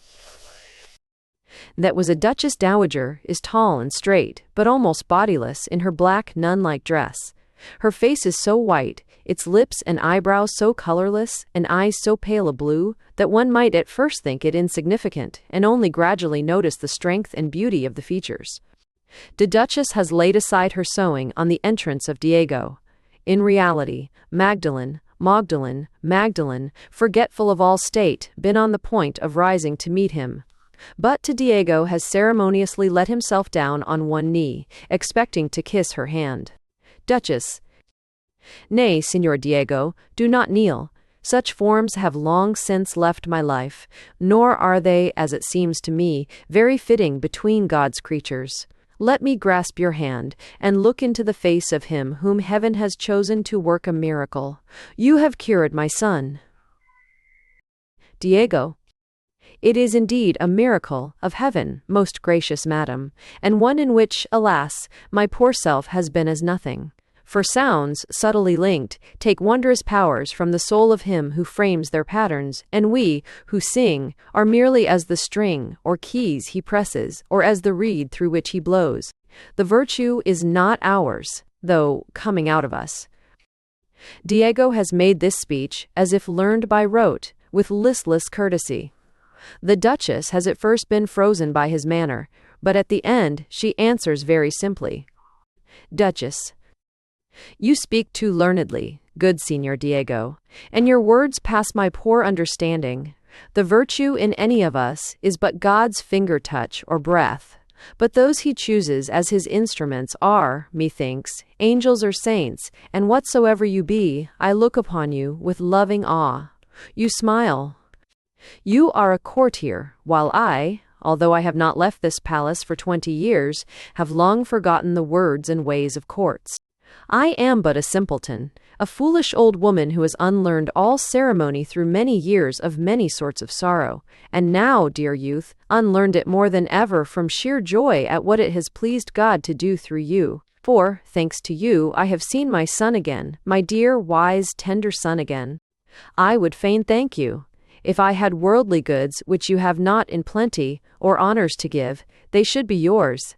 You shall have my prayers. For even you, so favored of heaven, will some day want them. Diego. Give them me now, most gracious madam. I have no faith in prayers, but I need them. Duchess. Great joy has made me heartless as well as foolish. I have hurt you, somehow. Forgive me, Signor Diego. Diego. As you said, I am a courtier, madam, and I know it is enough if we can serve our princes. We have no business with troubles of our own, but having them, we keep them to ourselves. His Highness awaits me at this hour for the usual song which happily unclouds his spirit. Has your grace any message for him? Duchess. Stay. My son will wait a little while. I require you, Diego, for I have hurt you. Your words are terrible, but just. We princes are brought up, but many of us, alas, are princes in this matter. To think that when we say, I thank you, we have done our duty, though our very satisfaction, our joy, may merely bring out by comparison the emptiness of heart, the secret soreness of those we thank. We are not allowed to see the burdens of others, and merely load them with our own. Diego.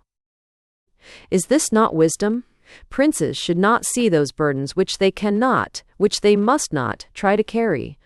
And after all, princes or slaves, can others ever help us, save with their purse, with advice, with a concrete favor, or say, with a song? Our troubles smart because they are our troubles, our burdens weigh because on our shoulders they are part of us and cannot be shifted. But God doubtless loves such kind thoughts as you have, even if, with your grace's indulgence, they are useless. Duchess, if it were so, God would be no better than an earthly prince. But believe me, Diego, if he prefer what you call kindness, bare sense of brotherhood in suffering, 'tis for its usefulness. We cannot carry each other's burden for a minute, true, and rightly so, but we can give each other added strength to bear it. Diego. By what means, please your grace? Duchess.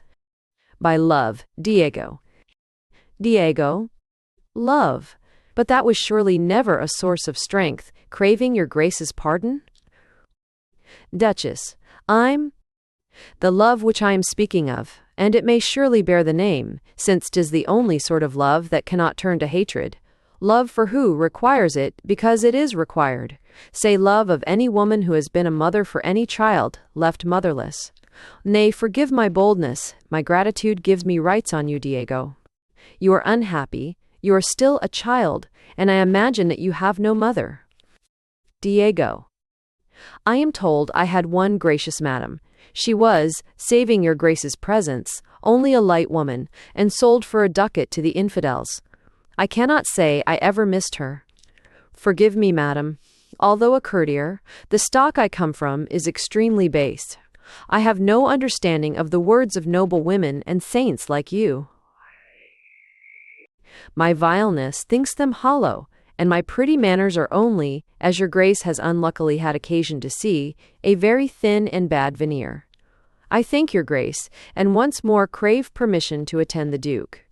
Duchess.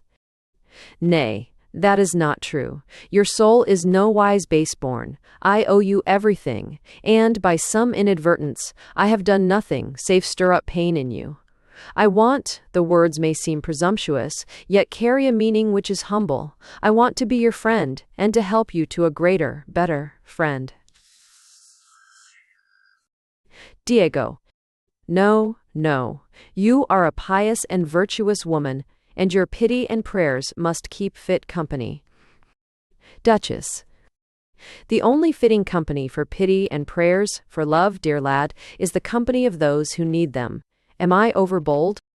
The Duchess has risen, and shyly laid her hand on Diego's shoulder. White, is jesting, heasting, quite. All shoulder. Diego breaks loose and covers his face, exclaiming in a dry and husky voice.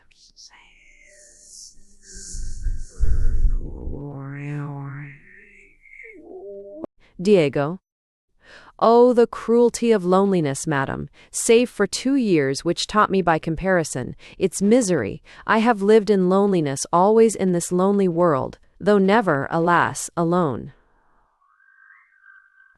But as the wayfarer from out of the snow and wind feels his limbs numb and frozen in the heart's warmth, so, having learned that one might speak, be understood, be comforted, that one might love and be beloved, or some misery of loneliness was revealed to me, and then to be driven back into it once more, shut into it forever. Oh, madam, when one can no longer claim understanding and comfort, no longer say, I suffer, help me. Fuzz. Duchess. Duchess. How can a child like you already know such things? We women may, indeed. I was as young as you years ago, when I too learned it, and since I learned it, let my knowledge, my poor child, help you to bear it. I know how silence galls and wearies. If silence hurts you, speak, not for me to answer, but understand and sorrow for you. I am old and simple and unlearned, but, God willing, I shall understand. How new, Diego. If anything could help me, 'tis the sense of kindness such as yours. I thank you for your gift, but acceptance of it would be theft, for it is not meant for what I really am. And though a living lie in many things, I am still, oddly enough, honest. Duchess. Do not believe it, Diego. Where it is needed, our poor loving kindness can never be stolen. Diego. Do not tempt me, madam. Oh God, I do not want your pity, your loving kindness. What are such things to me? And as to understanding my sorrows, no one can, save the very one who is inflicting them. Besides, you and I call different things by the same names. What you call love, to me, means nothing, nonsense taught to children, priests, metaphysics. What I mean, you do not know. Travels. Diego walks up and down in agitation. But, woe's me, you have awakened the power of breaking through this silence, which is starvation and deathly thirst and suffocation. And it so happens that if I speak to you, all will be wrecked. A pause. But there remains nothing to wreck. Understand me, madam, I care not who you are. I know that once I have spoken, you must become my enemy. But I am grateful to you. You have shown me the way to speaking, and, no matter now to whom, I now must speak. Duchess. You shall speak to God, my friend, though you speak seemingly to me. Diego. To God. To God. These are the icy generalities we strike upon under all pious warmth. No, gracious madam, I will not speak to God, for God knows it already, and, knowing, looks on indifferent. I will speak to you, not because you are kind and pitiful, for you will cease to be so. Not because you will understand, for you never will. I will speak to you because, although you are a saint, you are his Hezes mother, have kept somewhat of his eyes, and mien, because it will hurt you if I speak, as I would, it might hurt him Praction. I am a woman, madam, a harlot, and I was the duke, your son's mistress while among the infidels. A long silence. The Duchess remains seated. She barely starts, exclaiming, one, and becomes suddenly absorbed in thought. Diego stands looking listlessly through the window at the lake and the willow. Diego. I await your grace's orders. Will it please you that I call your maid of honor, or summon the gentleman outside? If it so please you, there need be no scandal. I shall give myself up to anyone your grace prefers. The Duchess pays no attention to Diego's last words and remains reflecting. Duchess. Then it is he who, as you call it, spurns you. How so? For you are admitted to his close familiarity. Nay, you have worked the miracle of curing him. I do not understand the situation. For, Diego, I know not by what other name to call you. I feel your sorrow is a deep one. You are not the woman who would despair and call God cruel for a mere lover's quarrel. You love my son. You have cured him. Do I guess rightly, through your love? But if it be so, what can my son have done to break your heart? Diego. After listening astonished at the Duchess's unaltered tone of kindness. Your grace will understand the matter as much as I can, and I cannot. He does not recognize me, madam. Duchess. I fing inceptions where are tithing in near beso. Not recognize you? What do you mean? Ego. What the words signify, not recognize. Duchess. Then, he does not know. He still believes you to be a stranger? Diego. So it seems, madam. Duchess. And yet you have cured his melancholy by your presence. And in the past, tell me, had you ever sung to him? Diego, weeping silently, saunt. Daily, madam. Duchess slowly. Stuff. No. They say that Ferdinand is, thanks to you, once more in full possession of his mind. It cannot be. Something still lacks. He is not fully cured. Diego. Alas, he is. The Duke remembers everything, save me. I'm all te. Save me. Duchess. There is some mystery in this. I do not understand such matters, but I know that Ferdinand could never be base towards you knowingly, and you, methinks, would never be base towards him. Diego, time will bring light into this darkness. Let us pray God together, that he may make our eyes and souls able to bear it. Diego, I cannot pray for light, most gracious madam, because I fear it. Indeed, I cannot pray at all, there remains naught to pray for. But, among the vain and worldly songs I have had to get by heart, there is, by chance, a kind of little hymn, a childish little verse, but a sincere one. I'll be. And while you pray for me, for you promise to pray for me, madam, I should like to sing it, with your grace's leave. Diego opens a little movable organ in a corner and strikes a few chords, remaining standing the while. The Duchess kneels down before the crucifix, turning her back upon him. While she is silently praying, Diego, still on his feet, sings very low to a kind of lullaby tune. Mother of God, we are thy weary children, teach us, thou weeping, mother, to cry ourselves to sleep. Act I, a he. 3 months later, another part of the Palace of Mantua, the hanging gardens and the Duke's apartments. It is the first warm night of spring. The lemon trees have been brought out that day, and fill the air with fragrance. Terraces and flights of steps. In the background, the dark mass of the palace, with its cupolas and fortified towers. Here and there a lit window picking out the dark, and from above the principal yards, the flare of torches rising into the deep blue of the sky. In the course of the scene, the moon gradually emerges from behind a group of poplars on the opposite side of the lake, into which the palace is built. During the earlier part of the act, darkness. Great stillness, with, only occasionally, the plash of a fisherman's oar, or a very distant thrum of mandolines. The Duke, and Diego are walking up and down the terraces. Duke. Thou ask'st me once, dear Diego, the meaning of that labyrinth which I have had carved, a shapeless pattern enough, but well suited, methinks, to blue and gold, upon the ceiling of my new music-room. And wouldst have asked, I fancy, as many have done, the hidden meaning of the device surrounding it. I left thee in the dark, dear lad, and treated thy curiosity in a peevish manner. Thou hast long forgiven, and perhaps forgotten, deeming my lack of courtesy but another ailment of thy poor sick master, another of those odd ungracious moods with which, kindest of healing creatures, thou hast had such wise and cheerful patience. I have often wished to tell thee, but I could not. 'Tis only now, in some mysterious fashion, I seem myself once more, able to do my judgment's bidding, and to dispose, in memory and words, of my own past.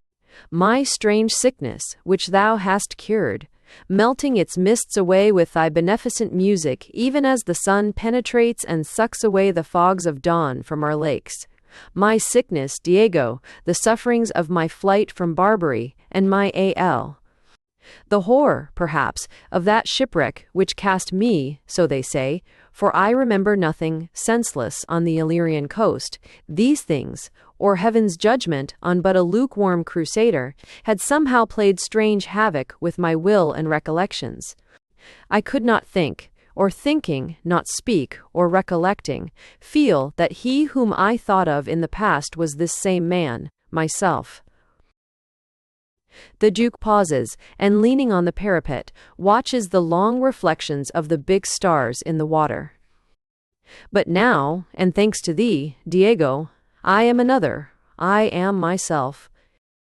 Diego's face, invisible in the darkness, has undergone dreadful convulsions.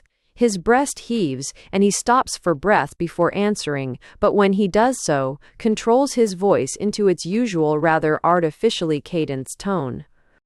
Diego, and now, dear master, you can recollect all. Duke, recollect, sweet friend, and tell thee, for it is seemly that I should break through this churlish silence with thee. Thou didst cure the weltering distress of my poor darkened mind. I would have thee now know somewhat of the past of thy grateful patient. The maze, Diego, carved and gilded on that ceiling, is but a symbol of my former life, and the device which, being interpreted, means, I seek straight ways, the expression of my wish and duty. Diego. You loathed the maze, my lord? Duke. Not so, I loved it then, and I still love it now. But I have issued from it, issued to recognize that the maze was good. Though it is good, I left it. When I entered it, I was a raw youth, although in years a man, full of easy theory, and thinking all practice simple, unconscious of passion, ready to govern the world with a few learned notions. Moreover, never having known either happiness or grief, never loved and wondered at a creature different from myself, acquainted, not with the straight roads which I now seek, but only with the rectangular walls of schoolrooms. The maze, and all the maze implied, made me a man. Diego. Who has listened with conflicting feelings, and now unable to conceal his joy. A man, dear master, and the gentlest, most just of men. Then that maze.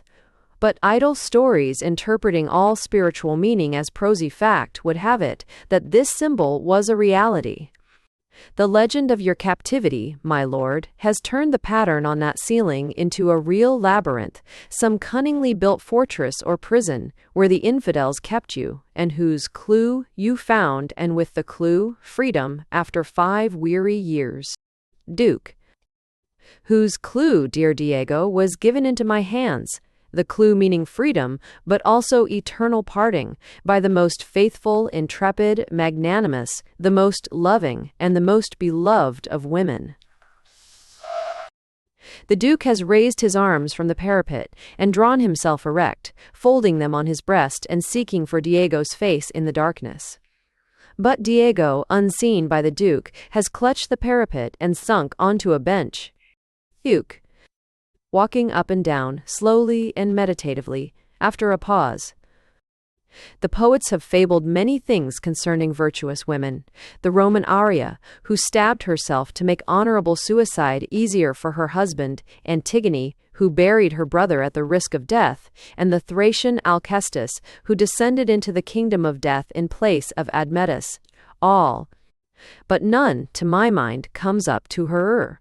For fancy is but thin and simple, a web of few bright threads, whereas reality is closely knitted out of the numberless fibers of life, of pain and joy. For note it, Diego, those antique women whom we read of were daughters of kings, or of Romans more than kings, bred of a race of heroes, and trained, while still playing with dolls, to pride themselves on austere duty, and look upon the wounds and maimings of their soul as their brothers and husbands looked upon the mutilations of battle.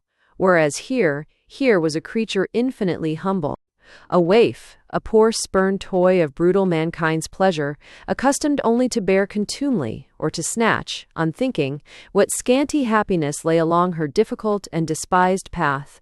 A wild creature, who had never heard such words as duty or virtue, and yet whose acts first taught me what they truly meant. Diego. Who has recovered himself, and is now leaning in his turn on the parapets. Why?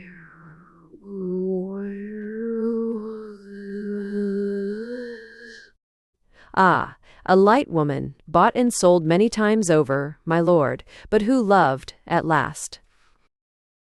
Duke. That is the shallow and contemptuous way in which men think, Diego, and boys like thee pretend to, those to whom life is but a chessboard, a neatly painted surface, alternate black and white, most suitable for skillful games, with a soul clean lost or gained at the end. I thought like that. But I grew to understand life as a solid world. Rock, fertile earth, veins of pure metal, mere mud, all strangely mixed and overlaid, an eternal fire at the core. I learned it, knowing Magdalene. Diego.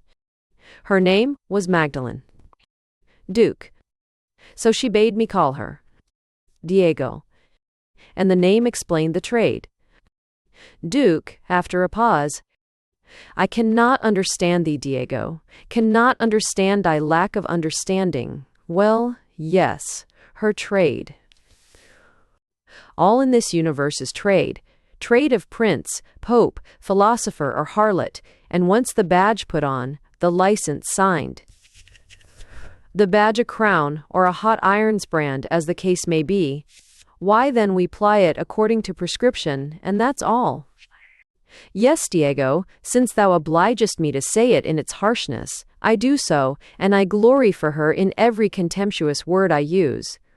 The woman I speak of was but a poor Venetian courtesan, some drab's child, sold to the infidels as to the Christians, and my cruel pirate masters, shall we say.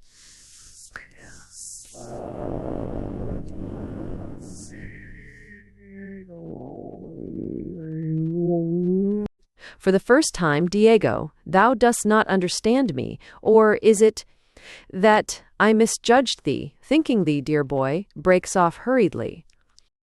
Diego, very slowly. Thinking me what, my lord? Duke, lightly, but with effort. Less of a little Sir Paragon of virtue than a dear child, who is only a child, must be. Diego. It is better, perhaps, that your highness should be certain of my limitations.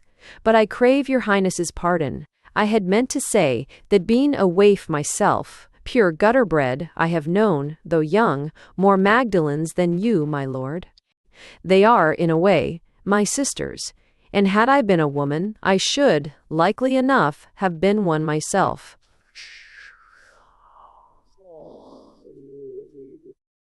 Duke. You mean Diego? Diego.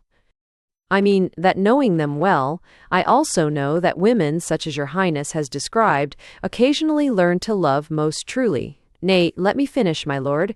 I was not going to repeat a mere sentimental commonplace.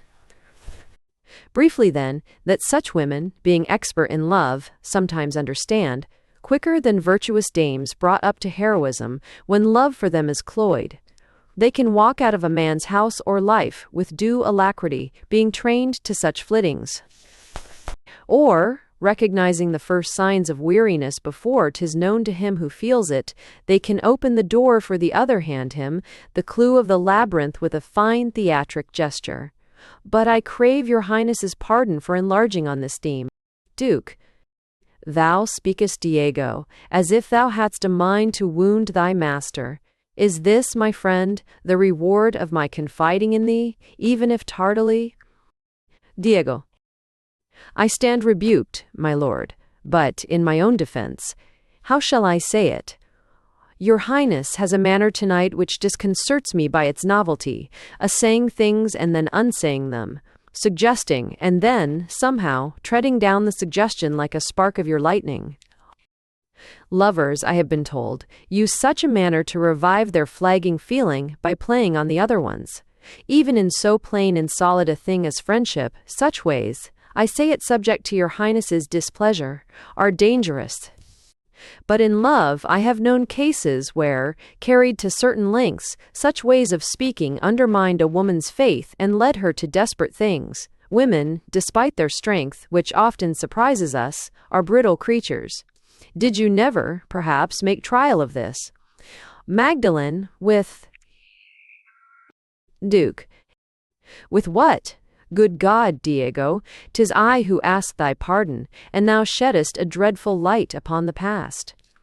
But it is not possible. I am not such a cur that, after all she did, after all she was, my life saved by her audacity 100 times, made rich and lovely by her love, her wit, her power, that I could ever have whimpered for my freedom, or made her suspect I wanted it more than I wanted her. Is it possible, Diego? Diego, slowly, a Latin. Why more than you wanted her? She may have thought the two compatible. Duke. Never. First, because my escape could not be compassed save by her staying behind, and then because she knew, in fact, what thing I was, or must become, once set at liberty. Diego, after a pause. I see. You mean, my lord, that you being Duke of Mantua, while she, if she knew that, knew it not merely as a fact, but as one knows the full savour of grief, well, she was indeed the paragon, you think. One might indeed say, bating one point, a virtuous woman. Duke, thou hast understood, dear Diego, and I thank thee for it. Diego. But I fear, my lord, she did not know these things. Such as she, as yourself remarked, are not trained to conceive of duty even in others. Passion moves them, and they believe in passion. You loved her, good. Why then, at Mantua, as in Barbary? No, my dear master, believe me, she had seen your love was turning stale, and set you free, rather than taste its staleness. Passion, like duty, has its pride, and even we waifs, as gypsies, have our point of honor. Duke. Stale. My love grown stale. You make me laugh, boy, instead of angering. Stale. You never knew her. She was not like a song. Even your sweetest song, which, heard too often, cloys, its phrases dropping to senseless notes. She was like music, the whole art. New modes, new melodies, new rhythms, with every day and hour, passionate or sad, or gay, or very quiet, more wondrous notes than in thy voice, and more strangely sweet, even when they grated, than the tone of those new-fangled fiddles, which wound the ear and pour balm in. They make now, at Cremona. Diego. You loved her then, sincerely? Duke. Methinks it may be Diego now, tormenting his master with needless questions. Loved her, boy, I love her. A long pause. Diego has covered his face with a gesture as if about to speak.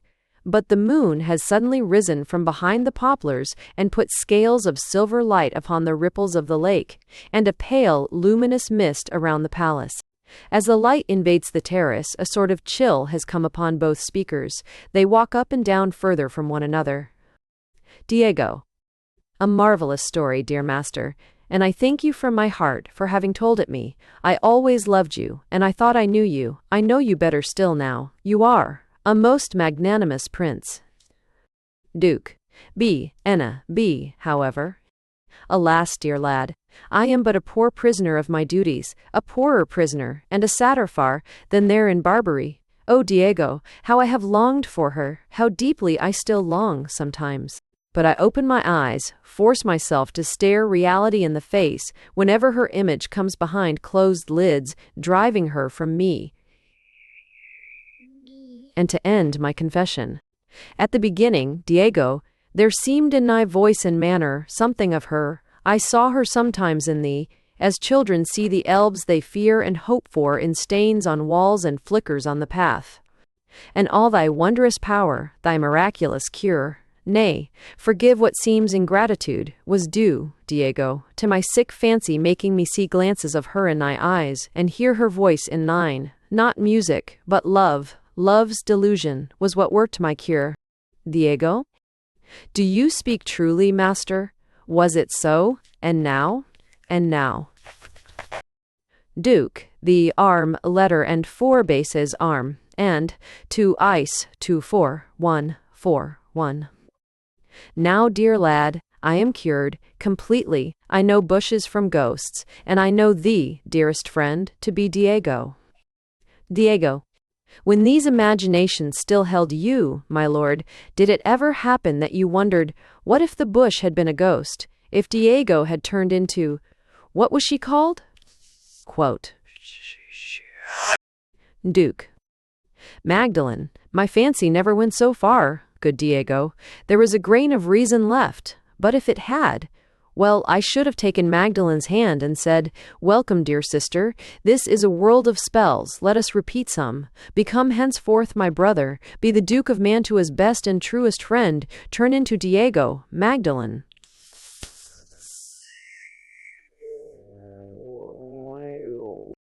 The Duke presses Diego's arm and, letting it go, walks away into the moonlight with an enigmatic air.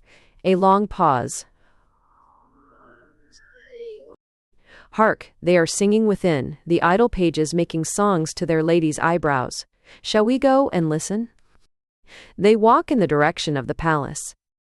And with a little hesitation that makes me say, Diego, before we close this past of mine and bury it forever in our silence, that there is a little Moorish song, plaintive and quaint, she used to sing, which some day I will write down, and thou shalt sing it to me, on my deathbed. Diego. Why not before, speaking of songs, that mandolin, though out of tune, and vilely played, has got hold of a ditty I like well enough. Hark, the words are Tuscan, well known in the mountains. Sings.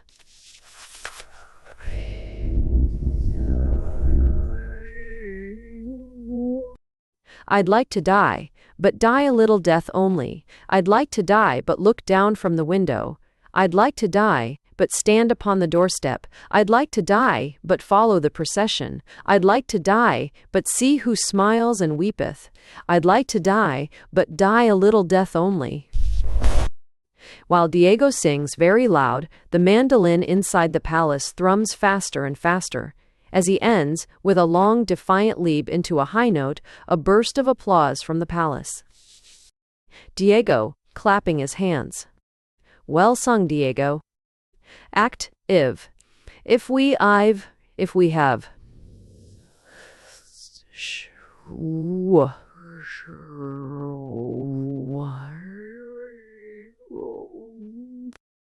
A few weeks later, the new music room in the Palace of Mantua, windows on both sides admitting a view of the lake so that the hall looks like a galley surrounded by water.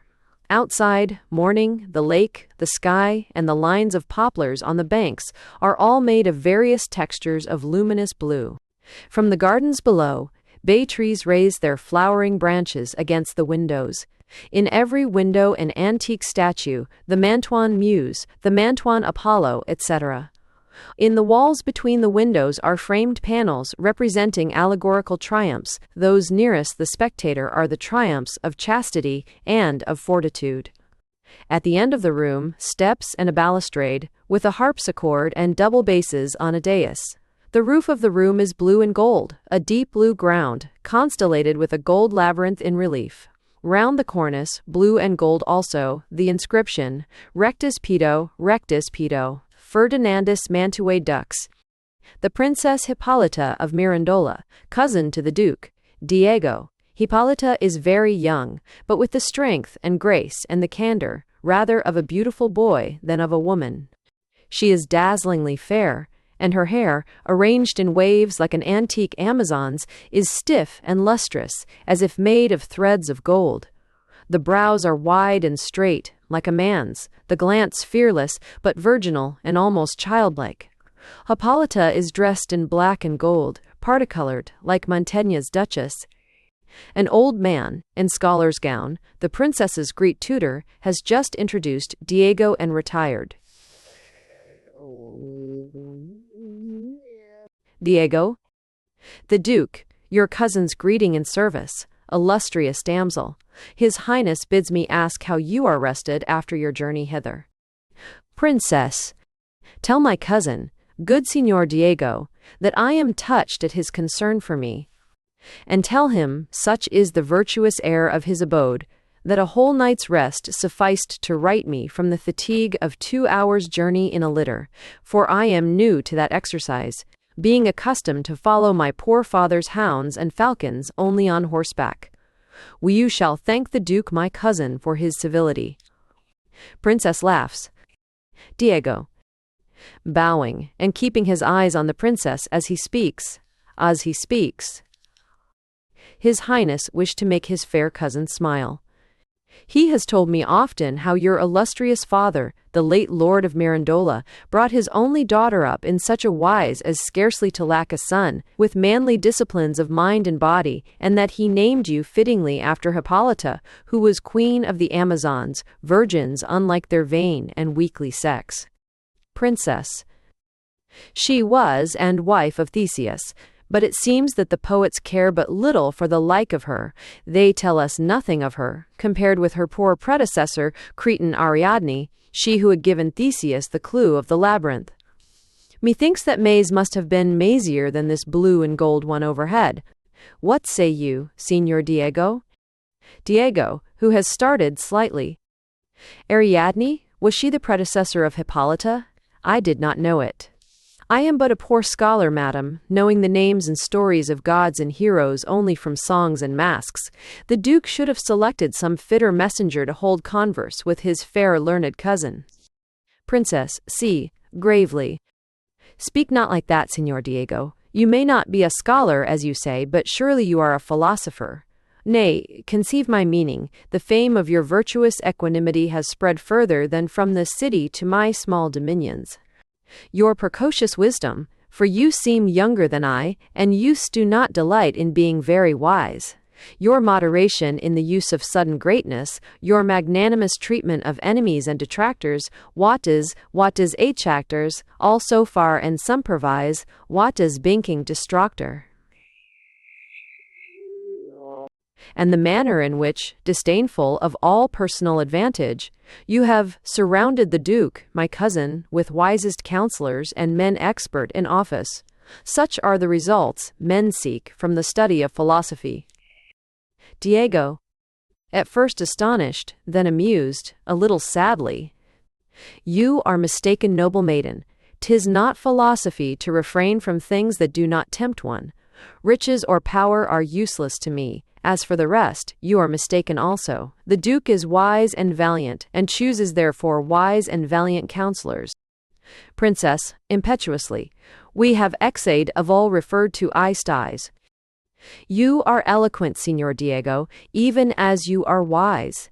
But your words do not deceive me. Ambition lurks in every one, and power intoxicates all save those who have schooled themselves to use it as a means to virtue. Diego.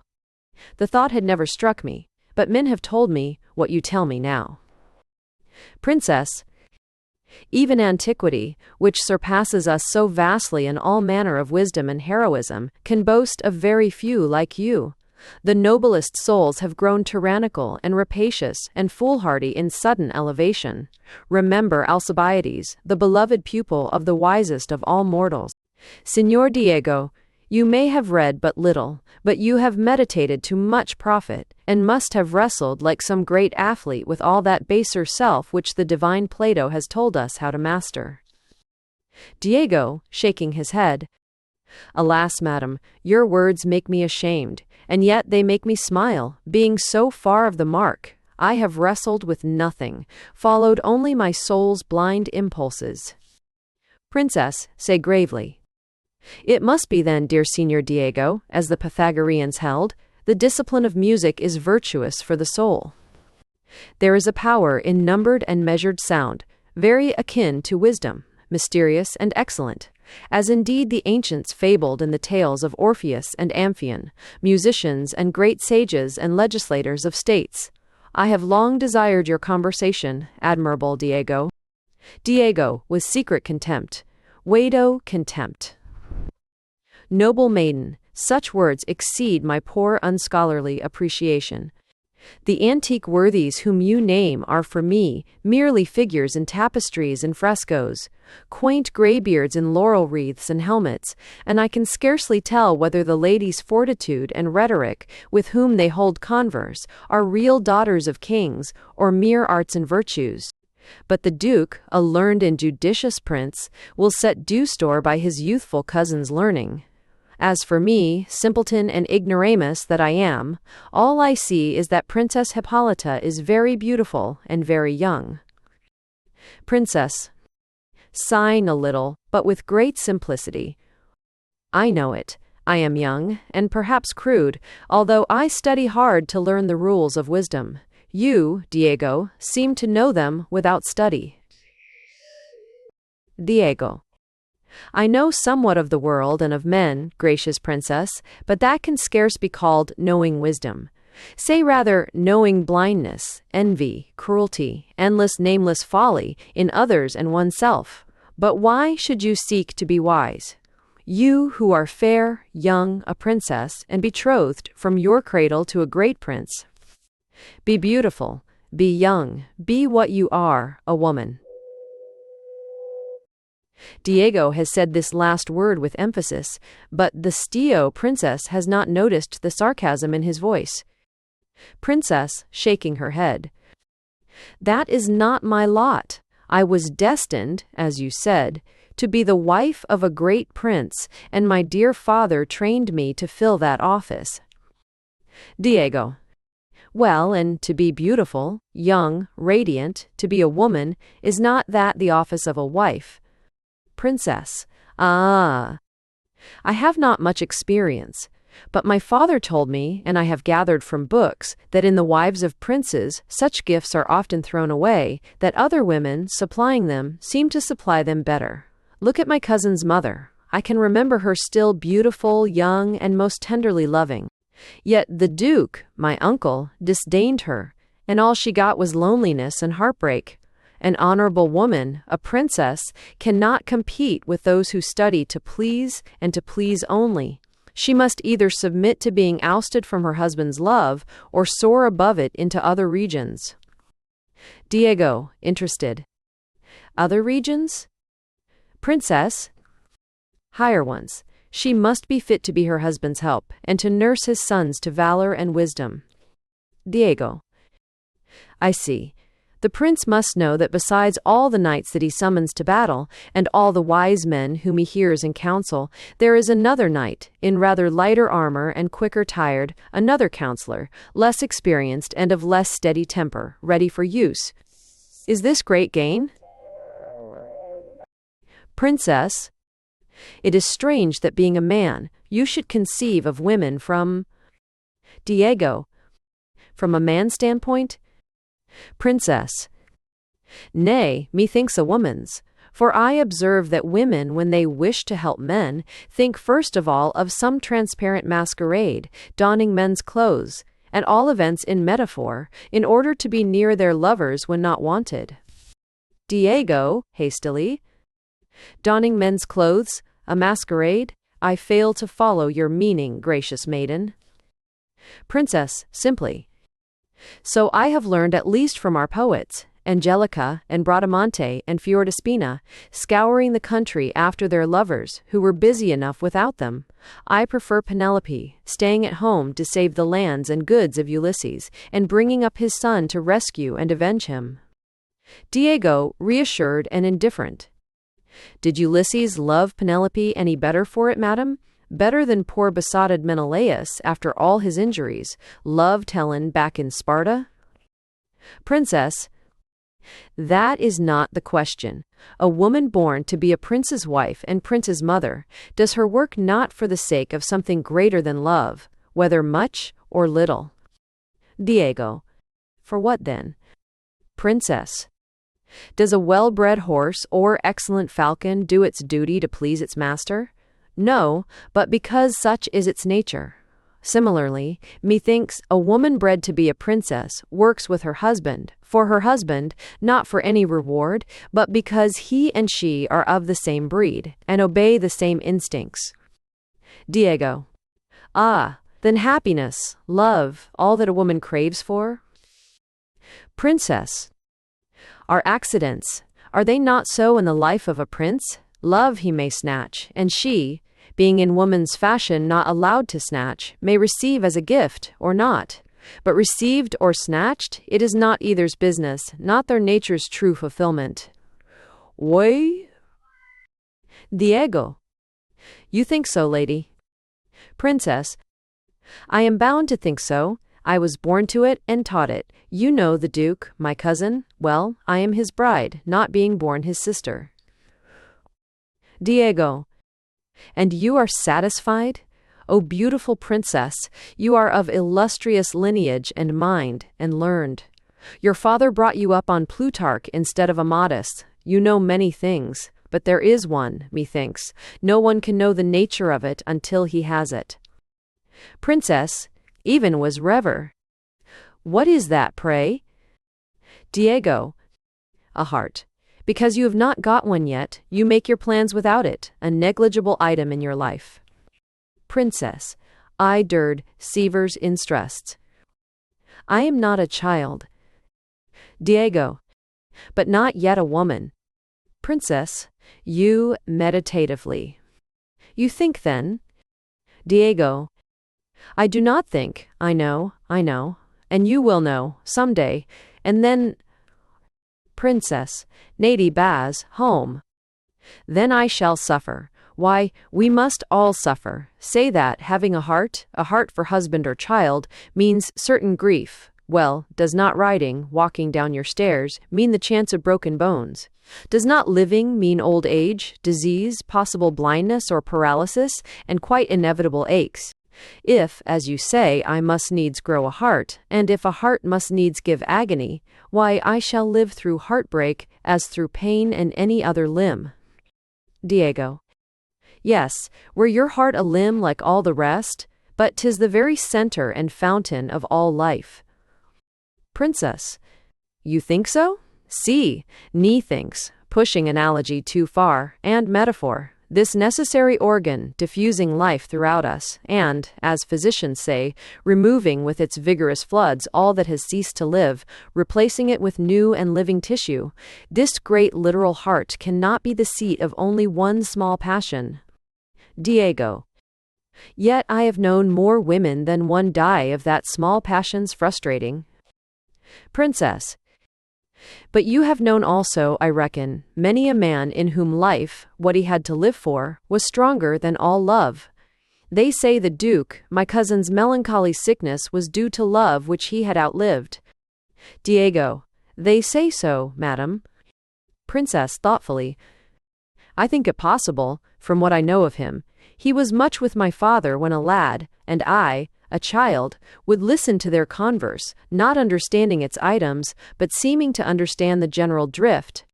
My father often said my cousin was romantic, favored overmuch his tender mother, and would suffer greatly, learning to live for valor and for wisdom. Well, Diego. Think you he has, madam? Princess. If 'tis true that occasion has already come. A person, Diego. And, if that occasion came, for the first time, or for the second, perhaps, after your marriage, what would you do, madam? Princess. I cannot tell as yet. Help him, I trust, when help could come, by the sympathy of a soul's strength and serenity. Stand aside, most likely, waiting to be wanted. Or else, Diego. Or else, illustrious maiden. Princess. Or else, I know not, perhaps, growing a heart, get some use from it. Diego. Your Highness surely does not mean use it to love with? Princess. Why not? It might be one way of help. And if I saw him struggling with grief, seeking to live the life and think the thought fit for his station, why, methinks I could love him. He seems lovable. Only love could have taught fidelity, like yours. Diego. You forget, gracious princess, that you attributed great power of virtue to a habit of conduct, which is like the nature of high-bred horses, needing no spur. But in truth, you are right. I am no high-bred creature. Quite the contrary. Like curs, I love, and only love, for curs are known to love their masters. Princess. Speak not thus, virtuous Diego. I have indeed talked in magnanimous fashion, and believed, sincerely, that I felt high resolves. But you have acted, lived, and done magnanimously. What you have been and are to the Duke is better schooling for me than all the lives of Plutarch. Diego. You could not learn from me, lady. Princess. But I would try, Diego. Diego. Be not grasping, madam. The generous coursers whom your father taught you to break and harness have their set of virtues. Those of curs are different. Do not grudge them those. Your noble horses kick them enough, without even seeing their presence. But I feel I am beyond my depth, not being philosophical by nature or schooling. And I had forgotten to give you part of His Highness's message. Knowing your love of music and the attention you have given it, the Duke imagined it might divert you till he was at leisure to pay you homage, to make trial of my poor powers. Will it please you to order the other musicians, madam? Princess. Nay, good Diego, humor me in this. I have studied music, and would fain make trial of accompanying your voice. Have you notes by you? Diego. Diego. Here are some, madam, left for the use of His Highness's band this evening. Here is the Pastoral of Phyllis, by Ludovic of the Lute, a hymn in 4 parts to the Virgin by Orlandus Lassus, a madrigal by the Pope's master, Signor Pierluigi of Praenest. Ah! Here is a dramatic scene between Medea and Creusa, rivals in love, by the Florentine Octavio. Have you knowledge of it, madam? Princess. I have sung it with my master for exercise. But, good Diego, find a song for yourself. Diego. You shall humor me now, gracious lady. Think I am your master. I desired to hear your voice, and who knows, in this small matter I may really teach you something.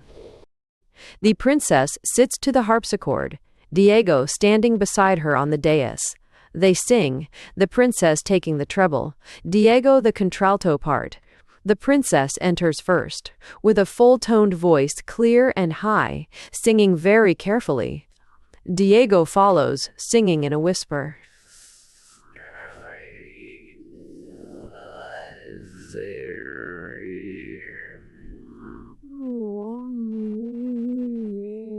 His voice is a little husky, and here and there broken, but ineffably delicious and penetrating, and as he sings becomes, without quitting the whisper, dominating and disquieting.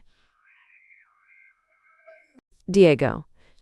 Having finished a cadence, rudely. What is it, madam? Princess. I know not. I have lost my place. I feel bewildered.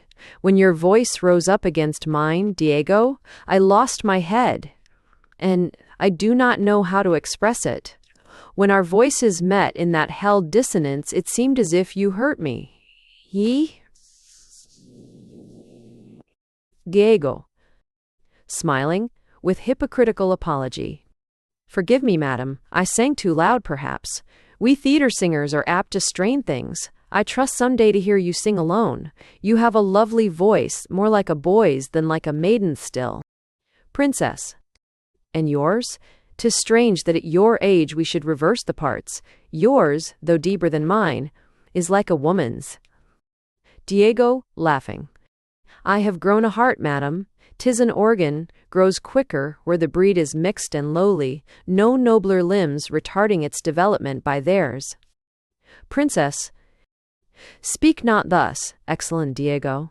Why cause me pain by disrespectful treatment of a person, your own admirable self, whom I respect?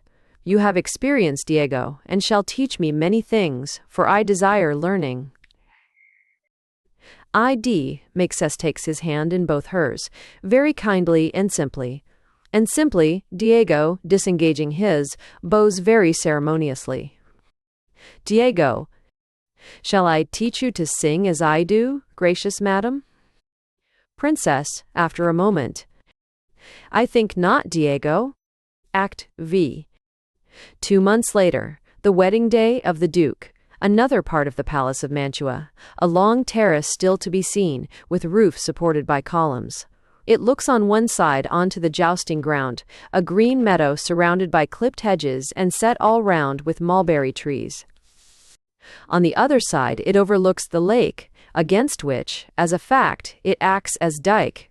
The court of Mantua and envoys of foreign princes, together with many prelates, are assembled on the terrace, surrounding the seats of the Duke, the young Duchess Hippolyta, Ito di Teste Hippolyta, the Duchess Dowager, and the Cardinal. Facing this gallery, and separated from it by a line of sedge and willows and a few yards of pure green water, starred with white lilies, is a stage in the shape of a Grecian temple, apparently rising out of the lake. Its pediment and columns are slung with garlands of bay and cypress. In the gable, the Duke's device of a labyrinth in gold on a blue ground, and the motto, Rectus Pedo. On the stage, but this side of the curtain, which is down, are a number of musicians with violins, viols, heorbs, a hautboy, a flute, a bassoon, e viola d'amore, and bass viols, grouped round 2 men with double basses and a man at a harpsichord, in dress like the musicians in Veronese's paintings. They are preluding gently, playing elaborately fugued variations on a dance tune in 3/8 time, rendered singularly plaintive by the absence of perfect closes. Cardinal. To Venetian ambassador. What say you to our Diego's mask, my lord? Does not his skill as a composer vie almost with his subtlety as a singer? Marchioness of Gostala. To the Sench Di, Duchess Dowager. A most excellent mask, methinks, madam, and of so new a kind. We have had masks in palaces and also in gardens, and some, I own it, beautiful, for our palace on the hill affords fine vistas of cypress avenues and the distant plain. But, until the Duke your son, no one has had a mask on the water, it would seem. 'Tis doubtless his invention? Duchess. With evident preoccupation, and my intimity, are also ions and estra, to side find in sheaths. I think not, madam, 'tis our foolish Diego's freak, and I confess, I like it not, it makes me anxious for the players. Bishop of Cremona, to the Cardinal. A wondrous singer, your Signor Diego. They say the Spaniards have subtle exercises for keeping the voice thus youthful. His Holiness has several such who sing divinely under Pier Luigi's guidance, but your Diego seems really but a child, yet has a mode of singing like one who knows a world of joys and sorrows. Cardinal. He has, indeed. I sometimes think he pushes the pathetic quality too far. I am all for the Olympic serenity of the wise ancients. Young Duchess, laughing. My uncle would, I almost think, exile our divine Diego, as Plato did the poets, for moving us too much. Prince of Massa, whispering. He has moved your noble husband strangely, or is it, gracious bride, that too much happiness overwhelms our friend? Young Duchess. Turning round and noticing the Stuke, a few seats off. 'Tis true, Ferdinand is very sensitive to music, and is greatly concerned for our Diego's play. Still, I wonder.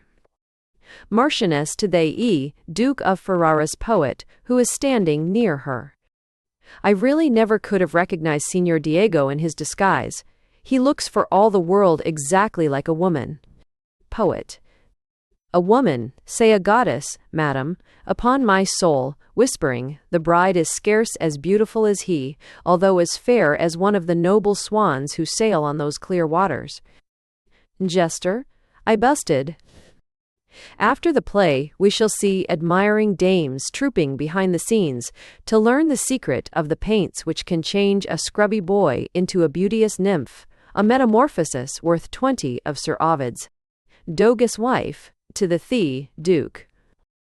They all tell me, but 'tis a secret naturally, that the words of this ingenious masque are from your Highness's own pen, and that you helped. Such are your varied gifts, your singing page, to set them to music. Duke, impatiently. It may be that your Serenity is rightly informed, or not. Knight of Malta, to young Duchess. Haste is, or Docus, when stays. One recognizes, at least, the mark of Duke Ferdinand's genius in the suiting of the play to the surroundings. Given these lakes, what fitter argument than Ariadne abandoned on her little island? And the labyrinth in the story is a pretty allusion to your lord's personal device and the magnificent ceiling he lately designed for our admiration. Young Duchess. With her eyes fixed on the curtain, which begins to move. Nay, 'tis all Diego's thought. Hush, they begin to play. Oh, my heart beats with curiosity to know how our dear Diego will carry his invention through, and to hear the last song which he has never let me hear him sing. The curtain is drawn aside, displaying the stage, set with orange and myrtle trees in jars, and a big flowering oleander. There is no painted background, but instead, the lake with distant shore and the sky with the sun slowly descending into clouds which light up purple and crimson and send rosy streamers into the high blue air. On the stage, a rout of bacchanals, dressed like Mantegna's hours, but with vine garlands, archi, Also, satyrs quaintly dressed in goatskins, but with top knots of ribbons, all singing a Latin ode in praise of Bacchus and wine, while girls dressed as nymphs, with ribboned thyrsi in their hands, dance a pavana before a throne of moss overhung by ribboned garlands. On this throne are seated a tenor, as Bacchus, dressed in russet and leopard skins, a garland of vine leaves round his waist and round his wide-brimmed hat, and Diego, as Bayed, Ariadne. Diego, no longer habited as a man, but in woman's garments, like those of Guercino's Sibyls, a floating robe and vest of orange and violet, open at the throat, with particolored scarves hanging, and a particolored scarf wound like a turban round the head, the locks of dark hair escaping from beneath. She is extremely beautiful. Magdalene, sometime known as Diego, now representing Ariadne, rises from the throne and speaks, turning to Bacchus. Her voice is a contralto, but not deep, and with upper notes like a hautboy's. She speaks in an irregular recitative, sustained by chords on the viols and harpsichord. Ariadne.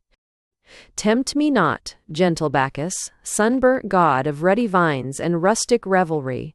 The gifts you bring, the queenship of the world of wine-inspired fancies, cannot quell my grief at Theseus's loss. Bacchus, D-tenor. Princess, I do beseech you, give me leave to try and soothe your anguish. Daughter of Cretan Minos, stern judge of the departed, your rearing has been too sad for youth and beauty, and the shade of Orcus has ever lain across your path. But I am, god of gladness. I can take your soul, suspended in mirth's sun, even as the grapes, translucent amber or rosy, hang from the tendril in the ripening sun of the crisp autumn day. I can unwind your soul and string it in the serene sky of evening, smiling in the deep blue like to the stars, encircled, I offer you as crown. Listen, fair nymph, 'tis a god woos you. Ariadne. Alas, radiant divinity of a time of year, gentler than spring and fruitfuller than summer, there is no autumn for hapless Ariadne, only winter's nights and frosts wrap my soul. When Theseus went, my youth went also. I pray you leave me to my poor tears and the thoughts of him. Bacchus. In Bacchus, lady, even a god, and even a lover, must respect your grief. Farewell, comrades, along the pine trees on the hills, the ivy wreaths upon the rocks, await your company, and the red-stained vat, the heady-scented oak wood, demand your presence. The Bacchantes and Dise, satyrs, sing a Latin ode in praise of wine, in 4 parts, with accompaniment of bass viols and lutes, an exeunt with Bacchus. Young Duchess. 2. Duke of Ferraris poet. Now, Master Torquato, now we shall hear poetry's own self sing with our Diego's voice. Diego, As's Ariadne, walks slowly up and down the stage, while the viola plays a prelude in the minor. Then she speaks, recitative, with chords only by strings and harpsichord. Ariadne. They are gone, at last. Kind creatures, how their kindness fretted my weary soul. I to be alone with grief is almost pleasure, since grief means thought of Theseus. What yet that thought is killing me. O Theseus, why didst thou ever come into my life? Why did not the cruel Minotaur gore and trample thee like all the others? Hapless Ariadne, the clue was in my keeping, and I reached it to him, and now his ship has long since neared his native shores, and he stands on the prow, watching for his new love, but the past belongs to me. A flute rises in the orchestra, with viols accompanying, pizzicati, and plays 3 or 4 bars of intricate mazy passages, very sweet and poignant, stopping on a high note, with imperfect close. Ariadne, continuing. Cool. I won. And in the past he loved me, and he loves me still. Nothing can alter that. Nay, Theseus, thou canst never love another like me. Arioso. The declamation becomes more melodic, though still unrhythmical, and is accompanied by a rapid and passionate tremolo of violins and viols. And thy love for her will be but the thin ghost of the reality that lived for me. But Theseus, do not leave me yet. Another hour, another minute. I have so much to tell thee, dearest, ere thou goest. Accompaniment more and more agitated. A hautboy echoes Ariadne's last phrase with poignant, reedy tone. Thou knowest, I have not yet sung thee that little song thou lovest to hear of. Evenings, the little song made by the Aeolian poetess whom Apollo loved when in her teens, and thou canst not go away till I have sung it, or, see, my lute, but I must tune it, all is out of tune in my poor jangled life. Lute solo in the orchestra, a Siciliana, or slow dance, very delicate and simple. Ariadne sings. Song. Let us forget we loved each other much. Let us forget we ever have to part. Let us forget that any look or touch once let in either to the other's heart. Only we'll sit upon the daisied grass, and hear the larks, and see the swallows pass. Only we live a while, as children play, without tomorrow, without yesterday. During the ritornello, between the two verses. Poet. To the young Duchess, whispering. Madam, methinks his highness is unwell. Turn round, I pray you. Young Duchess, without turnings. He feels the play's charm. Hush. Duchess Dowager, whispering. Come, Ferdinand, you are faint. Come with me. Duke, whispering. Nay, mother, it will pass. Only a certain oppression at the heart I was once subject to. Let us be still. Song, repeats. Only we'll live a while, as children play, without tomorrow, without yesterday. Few bars of ritornello after the song. Duchess Dowager, whispering, and Courage, my son, I know all.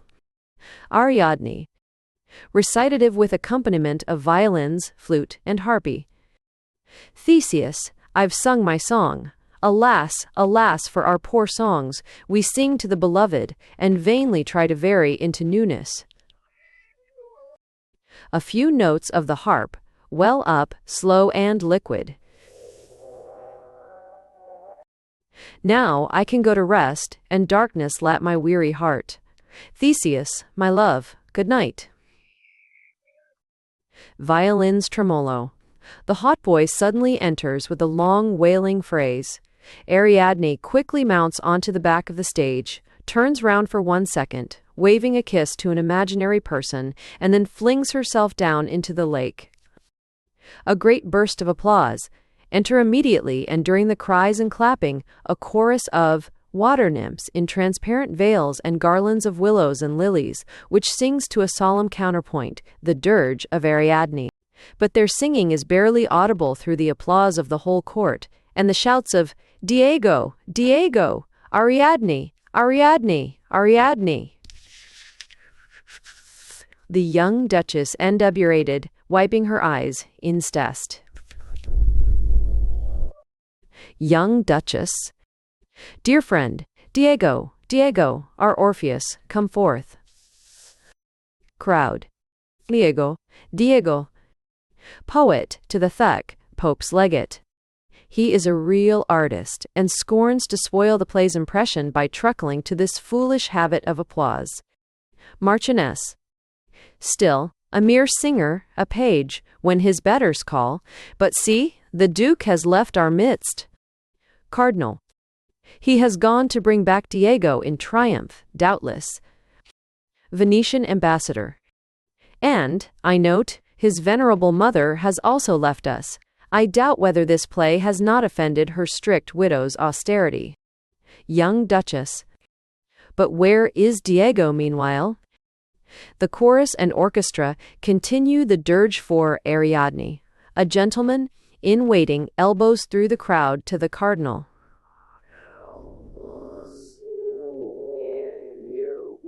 Gentleman, whispering, however to be. Most eminent, a word. I.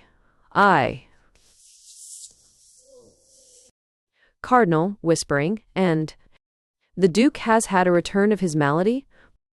Gentleman, whispering, Akai in night-night, said Stade.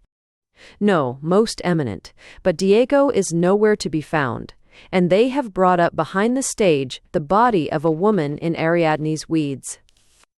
Cardinal, whispering, Ah, is that all? Discretion, pray, I knew it, but 'tis a most distressing accident, discretion above all. The chorus suddenly breaks off, for on to the stage comes the Duke. He is dripping and bears in his arms the dead body, drowned, of Diego, in the garb of Ariadne, A shout from the crowd. Young Duchess. Oh, with a cry, clutching the poet's arm. Diego. Duke. Stooping over the body, which he has laid upon the stage, and speaking very low. Magdalene. The curtain is hastily closed. The end. Thanks for listening to Limbo and Other Essays by Vernon Lee, History Ease, and First in Passive, Y. Ow.